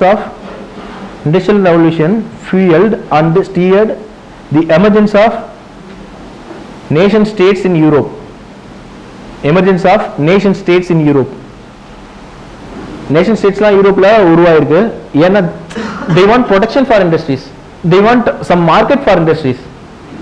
அந்த இண்டஸ்ட்ரீஸ்க்கு protection கொடுக்கணும் and அதுக்கு market கொடுக்கணும். அது வந்து இண்டஸ்ட்ரீஸ்னாலே போய் பண்ண முடியாது. So there should be someone to protect industries and someone to expand their territory. அதுக்காக ஒரு நாடு தேவைப்பட்டுச்சு. ஓகேவா? And second of the political is emergence of class consciousness led to new thoughts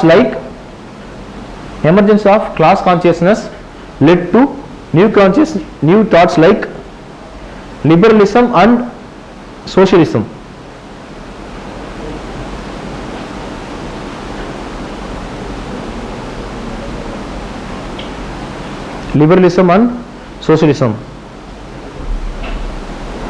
Third of the impact is political impact is there is the expansion in colonies.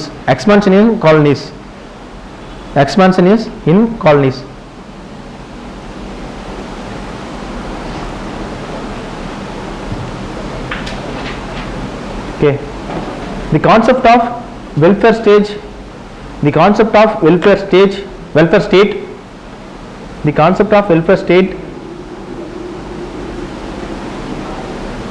was started.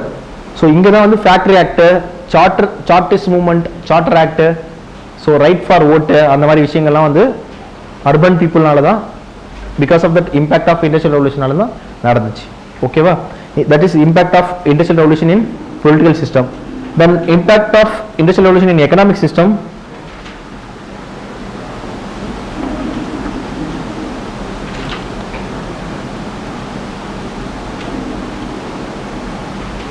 Okay, there is a rise in new school of economics called classical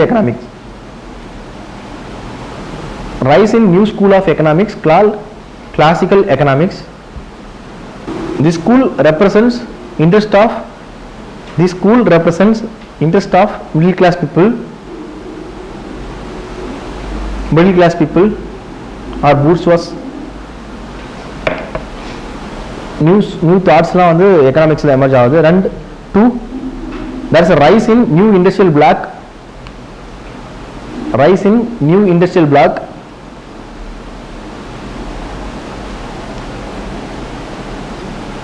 which led to this industrial revolution led to drain in colonies.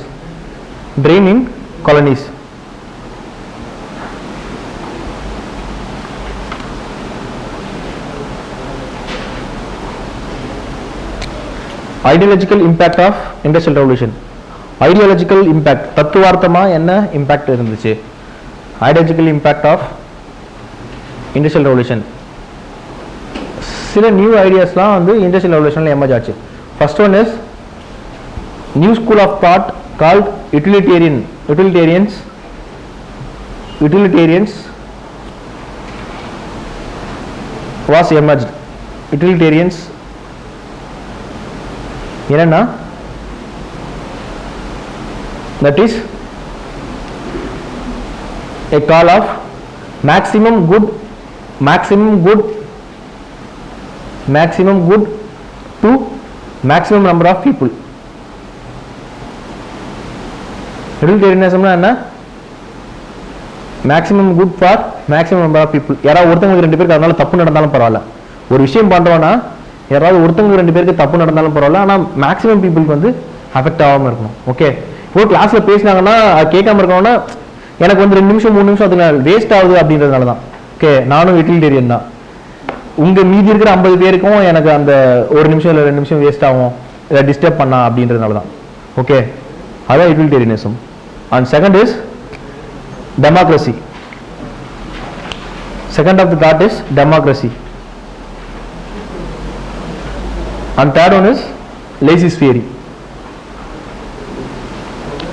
Laissez-faire எழுதிருந்தல முன்னாடி non intervention of state. The basic principle behind laissez-faire is good state is one that is least governed. Good state is one that is least governed.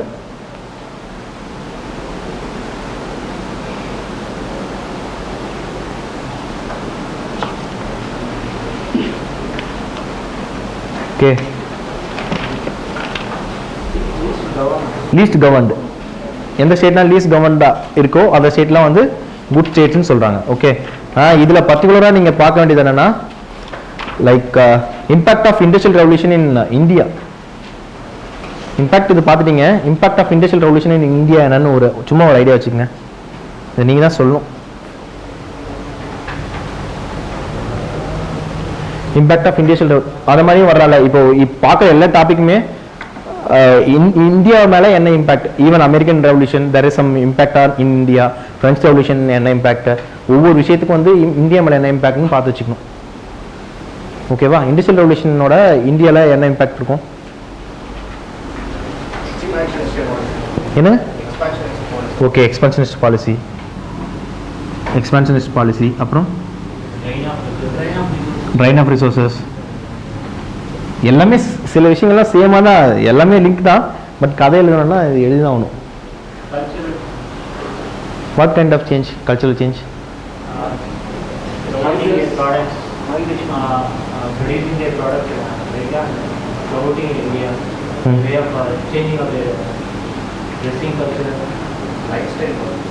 இல்லை, நான் industrial ரெவல்யூஷனால வந்தது இன்னைக்கு இருக்கிற விஷயங்கள்ல கேட்கலாம். Okay, globalisation இல்லை,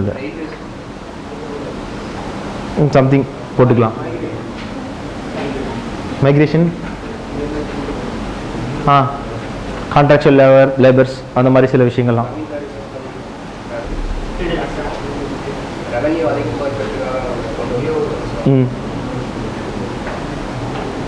அப்புறம்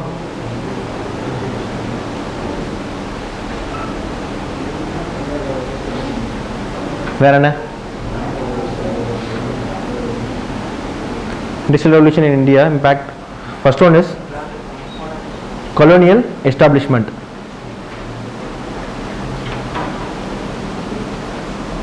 That means British government, British colonists used forward policy. British colonists used forward policy from 1799 to 1799. That is fall of யாரு? 1799 என்ன இம்பார்ட்டன்டான விஷயம் இந்தியாவில்? ஃபால் ஆஃப் அவுரங்கசீப்பா? 1707 ஃபால் ஆஃப் திப்பு சுல்தான்.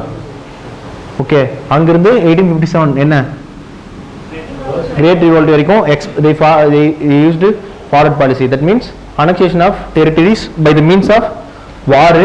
எப்படி பண்ண forward policy?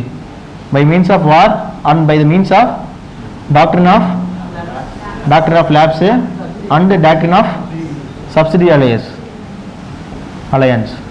Okay, and after 1857 they made, அது யாரும் விட்டுறல, அவங்க they made consolidate பண்ணி வச்சிருந்தாங்க.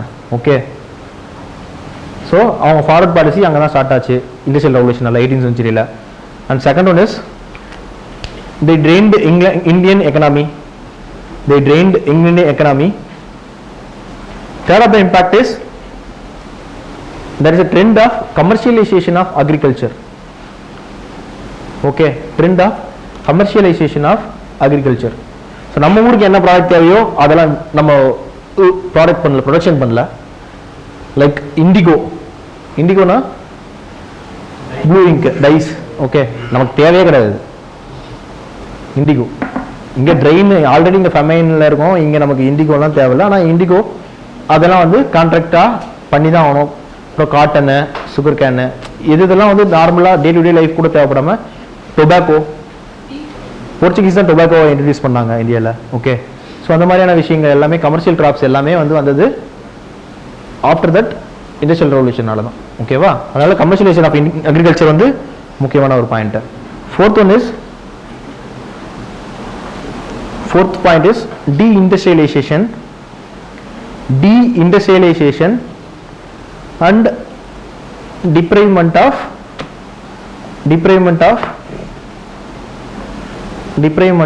rural artisans in India. Deindustrialization and deprivement of rural artisans in India. Okay va? So because of that there was a ruralization in India, trend of ruralization and disguised unemployment in India. So urban இருக்கிற people எல்லாம் வந்து industries நம்பி இருக்கிற people எல்லாம் வந்து ரூரலுக்கு migrate ஆனாங்க. ஓகேவா? அதான் ரூரலைசேஷன். அது இல்லாமல் டிஸ்கைஸ்ட் அன்எம்ப்ளாய்மெண்ட்னா என்ன? ரூரல் போனவங்களாம் என்ன பண்ணணும்? அக்ரிகல்ச்சரில் தான் இருக்கணும். ஸோ அக்ரிகல்ச்சரில் ஆல்ரெடி இருக்கிறவனே இருக்கான். ஸோ எக்ஸ்ட்ராவாக வந்து லேபர் ஃபோர்ஸ் போகிறதுனால there will be a fall in share or there will be a fall in production. So that is called disguised unemployment. Okay.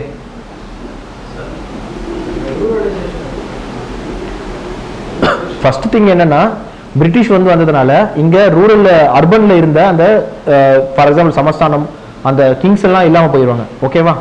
Second thing என்னன்னா, இங்க அர்பன்ல ஆல்ரெடி கொடுத்து அந்த புட்டிங் அவுட் சிஸ்டம் மூலமா first stage of Indian economic drain சொன்னோம் இல்லையா, அதுல கொடுத்துருந்தவங்களுக்கும் திரும்ப வந்து கொடுக்க போறது இல்லை. ஏன்னா பினிஷ் ப்ராடக்ட்ஸ் தான் இந்தியாவில் வரப்போகுது.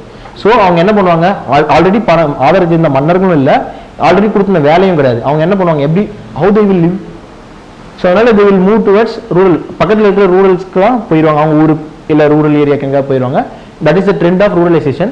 அங்கே போனதால அவங்க அக்ரிகல்ச்சர் ஆல்ரெடி இருந்தவங்களோட இங்கே காம்படிட் பண்ண வேண்டியிருக்கும், இல்லை ஷேர் பண்ண வேண்டியது இருக்கும் அவங்க production. That is called disguised unemployment. ஓகேவா? And there was some positive trend also, that is emergence of indigenous entrepreneurship as an agency based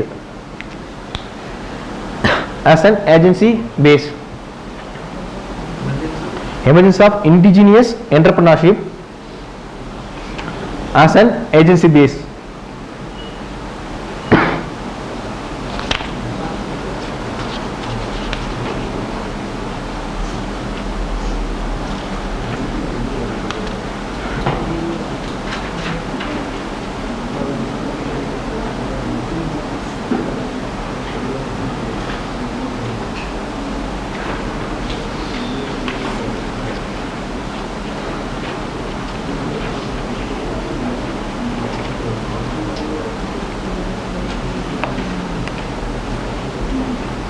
ஓகேவா? ஹிஸ்ட்ரியில் பொறுத்த வரைக்கும் பார்த்தீங்கன்னா ஒரு ஒரு ஒரு விஷயங்களுக்கு என்ன என்ன நீங்கள் பார்த்தீங்கன்னாலும் ரீசன்ஸு, அதோட இம்பேக்ட்ஸு, இல்லைனா அதோட இம்ப்ளிகேஷன்ஸு அந்த மாதிரி தான் இருக்கும். ஈவெண்ட்ஸை வந்து லிஸ்ட் அவுட் பண்ணுற மாதிரியான ஹிஸ்ட்ரியில் வந்து கொஷின்ஸ் இருக்காது. So you don't father about that. நான் ஹிஸ்ட்ரியை 4-5 வருஷமாக பார்த்துட்டு இருக்கேன். ட்ரெண்டெல்லாம் ஒரே ஒரு இயர் கூட போடாமல் மெயின்ஸ் எக்ஸாமே எழுதிருக்கேன் நான், வித் ஆப்ஷனல் ஹிஸ்ட்ரி. ஒரு இயர் கூட அதில் நான் கோட் பண்ணியிருக்க மாட்டேன். 1526 இது நடந்துச்சுன்னு ஒரு இயர் கூட நான் கோட் பண்ணாமே எக்ஸாம் எழுதியிருப்பேன். ஓகேவா? ஸோ அதனால் அந்த ஈவெண்ட்லாம் லிஸ்ட் அவுட் பண்ணோம் அப்படின்லாம் எனக்கு தோணல. வேஸ்ட் ஆஃப் டைம்னு நினைக்கிறேன். வேணா என்கிட்ட இருக்குது 1773 வந்து ஃப்ளையிங் ஷட்டில் வந்து முதல்ல கண்டுபிடிச்சாங்க. அதுக்கப்புறம் ஸ்பின்னிங் நூல், அப்புறம் பவர் லூம்ஸ்லாம் கொண்டதுனால பவர் இன்ஜின்ஸ் வந்துச்சு. பவர் இன்ஜின்ஸ்க்கு அப்புறமா மைனிங் அண்ட் மெட்டலர்ஜிக் இண்டஸ்ட்ரி எப்பப்பெல்லாம், அப்புறம் டிரான்ஸ்போர்ட் ஃபெசிலிட்டிஸ், ஜார்ஜ் ஸ்டீவன்சன் வந்து ரயில்வேஸை கண்டுபிடிச்சாரு. ஸோ அந்த மாதிரி அப்புறம் கம்யூனிகேஷன், டெலிகிராஃப்ஸ்லாம் எப்படி வந்துச்சு. ஸோ இந்த மாதிரியான ஈவெண்ட்லாம் வந்து இண்டஸ்ட்ரியல் ரெவல்யூஷன் கொடுத்துட்டு இண்டஸ்ட்ரியல் ரெவல்யூஷனா இப்படி தான் பார்க்கணும் அப்படின்னு இல்லை. ஓகே, அனலிட்டிக்கலாக அனலைஸ் பண்ணி பார்க்கணும் அதோட இம்ப்ளிகேஷன்ஸ். இப்போ என்ன ப்ரெசென்ட் இம்ப்ளிகேஷன்ஸ் என்ன, what are the reasons, not only for industrial revolution, even world war பார்க்கும்போது எனக்கு இன்சிடென்ட் இந்த வருஷம்லாம் ஞாபகத்திலே இருக்காது, சொல்லவும் தெரிய வேண்டியதில்லை. ஓகேவா? இந்த கிரைசிஸ் அந்த கிரைசிஸ், இந்த வருஷம் இந்த டேட்டு. ஸோ அந்த மோட் ஆஃப் ஹிஸ்ட்ரி வந்து தேவை கிடையாது ஃபார் யூபிஎஸ்சி. ஓகேவா? ஸோ அதனால் will leave that courses of that event, course of ஈவெண்ட்ன்ற விஷயங்கள் வந்து விட்டுடலாம். சில விஷயத்துக்கு மட்டும் தேவைப்படும். பட் அந்த கோர்ஸ் ஆஃப் ஈவெண்ட் வந்து அந்த இதோடவே கிளாஸஸோடையே கோர்ஸ் ஆஃப் ஈவெண்ட் இருந்துச்சுன்னா, இல்லை இம்பாக்டோடய கோர்ஸ் ஆஃப் ஈவெண்ட் இருந்துச்சுன்னா அப்போ தேவைப்படும். ஓகேவா? மற்றபடி ஜென்ரலாக நீங்கள் அதெல்லாம் ஞாபகம் வச்சுக்கணும்னு இல்லை. Okay, then industrial revolution in other parts of the world அப்படின்னு ஒரு ஏரியா இருக்குது. That is like industrial revolution in Japan தான் போன முறை வந்து கொஸ்டினாக கேட்டிருந்தான். Though Japan is markedly, though industrial revolution in Japan is markedly different from West, what experienced by West, it has some significant features also அப்படின்ற மாதிரியான ஒரு கொஷினாக இருந்துச்சு. So industrial revolution இங்கிலாந்தில் மட்டும் இல்லாமல் மற்ற ஊரில் எப்படி இருந்துச்சு அப்படின்னு வந்து கேள்வியாக இருந்திருக்கு. ஓகேவா? ஏன்னா இது வந்து மெயின்ஸ் யூபிஎஸ்சி மெயின்ஸ் ஹிஸ்ட்ரியில் வந்து இந்த பார்ட் இருக்குது. Industrial revolution of the world, அப்புறம் industrial revolution in other parts of the world like USA, Germany, Russia and Japan. 4 country கொடுத்துருக்காங்க. US, Germany, Japan and Russia. Okay, 4 கண்ட்ரிக்கும் ஏதாவது யூனிக் பாயிண்ட்ஸ் மட்டும் பார்ப்போம். ஒரு கண்ட்ரிலையும் மைன்யூட்டாக வந்து பார்க்க முடியாது, யூனிக் பாயிண்ட்ஸ் மட்டும் பார்ப்போம். First one is industrial revolution in USA.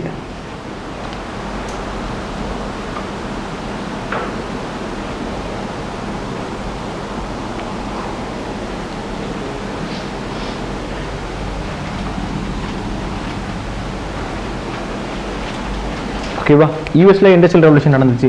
சும்மா யூனிக் ஏதாவது பாயிண்ட்ஸ் இண்டஸ்ட்ரியல் ரெவல்யூஷன் யூஎஸ்ஏ பற்றி சொல்லணும்னா என்ன பாயிண்ட்ஸ்லாம் சொல்லலாம்? ஐடியாஸ் வரட்டும், என்னென்ன சொல்லலாம் ஜென்ரலா?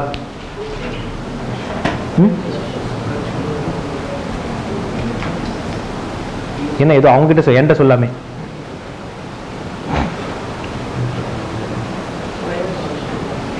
என்ன இண்டஸ்ட்ரியல் ரெவல்யூஷன் வந்து நிறைய நேச்சுரல் ப்ரொடக்ஷன், நிறைய நேச்சர் நிறையா இருந்துச்சு. பிட்ஸ்பர்க் நிறைய region and wealth of that USA, wealth of that navigable water and the tradition of British, இங்கிலாந்துலேருந்து வந்தவங்க எல்லாருமே. அண்ட் தெர் இஸ் அ நான் எக்ஸிஸ்டன்ஸ் ஆஃப் வார். அவங்க சண்டையே போடல. ஃபர்ஸ்ட் வேர்ல்டு வார்ல, செகண்ட் வேர்ல்டு வார்லேயே கலந்துக்கிறது கூட. ஈவன் அந்த உட்ரோ வில்சனோட 14 பாயிண்ட் சார்ட்டரும் அட்லாண்டிக் சார்ட்டர் ஆஃப் ரூஸ்வெல்ட்டுமே வாருக்கு நான் ஏன் கலந்துக்கணும், வார் என்ன தேவை அப்படின்னு சொல்றதுக்கான ஒரு டாக்குமெண்ட் தான் அது எல்லாமே. வாருக்கு அப்புறமா இல்லையா? இல்லை. Okay, so non existence of war, மேஜரிக்கல் டேலண்ட்ஸு, அந்த பிரிட்டிஷ் ரெக்கரசி, அதுக்கப்புறம் there are some unique methods in USA. அதெல்லாம் தான் வந்து ரீசன்ஸ் ஃபார் யூஎஸ். அண்ட் யூஎஸோட ப்ரொடக்ஷன் எப்படி இருக்குன்னு பார்த்தீங்கன்னா, எல்லா ஊர்லேயுமே ஒரே ஊரில் எல்லாத்தையும் ப்ரொடக்ட் பண்ண மாட்டாங்க. எலி விட்னி மாடல்னு ஒரு மாடல் இருக்குது. அது படி என்னன்னா, லைக் இப்போ இருக்கிற மாடல் தான் அது. இப்போ ஒரு கார்னா காரோட ப்ராடக்ட்ஸ் எல்லாமே காரே ஒரு பிராண்டில் தயாரிக்கிறது இல்லை. டயர் ஒரு இடம்ல, ஸோ இது மற்ற பார்ட்ஸ்லாம் ஒரு இடத்துல தயாரித்து ஒரு இடத்துல அசம்பிள் பண்ணுவாங்க. ஸோ அந்த ஷிப் பேசிஸ்ன்ற விஷயமே வந்து இங்கே தான் வந்துச்சு. ஷிப் பேசிஸில் ஒர்க் பண்ணலாம் அப்படின்ற விஷயம் வந்து யூஎஸ்ல தான் வந்துச்சு. ஒன்றும் இல்லை, இங்கிலாந்தில் இண்டஸ்ட்ரியல் ரெவல்யூஷன் வந்துச்சு. அடுத்த ஸ்டேஜ் இன்னும் என்னென்னலாம் அதில் மாடிஃபை பண்ண முடியும்ட்டு யூஎஸ்ல வந்துச்சு. Okay, this led to success of US industrial revolution. That means in 20th century தான் அவங்க வந்தாங்க. அதில் இருக்கிற பாயிண்ட்ஸ், பேசிக்கான பாயிண்ட்ஸ், பாயிண்ட்ஸ் மட்டும் எடுத்துக்குவோம். Industrial revolution in USA, factors for industrial revolution in USA. Factors பார்த்தீங்கன்னா,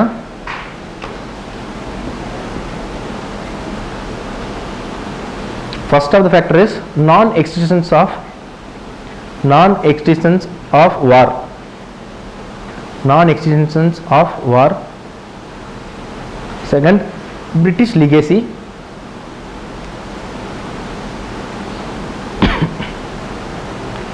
Third is natural resources of America, like Philadelphia iron reserve.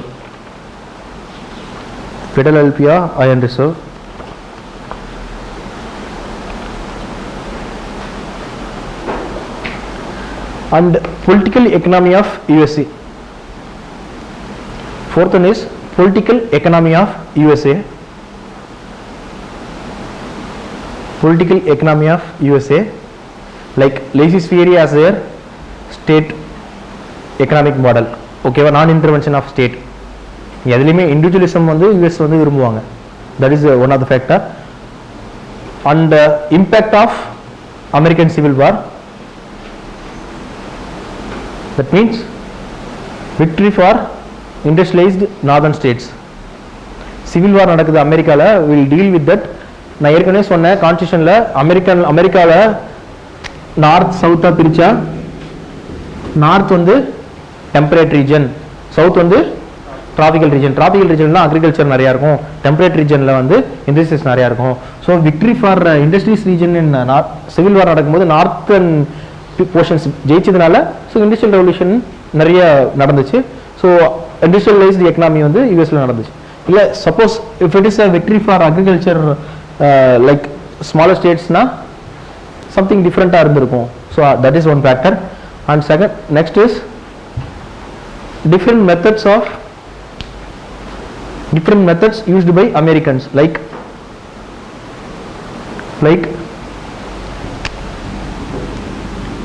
Eli Whitney model of production. Eli Whitney model of production இதெல்லாம் keyword, ஏதோ படிச்சிருக்காங்க அப்படின்னு தெரியும். Eli Whitney model of production. That means so part-ஆ வந்து making parts in one region and assembling it in different region. Okay. And Lowell labor system. Lowell labor system. That means shift basis in labor use.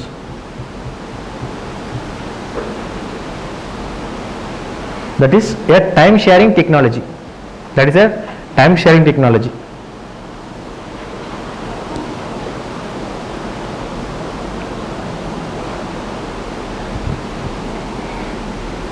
Okay, these are some factors. And what is the nature of US industrial revolution? Nature of US industrial revolution.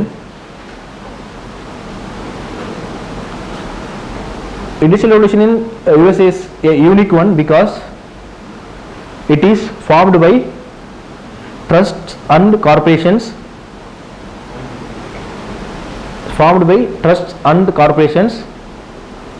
To mobilize higher volume of capital.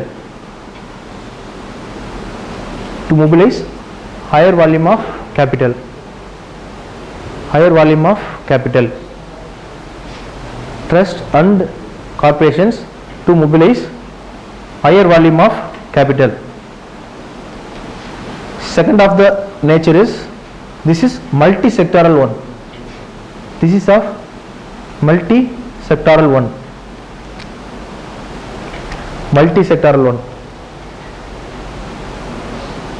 Third of the nature is this is not for sheltered markets. Colonies க்கு கிடையாது இந்த production எல்லாமே. This is not for sheltered markets. This is for global market. This one is for global market.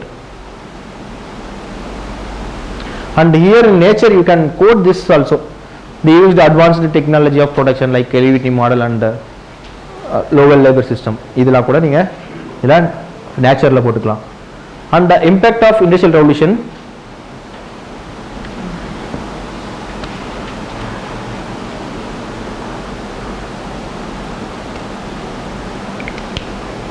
Impact of US revolution or success of US revolution, industrial revolution in US பாத்தீங்கன்னா which led to US centric regionalism in American continent. Which led to USA centric US centric regionalism in American continent. Okay, like Monroe Doctrine. You know Monroe Doctrine? That means America for Americans. அப்படின்னு சொல்றது தான் வந்து Monroe Doctrine. Okay, Monroe Doctrine. அல்ல வேணாம் இவர் எழுதிங்க. Led to US centric regionalism in American continent. Second one is The success of industrial revolution in USA பார்த்தீங்கன்னா is led to Cold War. Bipolarism in the world polity or Cold War. Bipolarism in world polity or Cold War.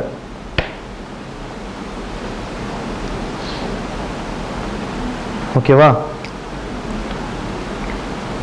Finally US வந்து world power ஆயிடுச்சு. So these are the impact of US American Revolution. And next is Industrial Revolution in Germany.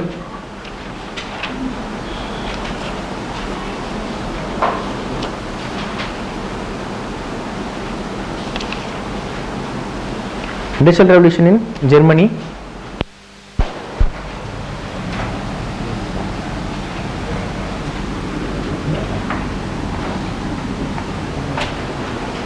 Factors.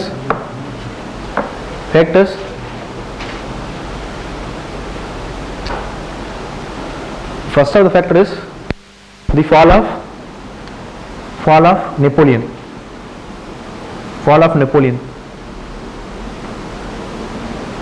Okay, fall of Napoleon led to Vienna Congress. க்கு அப்புறம் தான் so அந்த அவங்க the feel of nationalism வந்து German speaking ஸ்டேட்டில் வந்து நடந்துச்சு. Then it led to unification of Germany. அதனால தான் அவங்க இருக்கிற ரிசோர்ஸஸ்லாம் வச்சு they can manage as a power of industrial பவராக வர முடிஞ்சது. அதனால தான். Okay. And second is of Zolovarian system of Zolovarian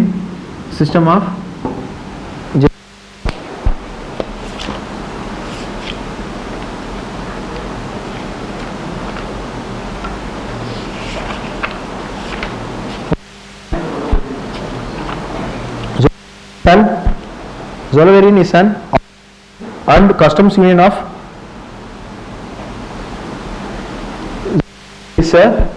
so இது மூலமா ஏசியாவெல்லாம் கண்ட்ரோல் பண்ண முடியும். அதனால தான் கிரீமியன் ரீஜன் வந்து இம்பார்ட்டன்ட். ஸோ கிரீமியன்ல ஒரு போர் நடக்குது. That is Crimean war. That is important war in history. World 1856 நடந்துச்சு. ஸோ இதோட ஒரு என்ன பண்ணாங்கன்னா இந்த பிரிட்டிஷ்க்கும் ஜெர்மனிக்கும் நடக்கிற வாரில் யாருமே ஜெயிக்கல. எபிடமிக்ஸ் தான் வந்து ஜெயிச்சிச்சு. நிறைய வந்து இந்த கொலை நோய்கள் தான் வந்து இங்கே தான் வந்து ஃப்ளாரன்ஸ் நைட்டிங்கேல் அவங்களாம் வந்த விஷயம். ஓகே. இங்கே இன்னொன்று சொல்ல போனால் இங்கே வேஸ்டான அந்த தோட்டாக்கெல்லாம் இருக்கும்ல, துப்பாக்கி குண்டுகளாக இருக்கும்ல, this is what used in during 1857 revolt. இங்கே அந்த என்ஃபீல்டு ரைஃபிள்ஸ்லாம் இங்கே அந்த கோல்டு கிளைமேட்டுக்காக அந்த கடிச்சு இது பண்ணுறதுலாம் இங்கே எடுத்து வந்தாங்க கிரிமியா ரீஜனில். அங்கே வேஸ்ட்டாக போனதுனால தான் அதை 1857 இந்தியாவை எடுத்து யூஸ் பண்ணாங்க. விச் லெட் டு அந்த அதன் இமிடியட் காசு என்ன கிரேட் ரிவோல்ட்டுக்கு 1857 கிரேட் ரிவோல்ட்டுக்கு அந்த கிரீஸ்டு வந்து இது கன்ஸ் இதுதானே. ஸோ அதுதான் வந்து கிரேட் ரிவோல்ட்டுக்கு காரணம்.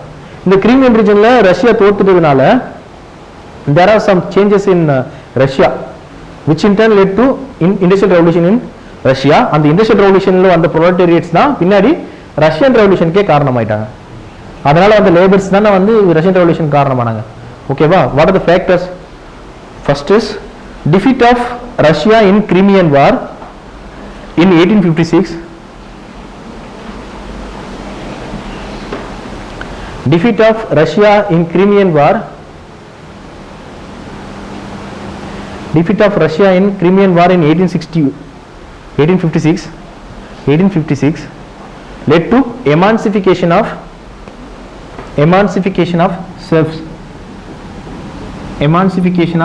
Serbs. அடிமைகளை கொத்தடிமைகளை எமான்சிபை பண்ணாங்க. அடிமைகளை விடுவிச்சிட்டாங்க. Okay. 1861 emancipation of serfs in 1861. The serfs வந்து என்ன ஆகும்? There will be a labor surplus. Okay. Second is inflow of Western capitals.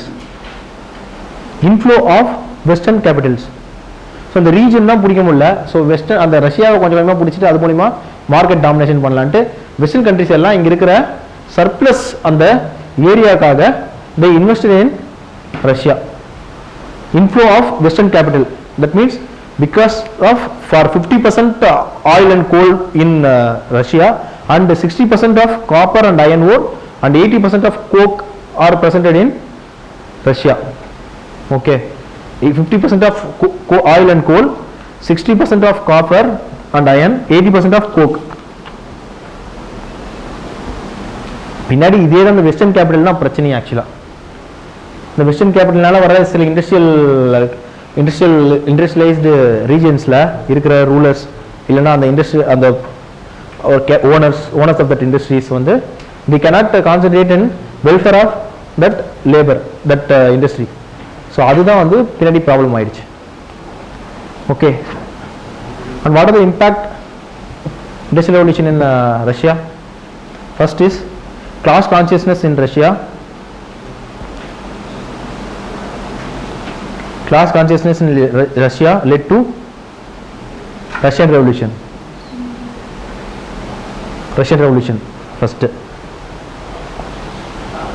Class consciousness, உணர்வுகள், வர்க்க உணர்வுகள் தான் இண்டஸ்ட்ரியல் ரெவல்யூஷன்ஸ்க்கு இண்டஸ்ட்ரியல் ரெவல்யூஷனாக ஏற்பட்ட அந்த ப்ரோலெட்டேரியட் ப்ரோலெட்டேரியட்டுக்கும் டிக்டேட்டர்ஸ்க்கும் நடந்த பிரச்சனை தான் ரஷ்யன் ரெவல்யூஷன் ஆச்சு. ரஷ்யன் ரெவல்யூஷன் எப்போ, என்ன வருஷம்?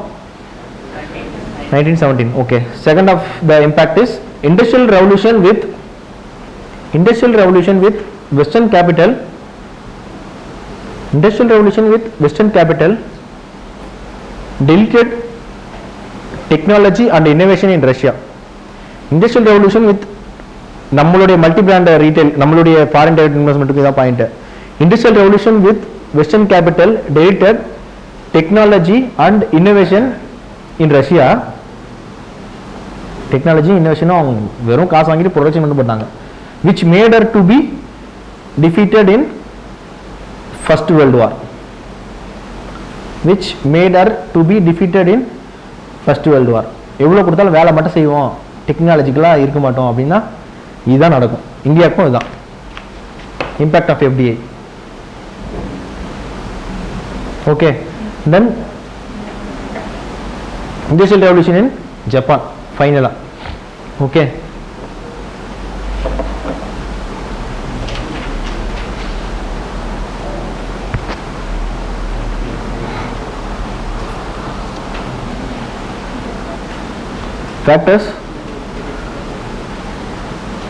factors வந்து which is started from 1867 Meiji Revolution.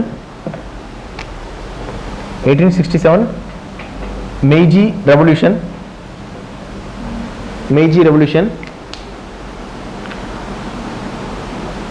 Meiji Revolution replaced the rule of Meiji Revolution என்னன்னா which replaced the rule of Japanese warlords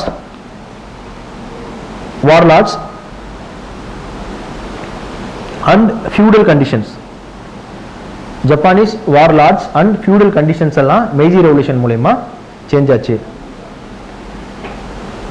1867 with Meiji Revolution replaced the rule of Japanese warlords and feudal conditions. Okay va. Second of the factor is instituting daimyo fund for industries. Daimyo fund for industries. So which is of a state capital. Daimyo fund for industries. And there was a factor called Zaibatsu factor.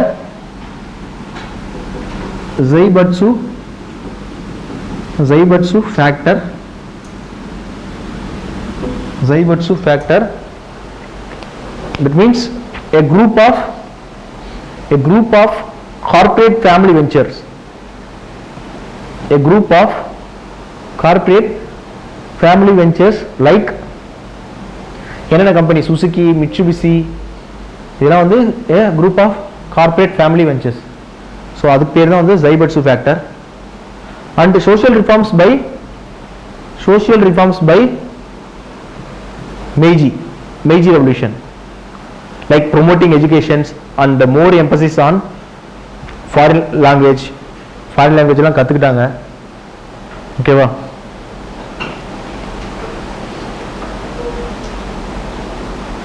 and government borrowed money to help private industries. Government itself borrowed money to help private industries. private industries.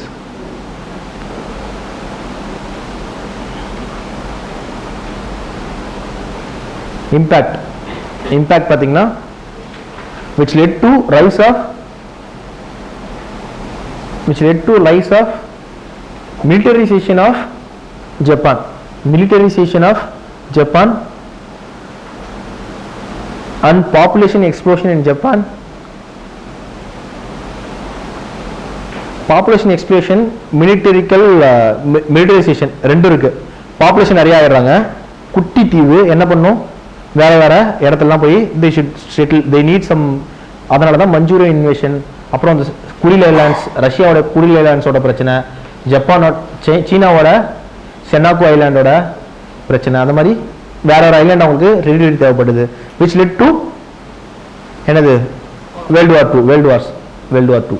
ஓகேவா? This is the industrial revolution in Japan and American War of Independence by British people.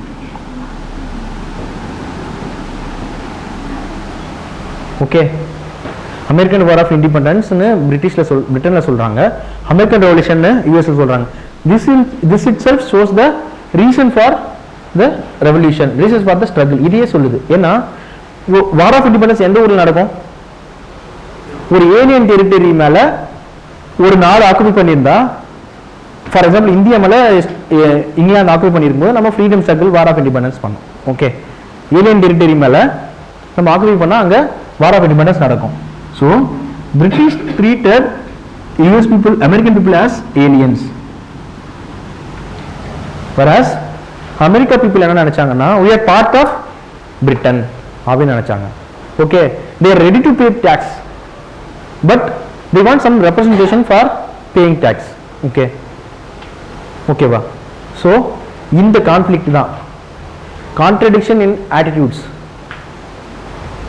Okay, நடத்தையில் இருக்கிற இந்த ஆட்டிடியூட்ஸில் இருக்கிற மாற்றம் தான் வந்து இந்த American ரெவல்யூஷனுக்கு அடிப்படையான காரணம். ஓகேவா? பேசிக்காக அமெரிக்கன் ரெவல்யூஷன் என்னன்னு சொல்கிறேன்.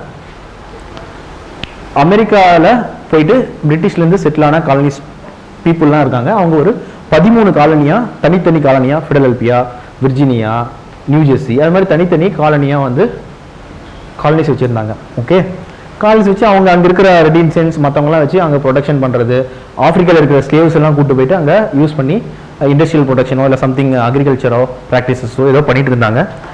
ஒரு ஏஜில் I mean 19th century, at the end of 19th century என்ன நடந்துச்சு? there is a trend of spurt in industrial revolution and diffusion of industrial revolution. industrial revolution வந்து அமெரிக்கா மட்டும் இல்லாமல், இது பிரிட்டன் மட்டும் இல்லாமல் மற்ற ஊருக்கு எல்லாமே பரவ ஆரம்பிச்சிச்சு. ஓகே, இங்கே there is a struggle for colonies, struggle for markets to say, struggle for markets. அந்த இப்போ பிரிட்டிஷ் என்ன நினைச்சாங்க, அமெரிக்கா ஃபுல்லாக, அமெரிக்கன் காலனிஸ் ஃபுல்லாக நம்ம கண்ட்ரோலில் இருக்கணும் அப்படின்னு வந்து பிரிட்டிஷ் நினைச்சாங்க. though they know that there will be a opposition from American side. British பார்லிமெண்ட்லேயே பேசுகிறாங்க, there will be a opposition from American சைடுன்னு தெரிஞ்சாலும் பிரிட்டிஷ் பார்லிமெண்ட்லேயே அதை பற்றி பேசியிருக்காங்க. நோ டேக்ஸேஷன் வித் ரெப்ரசன்டேஷன்ன்றது பிரிட்டிஷ் பார்லிமெண்ட்லேயே பேசியிருக்காங்க. ஓகேவா? அப்படி இருக்கும்போதும் they impose some laws like navigation laws, sugar act, stamp act. அப்படி நேவிகேஷன் ஆக்ட்னா என்னன்னா, அமெரிக்கனோட இது பொருள் அமெரிக்கா போகிறதா இருந்தாலும், அமெரிக்காலேருந்து வெளியே போகிறதுனாலும் பிரிட்டிஷ் ஸ்டீம் இது மூலயமா தான், ஷிப்ஸ் மூலயமா தான் வெளியே போக முடியும் அப்படிங்கிற மாதிரி நேவிகேஷன் ஆக்ட். சுகர் ஆக்ட்னா அந்த மொலாசஸ்லாம், சுகர்ஸ், அந்த ஒயின்ஸ்க்கு யூஸ் பண்ணுற சுகர் எல்லாமே வந்து அமெரிக்காவிலேருந்து இருக்கிறவங்க வந்து பிரிட்டன் கிட்ட தான் வந்து வாங்கிக்க முடியும், இல்லை பிரிட்டன் வந்து அமெரிக்காவில் தான் கொடுக்கணும், அந்த மாதிரி சம்திங் லைக் தட். அந்த மாதிரி நிறைய லாஸ் எல்லாம் வந்து அப்போ இம்போஸ் பண்ணாங்க. ஸோ அப்போசிஷன் வந்துச்சு அந்த லாஸ்க்கு எல்லாமே. எப்படின்னா, ரெப்ரஸன்டேஷன் இல்லாமல் எங்ககிட்ட டேக்ஸ் போடாதீங்க, எங்ககிட்ட வந்து இந்த லாஸ் எல்லாம் கொடுக்காதீங்க அப்படின்ட்டு வந்துச்சு. இந்த அப்போசிஷன் ஒரு கட்டத்தில் என்ன ஆச்சுன்னா எக்ஸ்ட்ரீமாக ஆயிடுச்சு. ஃபார் எக்ஸாம்பிள் வந்து அந்த சொல்கிற ஒரு ஈவெண்ட் என்னன்னா, போஸ்டன் டீ பார்ட்டி அப்படின்னு ஒரு இன்சிடென்ட். போஸ்டன் ஹார்பரில் டீ எக்ஸ்போர்ட் பண்ண டீலாம் வந்து எடுத்துகிட்டு வராங்க, பிரிட்டன் காலனிஸ் வந்து எடுத்து வராங்க, எடுத்து வந்து அமெரிக்காவில் கொடுக்கணும் போது அமெரிக்கன் காலனிஸ் என்ன பண்ணுறாங்கன்னா, அந்த டீ எல்லாம் வந்து வெளியே எடுத்து போட்டு அவங்க they are showing their aggression towards America. So அதனால் அவங்க வந்து ஒரு ஆக்ட் போடுறாங்க, இன்டாலரன்ஸ் ஆக்ட்னு ஒரு ஆக்ட். இதுக்கப்புறம் நீங்கள் பண்ணுற ஆக்ட்லாம் நாங்கள் டாலரேட் பண்ணிக்க மாட்டோம் அப்படின்ட்டு பிரிட்டிஷ் வந்து ஒரு ஆக்ட் போடுது, இன்டாலரன்ஸ் ஆக்ட்னு அந்த ஆக்ட் பேர். ஸோ அந்த ஆக்டை எதிர்த்து there will be a Congress, there will be a group of colonies, that is Congress in Philadelphia. அந்த காங்கிரஸில் தான் வந்து நாங்கள் இந்த இன்டாலரன்ஸ் ஆக்ட் எதிர்த்து போராடுவோம் அப்படின்ற மாதிரி சப்ஃபோல்க் ரிசோல்னு ஒரு ரிசால்வ்ஸ் எடுத்திருக்காங்க. ஸோ அந்த ரிசால்வ்ஸ் எடுத்துக்கிட்டு அதுக்கப்புறமா they're acting on that. So there is a war. ஒரு இடத்துல ஒரு ஷூட்டிங் நடக்குது, அதுக்கப்புறம் ஒரு வார் நடக்குது. அந்த வாருக்கு அப்புறம் அமெரிக்காவில் இருக்கிற காலனிஸ் எல்லாம் Yorktown, battle of Yorktown 1781 நடக்கிற பேட்டில் ஆஃப் யார்க் டவுனில் சரண்டர் ஆயிடுறாங்க. ஓகேவா? இதுக்கப்புறமா வந்து there is a struggle between colonies for how to frame their constitution அப்படின்ற ஒரு ஸ்ட்ரகிள் நடக்குது. அதை பற்றி தான் நான் ஏற்கனவே சொல்லியிருந்தேன். there is a conflict between smaller states and bigger states on the issue of how to frame their executives in their constitution. ஜுடிஷியரியில தான் பிரச்சனை இல்லை, எக்ஸிக்யூட்டிவ்ஸ் எப்படி ரெப்ரசன்ட் பண்ண போகிறோம், நம்ம ஸ்டேட்ஸ்க்கு எவ்வளோ ரெப்ரசன்டேஷன், பேஸ்ட் ஆன் பாப்புலேஷனா, பேஸ்ட் ஆன் ஸ்ட்ரென்த் ஆஃப் காலனிஸ்டா அப்படின்றது தான் வந்து பிரச்சனை. அந்த கண்டென்ஷன் எப்படி கனெக்டிகட் ப்ராப்ளம் மூலிமா தீர்த்தாங்க அப்படின்னு தான் வந்து பார்க்க போகிறோம். This is the basic idea about American revolution. Okay, பார்க்கும்போது சில கீ பாயிண்ட்ஸ் எல்லாம் சேர்த்து பார்ப்போம். Okay, first you note down the declaration of independence.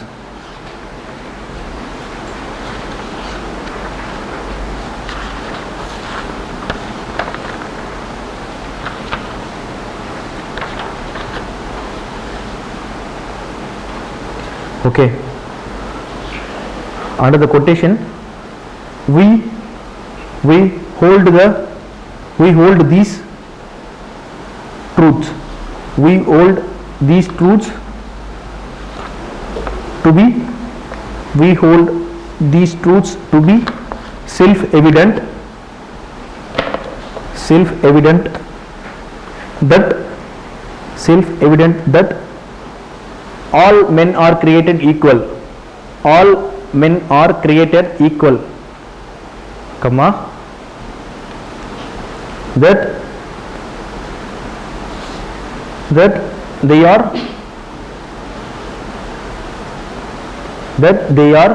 endowed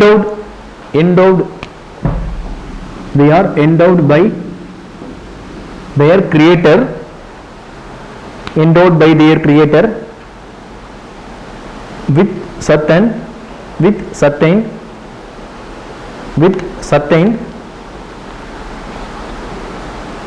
unalienable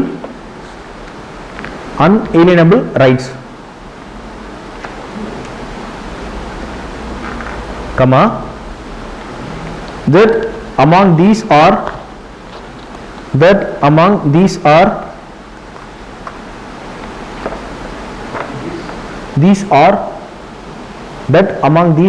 life,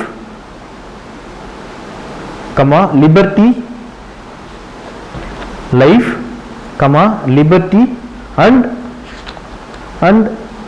pursuit of happiness, life, comma, liberty and pursuit of happiness.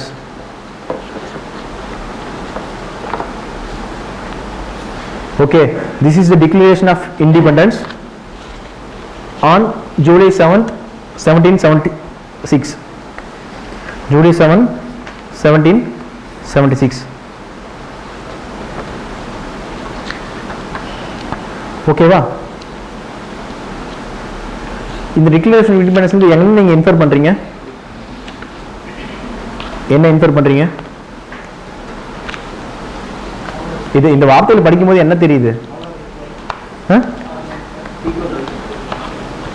Equal rights வேணும்னு சொல்றாங்களா? அப்ப equal rights அவங்களுக்கு இல்லை. ஓகே, லைக் வள்ளுவர் என்ன சொல்றாருன்னா, கல்லாமை, கல்லுண்ணாமை அப்படி இப்படின்னு ஒரு சில அதிகாரங்கள்லாம் வச்சிருக்க, வாய்மை, கண்ணோட்டம். ஸோ அதெல்லாம் என்ன எப்படி வச்சிருக்க முடியும்? அந்த புலால் மறுத்தல் எல்லாமே நம்ம அந்த ஏஜில் நடந்திருக்குல்ல, அந்த ஏஜில் நடந்ததுனால நம்ம வந்து அது பண்ணக்கூடாதுன்னு சொல்லுவோம். ஸோ என்ன நடந்திருக்கு? அன்எலியனபிள் ரைட்ஸ் எல்லாம் சில இதெல்லாம் அடக்கியிருக்காங்க. என்னன்னா, ரைட் டு லைஃப் இல்லை, ரைட் டு லிபர்ட்டி இல்லை, and right to pursuit of happiness வந்து அவங்களுக்கு இல்லை. ஓகே, இதெல்லாம் வேணும் அப்படின்னு சொல்றதுதான் இவங்களுடைய டிக்ளரேஷன். ஓகேவா? அண்ட் அமெரிக்கா பிஃபோர் ரெவல்யூஷன் எப்படி இருந்துச்சுன்னு நமக்கு ஒரு பேசிக்கான பாயிண்ட் வேணும். America before revolution,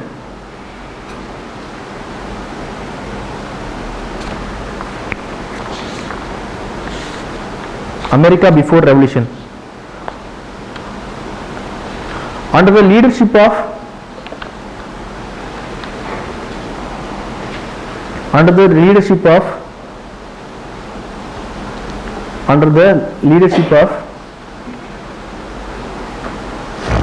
Captain Christopher Newport 120 English people under the leadership of Captain Christopher Newport 120 English people founded the Jamestown colony in 1607. Jamestown colony is the first colony in America, founded in 1607 on the banks of River James,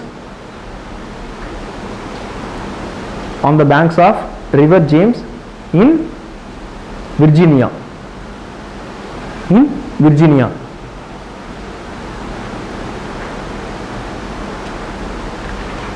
And there was a slow birth of other colonies. In 1775 there was 13 colonies. In 1775 there was 13 colonies. So America oda flag pathina there will be some stars and there will be some lines. Okay, the stars represent number of provinces today and lines on the strips enna number of colonies on that time, the time of American independence. So 13 colonies irundhuchu. Okay va, these 13 colonies are known as New England.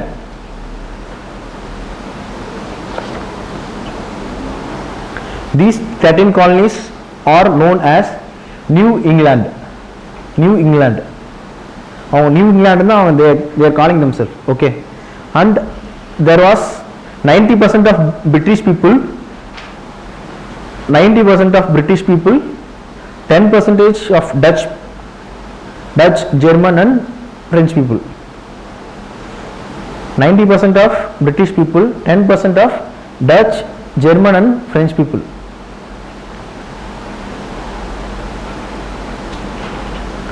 American region could be split as 3 regions. America could be split as 3 regions. First one, northern region. Northern region is hilly, snowy and not fit for cultivation. First region is northern region, which is hilly, snowy and not fitted for cultivation. Mid regions on the fitted for wine and sugar industries.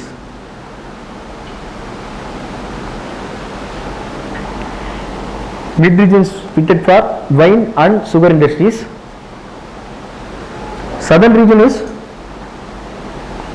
has hot climate layer, tropical climate layer, which is fitted for food, tobacco and cotton cultivation. Food, tobacco and cotton cultivation.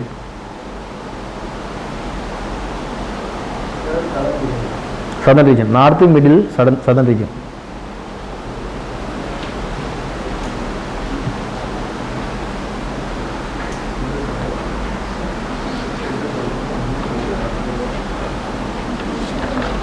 Okay, இதுதான் வந்து status of America before revolution. ஓகேவா,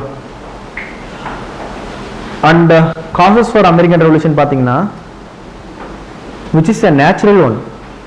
Just to say in one word, American revolution is a natural revolution because American revolution is natural because of its birth, and course of colonial attitude of Great Britain.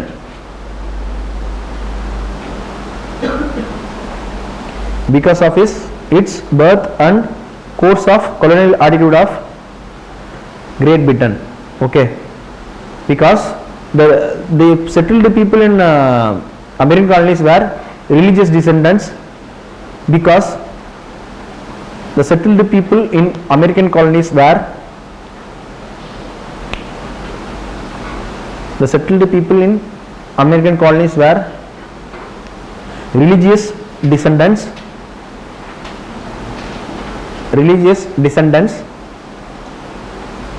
political opponents, and exterminated persons.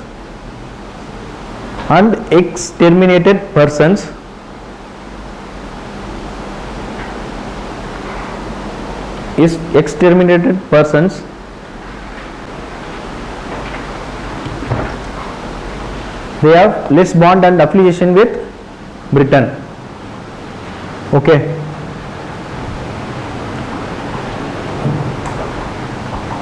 Second of the reason is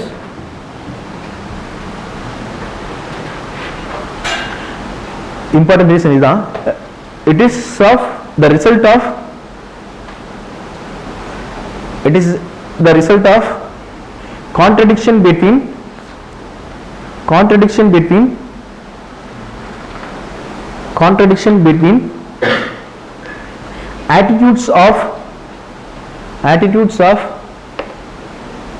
of two different states. Contradiction in attitudes of two different states. Attitude and what is aptitude and attitude?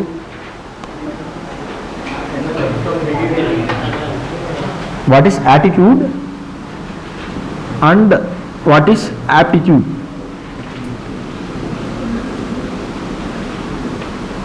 இது முன்னாடி பார்த்தோமா நம்ம என்ன? Attitude is a type of behavior. Aptitude is a analyzed. Okay, he is trying something. Attitude is of behavior. Attitude is a knowledge in particular thing. Okay, va? Aptitude na knowledge in particular thing. Attitude na say என்ன? ஒரு மனப்பாங்கு உளப்பாங்கு அந்த மாதிரி சொல்லலாம். சே some இது வந்து உங்க எத்திக்ஸ்ல இருக்கு, ஆட்டிடியூட் ஆப்டிடியூடு. ஸோ அங்க நீங்க பாத்தீங்கன்னா ஒரு பர்சனுக்கு வந்து சே அபிநயா அவங்களுக்கு வந்து ஆட்டிடியூட் வந்து அதிகமா இருக்கு. ஓகே, ஆப்டிடியூட் வந்து கம்மியா இருக்கு. இஸ்ரேலுக்கு வந்து பாத்தீங்கன்னு வச்சுங்களேன், இஸ்ரேலுக்கு வந்து ஆட்டிடியூட் வந்து கம்மியா இருக்கு, ஆப்டிடியூட் பயங்கரமா இருக்கு. Okay, extraordinary aptitude. I want to recruit only one person. இதுல ரெண்டு பேர்ல யாராவது ஒருத்தவங்க தான் ரெக்ரூட் பண்ணணும்.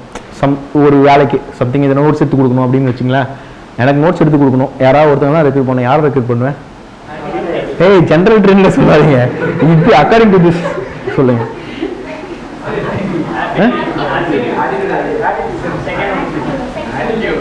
இதா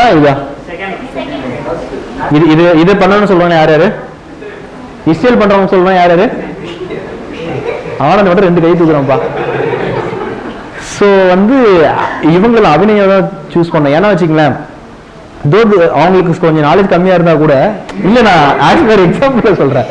ஓகே, இருந்தாலுமே வந்து அவங்க படிக்கணும்னு ஆட்டிடியூட் இருக்குல்ல, அது பண்ணணும்னு ஆட்டிடியூட் இருந்துச்சுன்னு வச்சுங்களேன், நாம அவங்கள மேலே எடுத்து வரலாம். என்னதான் பண்ணாலும் எவ்வளவுதான் நாலேஜ் இருந்தாலும் நான் கிளாஸ்க்கே வரமாட்டேன், ஃபோனே பேசிட்டு இருப்பேன், வாட்ஸ்அப் போய் மெசேஜ் அனுப்பிச்சே பண்ணா, காரைக்குடியே நினைச்சிட்டு இருப்பேன்னா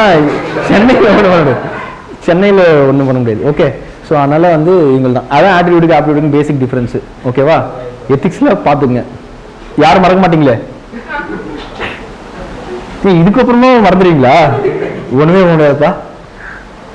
okay, so the result of contradiction between attitudes of two different states.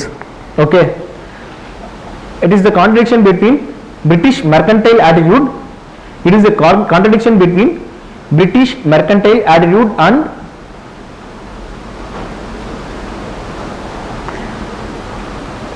self-deterministic attitude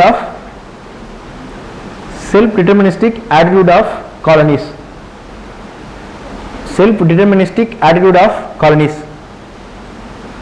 Self-deterministic attitude of colonies. 3. Third of the reason is, in the era of mercantilism, இந்த era of mercantilism, அந்த இடத்துல mercantilism அந்த era இருக்கு, okay, சிலதெல்லாம் கட்டாயம். இந்த era of mercantilism in Europe, வணிகவாதம், okay, இந்த era of mercantilism in, அவங்க பாடல் வைக்கணும் அவங்களுக்கு மெயின் அதான், in Europe, the Great Britain imposed maternalistic legislation in large. In the era of mercantilism in Europe, the Great Britain imposed maternalistic legislation, சட்டங்கள் in large. mercantilistic legislations in large, despite of colonial aspirations of Americans. Examples பாத்தீங்கன்னா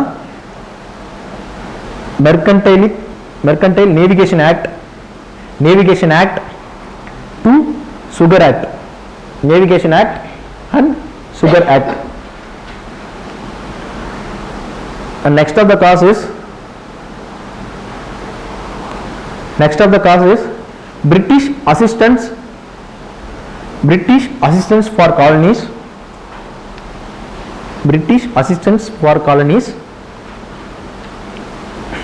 in the war against French colonial settlers. Britain people இங்க வந்து இங்க settle ஆகும்போது, விர்ஜீனியாவில் settle ஆகும்போது there are some French settlers also. அமெரிக்காவில் பிரிட்டிஷ்லேருந்து வந்தவங்க settle ஆகும்போது கொஞ்சம் ஃப்ரெண்ட்ஸ்லேருந்தும் கொஞ்சம் பேர் வந்து செட்டில் ஆனாங்க, okay. And there was a clash between them, இந்த ரெண்டு பேருக்கும் கிளாஷ் நடந்துச்சு. இந்த நேரத்தில் பிரிட்டிஷில் வந்து அமெரிக்காவில் வந்து செட்டில் ஆன பிரிட்டிஷ் பீப்புளுக்கு ஹெல்ப் பண்ணி அந்த ஃப்ரெஞ்சோட டேஞ்சரை அடிச்சு துரத்திட்டாங்க. ஃப்ரெஞ்சஸ் வந்து northern part of American continent, that mean Canadian ரீஜனுக்கு வந்து போயிட்டாங்க, ஓகே. அதனால என்ன ஆச்சுன்னா, so they are free from fear. Colonial ப்ராவின்சஸ்க்கு பிரிட்டிஷோட ஹெல்ப் தேவைப்படல, ஒரு விஷயம். ரெண்டாவது வந்து ஆல்ரெடி அடிச்சு தொட்டின பிரான்ஸ் மக்களுக்கு, இங்க இருக்கவங்களுக்கு அமெரிக்கா மேல கோவம் இல்லை, பிரெஞ்சு மேல தான் கோவம் இருந்துச்சு. ஸோ வார் வரும்போது they helped அமெரிக்கன் காலனிஸ், ஓகேவா. Because of this, British resources depleted.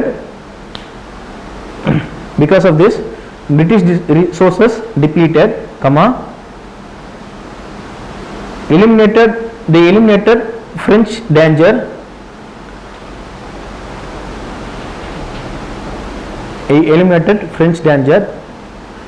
But finally, France itself helped for colonies. In the War of Independence.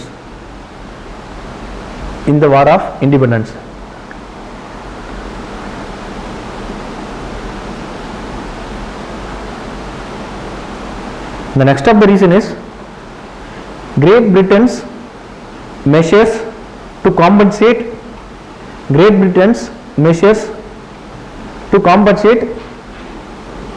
her war loss. Great Britain's measures to compensate her war loss. இந்த பிரான்ஸ்க்கு எதிராக வந்து Britain வந்து வார் பண்ணாங்களா, அதனால financial resources எல்லாம் deplete ஆச்சா. So நிறைய வந்து டாக்ஸஸும் அந்த லெஜிஸ்லேஷன்ஸும் இங்கே ஸ்டிக் பண்ணுறது மூலிமா அந்த ரிசோர்ஸஸ்லாம் திரும்பவும் எடுத்துக்கலாம் அப்படின்ட்டு கிரேட் பிரிட்டன் நிறைய லாஸ்லாம் வந்து பிரான்ஸ் இது அமெரிக்கன் செட் காலனிஸ் மேலே போட்டாங்க. அந்த next of the reason is colonial settlers were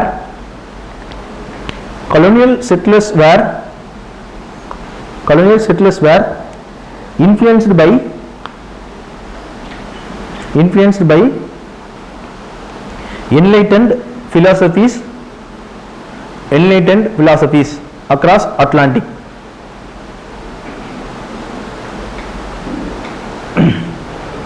Colonial settlers were influenced by enlightened philosophies across Atlantic.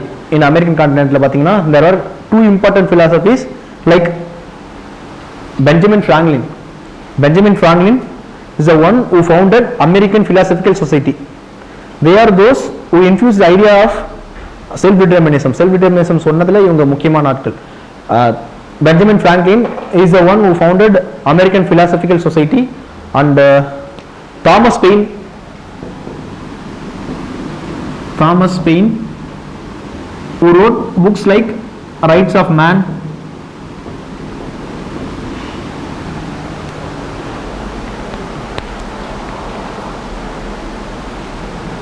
and there were some newspapers also. First newspaper of America is Boston newspaper. It was published in 1704. Boston newsletter published in 1704. So அந்த enlightened ideasலாம் வந்து US American காலனிஸ்ல பரவுது. Okay, இங்க US நம்ம code பண்ணவே கூடாது, American colonies மட்டும் தான் சொல்லணும். ஆஃப்டர் டிக்ளரேஷன் ஆஃப் இண்டிபெண்டன்ஸ் தான் யுனைடெட் ஸ்டேட்ஸ்னு வருது. Okay, then defective administrative systems in colonies.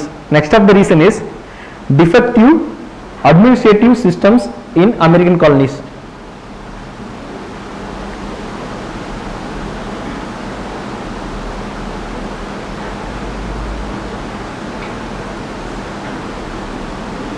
Okay, like பாத்தீங்கன்னா அங்க அமெரிக்கன் காலனிஸோட கவர்னர் வந்து பிரிட்டிஷ்க்கு குயின்ஸ் வந்து எலெக்ட் பண்ணுவாங்க. ஓகே, அமெரிக்கன் சிஸ்டமோட கவர்னர் வந்து பிரிட்டிஷ் இருக்கிற குயின்ஸ் வந்து எலெக்ட் பண்ணுவாங்க. ஆனால் அங்கே இருக்கிற லோக்கல் லெஜிஸ்லேட்டிவ் எக்ஸிக்யூட்டிவ்ஸ் வந்து be elected by local people, and there will be contradiction between that governor, appointed governor and local executive. அது எப்பவுமே இருந்துகிட்டே இருந்தது. ஸோ அதனால அட்மினிஸ்ட்ரேட்டிவ் வந்து டிஃபெக்டிவாக இருந்துச்சு. ஓகேவா? இந்த next of the reason is impact of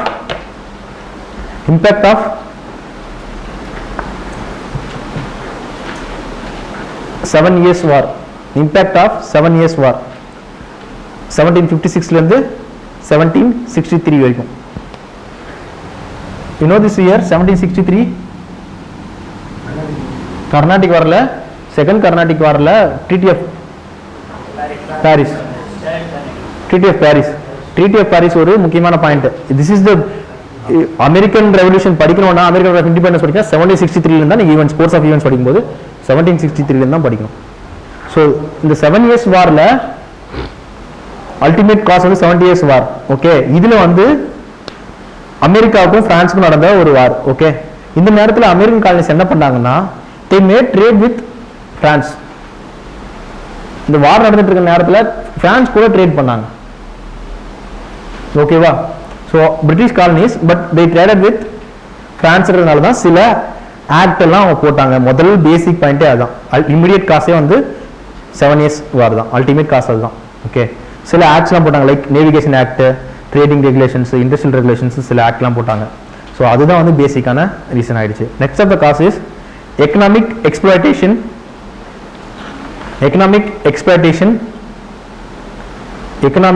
exploitation by the means of law.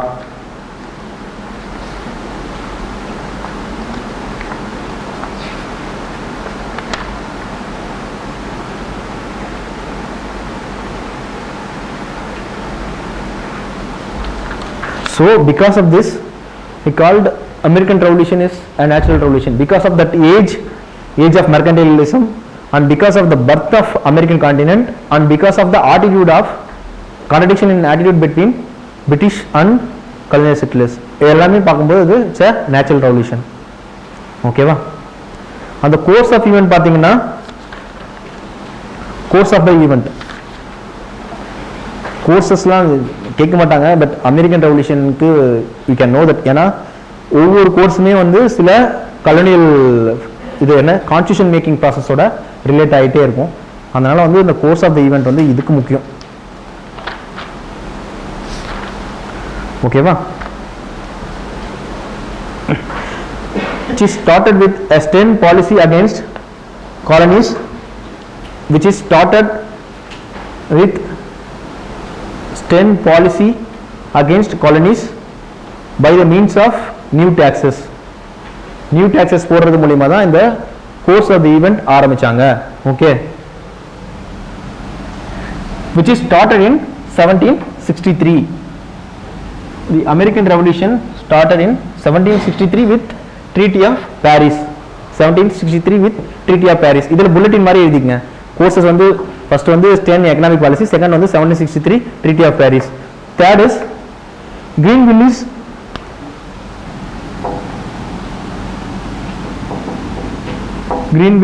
policy. Greenvilli's policy.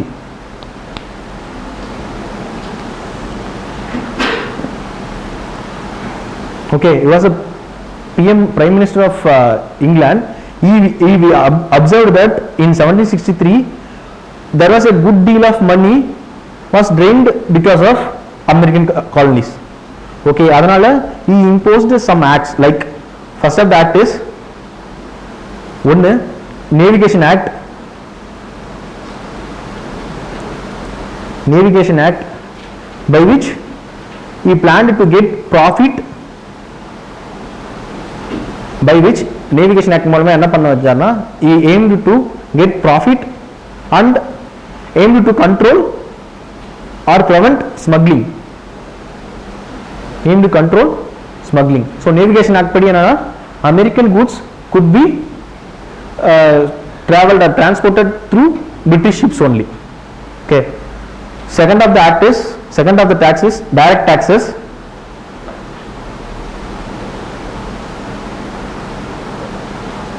And third of the act policy is the collection of taxes could be obtained with massive.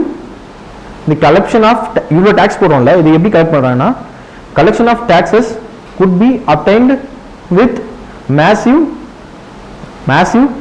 permanent army.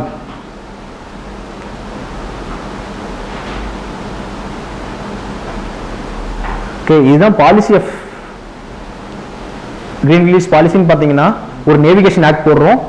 Okay, அதுக்கப்புறமா வந்து there will be some policy of direct taxes, like அது 4 taxes இருக்கு. And அந்த taxesலாம் எப்படி collect பண்ணுவோம்னா ஒரு force of ஆர்மியை, அங்கே settled ஆர்மியை வச்சு நம்ம வந்து கலெக்ட் பண்ணுவோம் அப்படின்றது தான் வந்து கிரீன்வில்லிஸோட பாலிசி. ஏன்னா 1763 ட்ரீட்டி ஆஃப் பாரிஸ்ல இவங்க நிறைய வந்து லாஸ் பண்ணியிருக்காங்கன்னு தெரியுது. தோ தே ஓன்ட் இன் வார், ஆனால் வந்து பிரான்ஸ் கிட்ட நிறைய தூத்துட்டாங்க பிகாஸ் ஆஃப் அமெரிக்கன் காலனிஸ். ஏன்னா அமெரிக்கன் காலனிஸ்ல இருந்த பிரான்ஸ்லாம் இவங்க துரத்தி அடிக்கிறதுக்கு நிறைய செலவு பண்ணிட்டாங்க. ஸோ அது அமெரிக்கால தான் எடுக்க முடியும் அப்படின்னு வந்து சில பாலிசி போடுறாரு. ஓகே, அந்த பாலிசியில முக்கியமான ரெகுலேஷன்ஸ் என்னன்னா ரெகுலேஷன்ஸ் என்னன்னு பாருங்க. அடுத்த பாயிண்ட் புல்லட்டின் ரெகுலேஷன்ஸ் வந்து molasses act.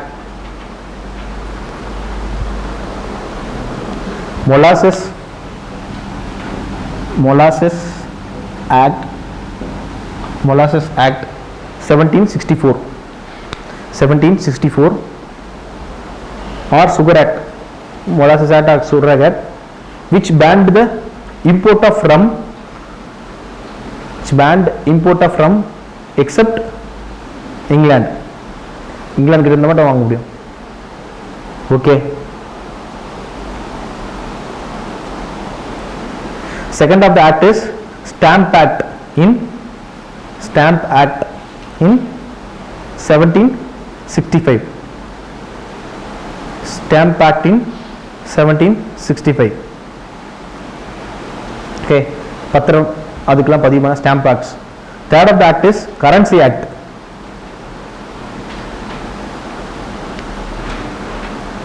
By this act the prevailing bills of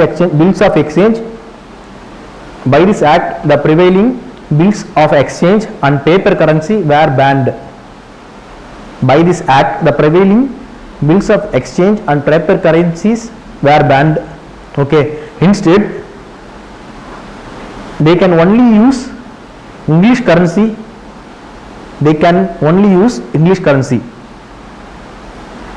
ஏற்கனவே அவங்க யூஸ் பண்ணியிருந்த காலனிஸ் அவங்களே கரன்சி வச்சிருந்ததெல்லாம் செல்லுபடியாவது, இங்கிலீஷ் கரன்சி தான் யூஸ் பண்ணோம் அப்படின்றது கரன்சி ஆக்ட்.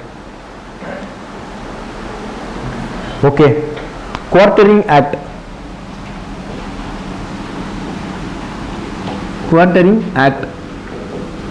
கிரீன்வில்லிஸ் பாலிசியில் 4 ஆக்ட் இருக்கு. ஒன்று sugar act or molasses act, second one is stamp act, third one is currencies act, fourth one is quartering act. இந்த 3 ஆக்டும் வந்து டைரக்டா அந்த டாக்ஸ் கலெக்ட் பண்றது.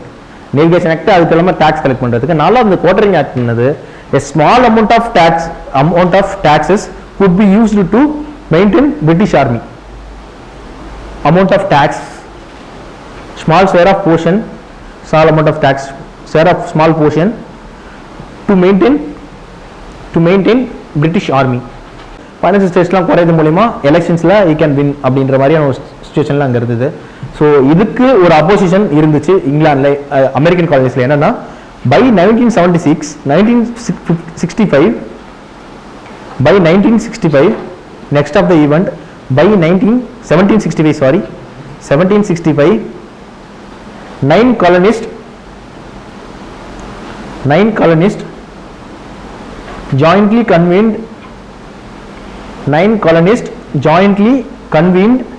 a conference called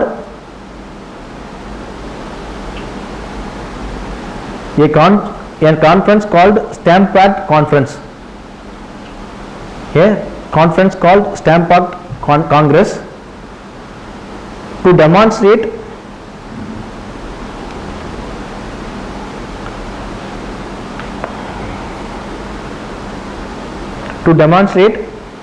their opposition against Stamp Act.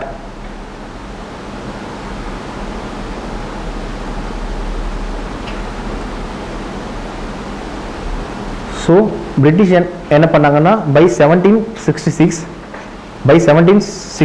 British annulled Stamp Act. Stamp Act திரும்ப எடுத்துட்டாங்க. Okay, because of the fall of that Greenville government. Okay, அடுத்து இன்னொருத்தங்க வராங்க, புது கவர்மெண்ட் வராங்க, அவங்களும் வந்து இதுதான் பண்றாங்க. அது என்னன்னா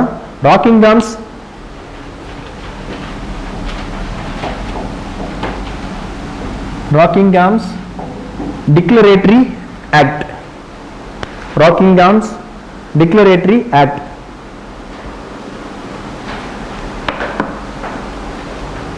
Rockingham's Declaratory Act.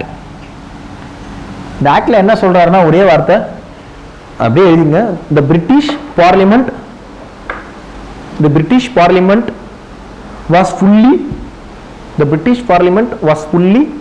empowered. British Parliament was fully empowered to impose taxes on America. எங்களுக்கு எல்லா பவர் இருக்குங்க, நான் டாக்ஸ் போடுவேன்னு சொல்லிட்டாங்க ராக்கிங்ஹாம்ஸ். ஸோ சொல்லிட்டு ஒரு ப்ராஜெக்ட் கொடுக்குறாங்க. அந்த ப்ராஜெக்ட் பேரு Townshend tax project. Lord Townshend's tax project. Lord Townshend's tax project.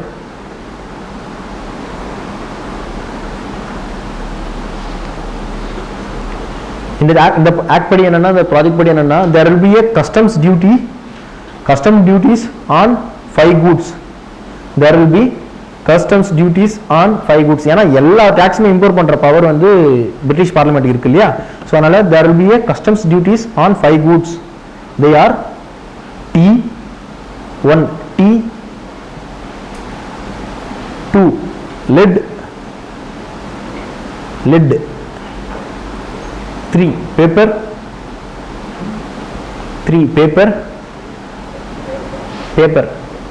4, coin metal 5, paints. ஓகேவா? But there is a opposition for this project also. It is also annulled in 1770. இதையும் வந்து திரும்ப எடுத்துட்டாங்க.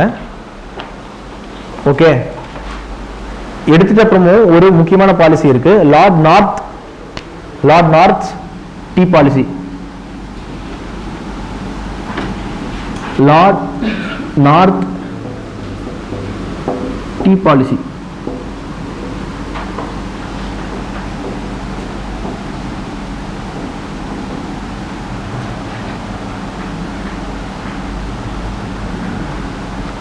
Okay, Lord North tea policy.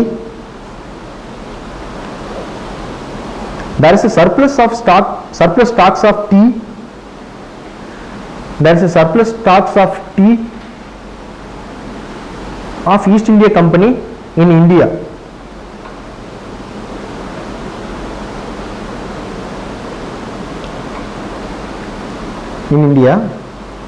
And in USA. India and in USA. Okay, அவங்களுக்கு தேவையே இல்லைப்பா tax, ஆனால் அவங்க ஊருக்கு அவங்களுக்கு டீ தேவையே இல்லை, பட் வந்து அவங்களுக்கு டீ அனுப்புகிறாங்க. ஓகே, ஸோ இதனால என்னன்னா கண்டிப்பாக டீ வந்து அவங்க இம்போர்ட் பண்ணி ஆகணும்னு ஒரு பாலிசி, அதான் நாட்ஸ் டீ பாலிசி. இதனால they showed their opposition. There was an incident that's called Boston Tea Party. Boston Tea Party. So நம்ம சர்ப்ளஸான ஈஸ்ட் இந்தியா கம்பெனி இருக்குல்ல நம்ம ஊரில், 1813 தான் வந்து டீ கொஞ்சம் பேன் பண்ணுவாங்க. 1833 வந்து ஃபுல்லாக ட்ரேட் எல்லாம் பேன் பண்ணுவாங்க. அப்படி சம்திங் அந்த ஆக்ட்லாம் பார்ப்பீங்கல்ல, 1813 1833 ஆக்ட், அதெல்லாம் charter ஆக்ட்லாம்.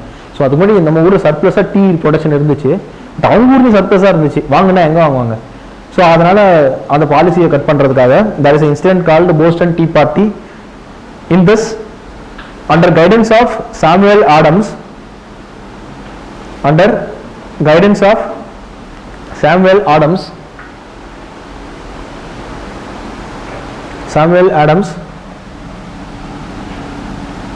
in the Massachusetts province, Boston வந்து Massachusetts provincesலாம் இருக்கு. Colonists showed their opposition for North's tea policy by throwing tea boxes to sea. Into sea. Okay, அதுதான் வந்து opposition. So இதை எதிர்த்து there is a laws, suppressing laws by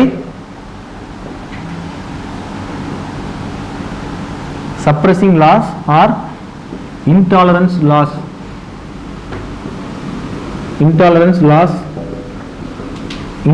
laws by Lord North.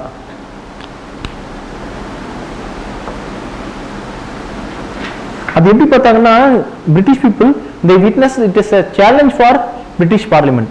ஒரு tea policy ஒரு government ஒரு PM போடுறாரு, அதை வந்து ஒரு இவ்வளவு தூரம் எதிர்ப்பு பார்க்குறாங்க அப்படின்னும் போது they witness ஒரு நியர்லி வந்து 340 பாக்ஸஸ் ஆஃப் டீஸ் தான் வெளியே போட்டாங்க. அது ஒன்றும் பெரிய காஸ்ட் கிடையாது, but they see it as a challenge for British Parliament. அதனால இன்டாலரன்ஸ் ஆக்ட்னு ஆக்ட் போடுறாங்க. அந்த ஆக்ட் படி என்னன்னா ஃபர்ஸ்ட் திங் 5 ஐட்டம்ஸ் இருக்கு. அதில் first one is Boston port was closed. Boston port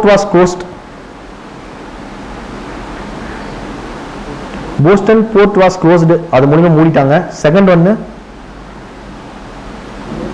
the advisors of Massachusetts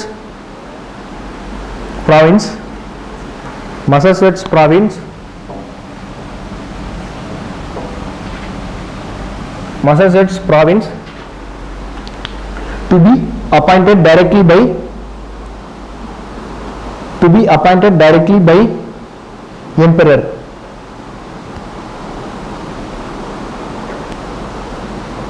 Three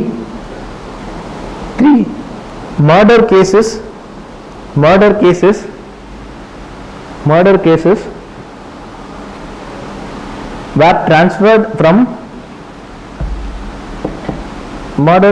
were transferred from the American courts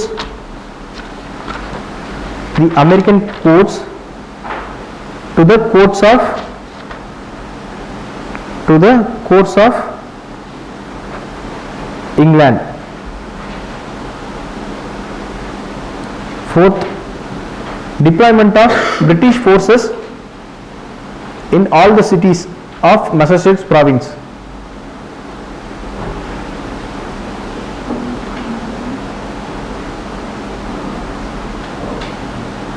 So,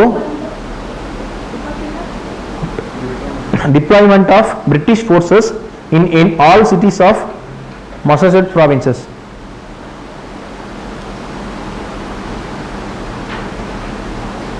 Okay, இது எதிர்த்து again வந்து they convened a congress that is called, American colonists convened a congress that is called first intercontinental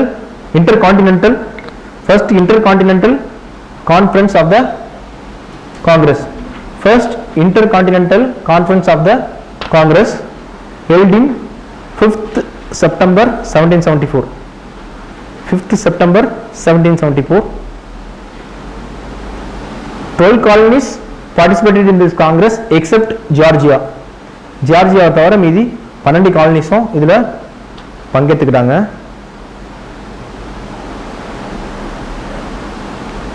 Their main aim of this Congress is not to demand complete independence. Their aim is not to demand for complete independence, but only an autonomy in internal affairs. But only an autonomy in internal affairs. And they made a resolution. They made a resolution not to obey that Intolerance Act.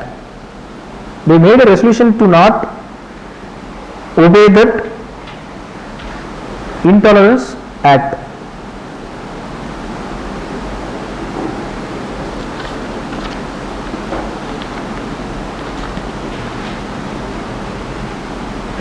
Okay. இப்போ என்ன பண்ணாங்க, இந்த Massachusetts ரீஜனில் எல்லா இடத்துலையும் இவங்க army நிற்க வச்சுட்டாங்க ஒரு பக்கம். இன்னொரு பக்கம் இவங்க நாங்கள் அந்த இன்டாலரன்ஸ் ஆக்டே மதிக்கலன்னு வந்து காலனி சொல்லிட்டாங்க. Okay. And there was a clash in there is a clash in 1775 that is called Lexington clash. Lexington clash. ஒரு இடத்துல ஏதோ ஒரு கிளாஷ் நடக்குது, சின்ன கிளாஷ் தான். Lexington clash between that seated seated British army and American colonies. There is a clash in Lexington, and then a firing in a place called Concord. இதான் ஃபேமஸ்லாம் சொல்லுவாங்க, CONCORD, Concord. A shot that heard the world. இந்த இடத்துல நடக்கிற ஒரு shooting தான் a shot that heard the world அப்படின்னு வந்து சொல்லுவாங்க. ஓகே. இதுக்கப்புறம் தான் வந்து பொறுக்க முடியாமல் வார் வந்துருச்சு. And there was a second intercontinental conference of the Congress. There was a second intercontinental conference of the Congress in 10th May 1775, which announced war against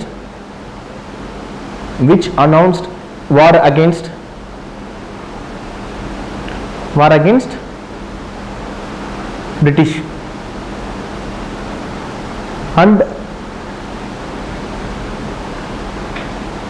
George Washington was appointed as commander in chief.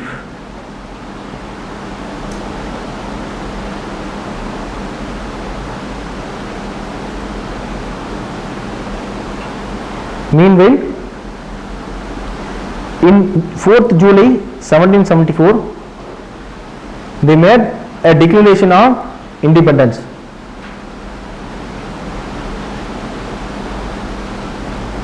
They made a declaration of independence. In the 6 years war, in the war of 6 years, finally, on 19th October 1781, on 19th October 1781, Lord Cornwallis was surrendered at Yorktown battle. Lord Cornwallis was surrendered at நம்மூரில் இருந்தார்ல Cornwallis, அவரே தான். Cornwallis was surrendered at Yorktown battle. The war is ended with Paris Pact in 1783. Paris Pact in 1783. Paris Pact in 1783.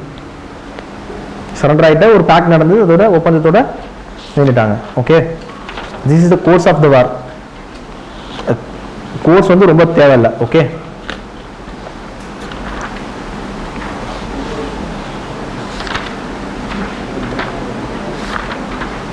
Impact of American Revolution.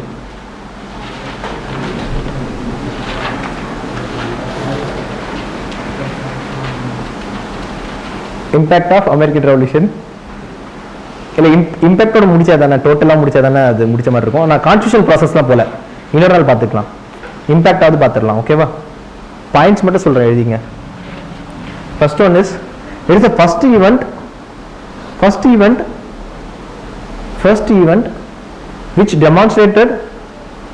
which demonstrated the success of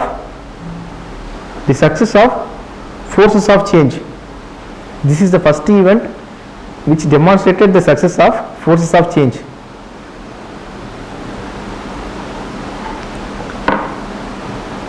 நிறைய புது விஷயங்கள்லாம் world politic கொடுத்தது. Second என்னன்னா it established a new form of state with the possibility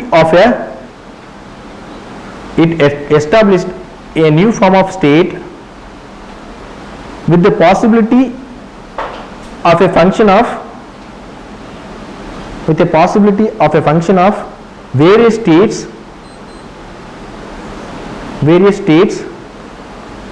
with coordinative center as a federation.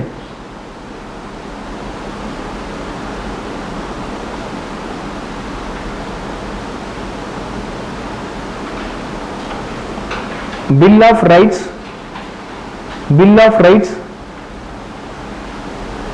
of US Constitution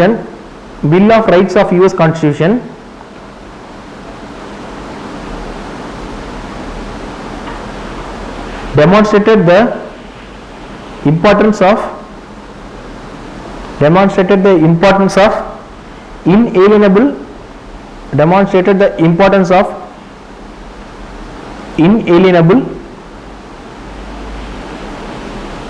natural rights of man.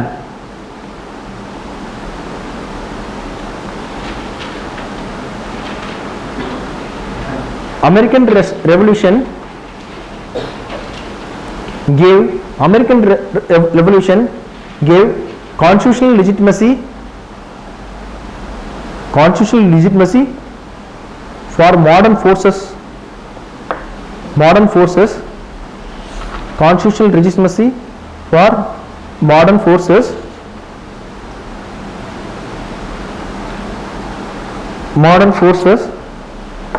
like liberation, secularism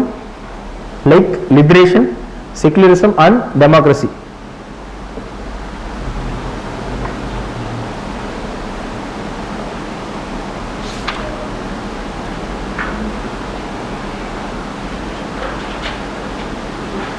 American Revolution is a historically pioneer in constitutional making process.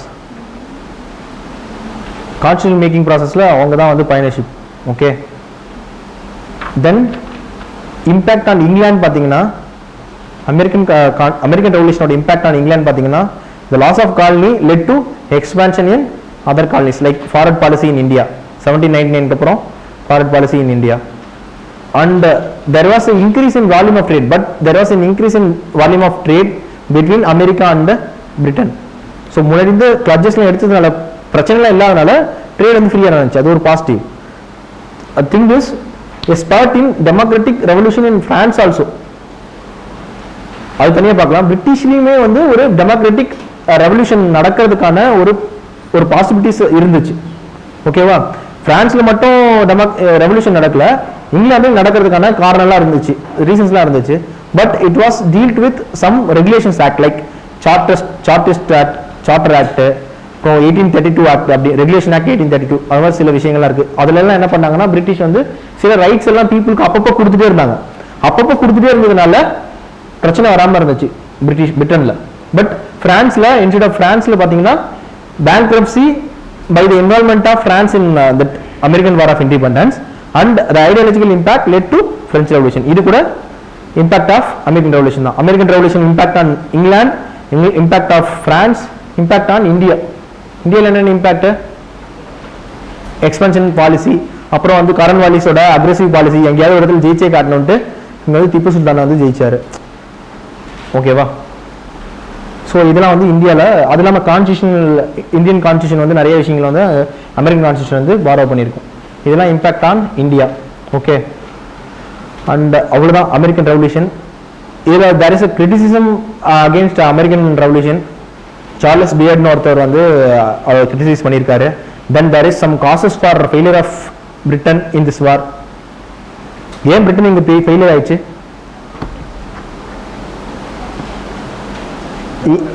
Geographical reasons. அப்புறம்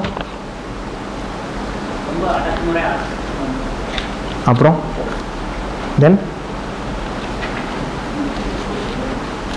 பிரிட்டிஷில் அமெரிக்காவில் இருக்கிறவங்களும் வந்து British people தான். They know that என்ன பண்ணணுன்ட்டு. அவங்க வந்து Indians இல்லை. Okay, and distance அங்கிருந்து வந்து எதையுமே வந்து அட்லாண்டிக்கை தாண்டி வந்து எதையுமே மொபைலைஸ் பண்ணிட்டு இருக்க முடியாது. அந்த ஹெல்ப் ஆஃப் ஃப்ரான்ஸோட ஹெல்ப்பு அது இல்லைன்னா வந்து இவங்க வின் பண்ணிகிட்டே இருக்க முடியாது. ஸோ அதெல்லாம் தான் வந்து causes for failure of Britain. ஓகேவா? அண்ட் வந்து there is no regulation of arms and army in American colonies. நம்ம ஊரில் இருக்க மாதிரி அதெல்லாம் வச்சுட்டு இருக்காமல் இருக்கணும்லாம் இல்லை. எல்லா ஊர்லேயும் அதெல்லாம் இருந்துச்சு. ஸோ தட் வந்து அமெரிக்கன் காலனிஸ் வந்து ஈஸியாக வின் பண்ணிட்டாங்க. ஓகே, அண்ட் அமெரிக்கன் ரெவல்யூஷன் அவ்வளோதான். நமக்கு வந்து இண்டியன் ரெவல்யூஷன் அமெரிக்கன் ரெவல்யூஷன் பார்த்தோம். தென் நெக்ஸ்ட் கிளாஸில் வந்து அமெரிக்கன் கான்ஸ்டியூஷனல் எப்படி வந்து கான்ஸ்டியூஷனல் ப்ராசஸ் அது கண்டிப்பாக பார்த்தே ஆகணும். அந்த விர்ஜீனியா பிளான்க்கும் நியூஜெர்சி பிளான்க்கும் இல்லை டிஃப்ரென்சஸ், அண்ட் வந்து இந்த கனெக்டிகட் ப்ராசஸ் மூலிமா எப்படி வந்து கனெக்ட் பண்ணாங்க அந்த விஷயமும். தென் வந்து will move to French revolution. ஒரு இன்னும் 4 to 5 கிளாஸஸில் வந்து வெல் ஹிஸ்ட்ரி முடிச்சிடலாம்.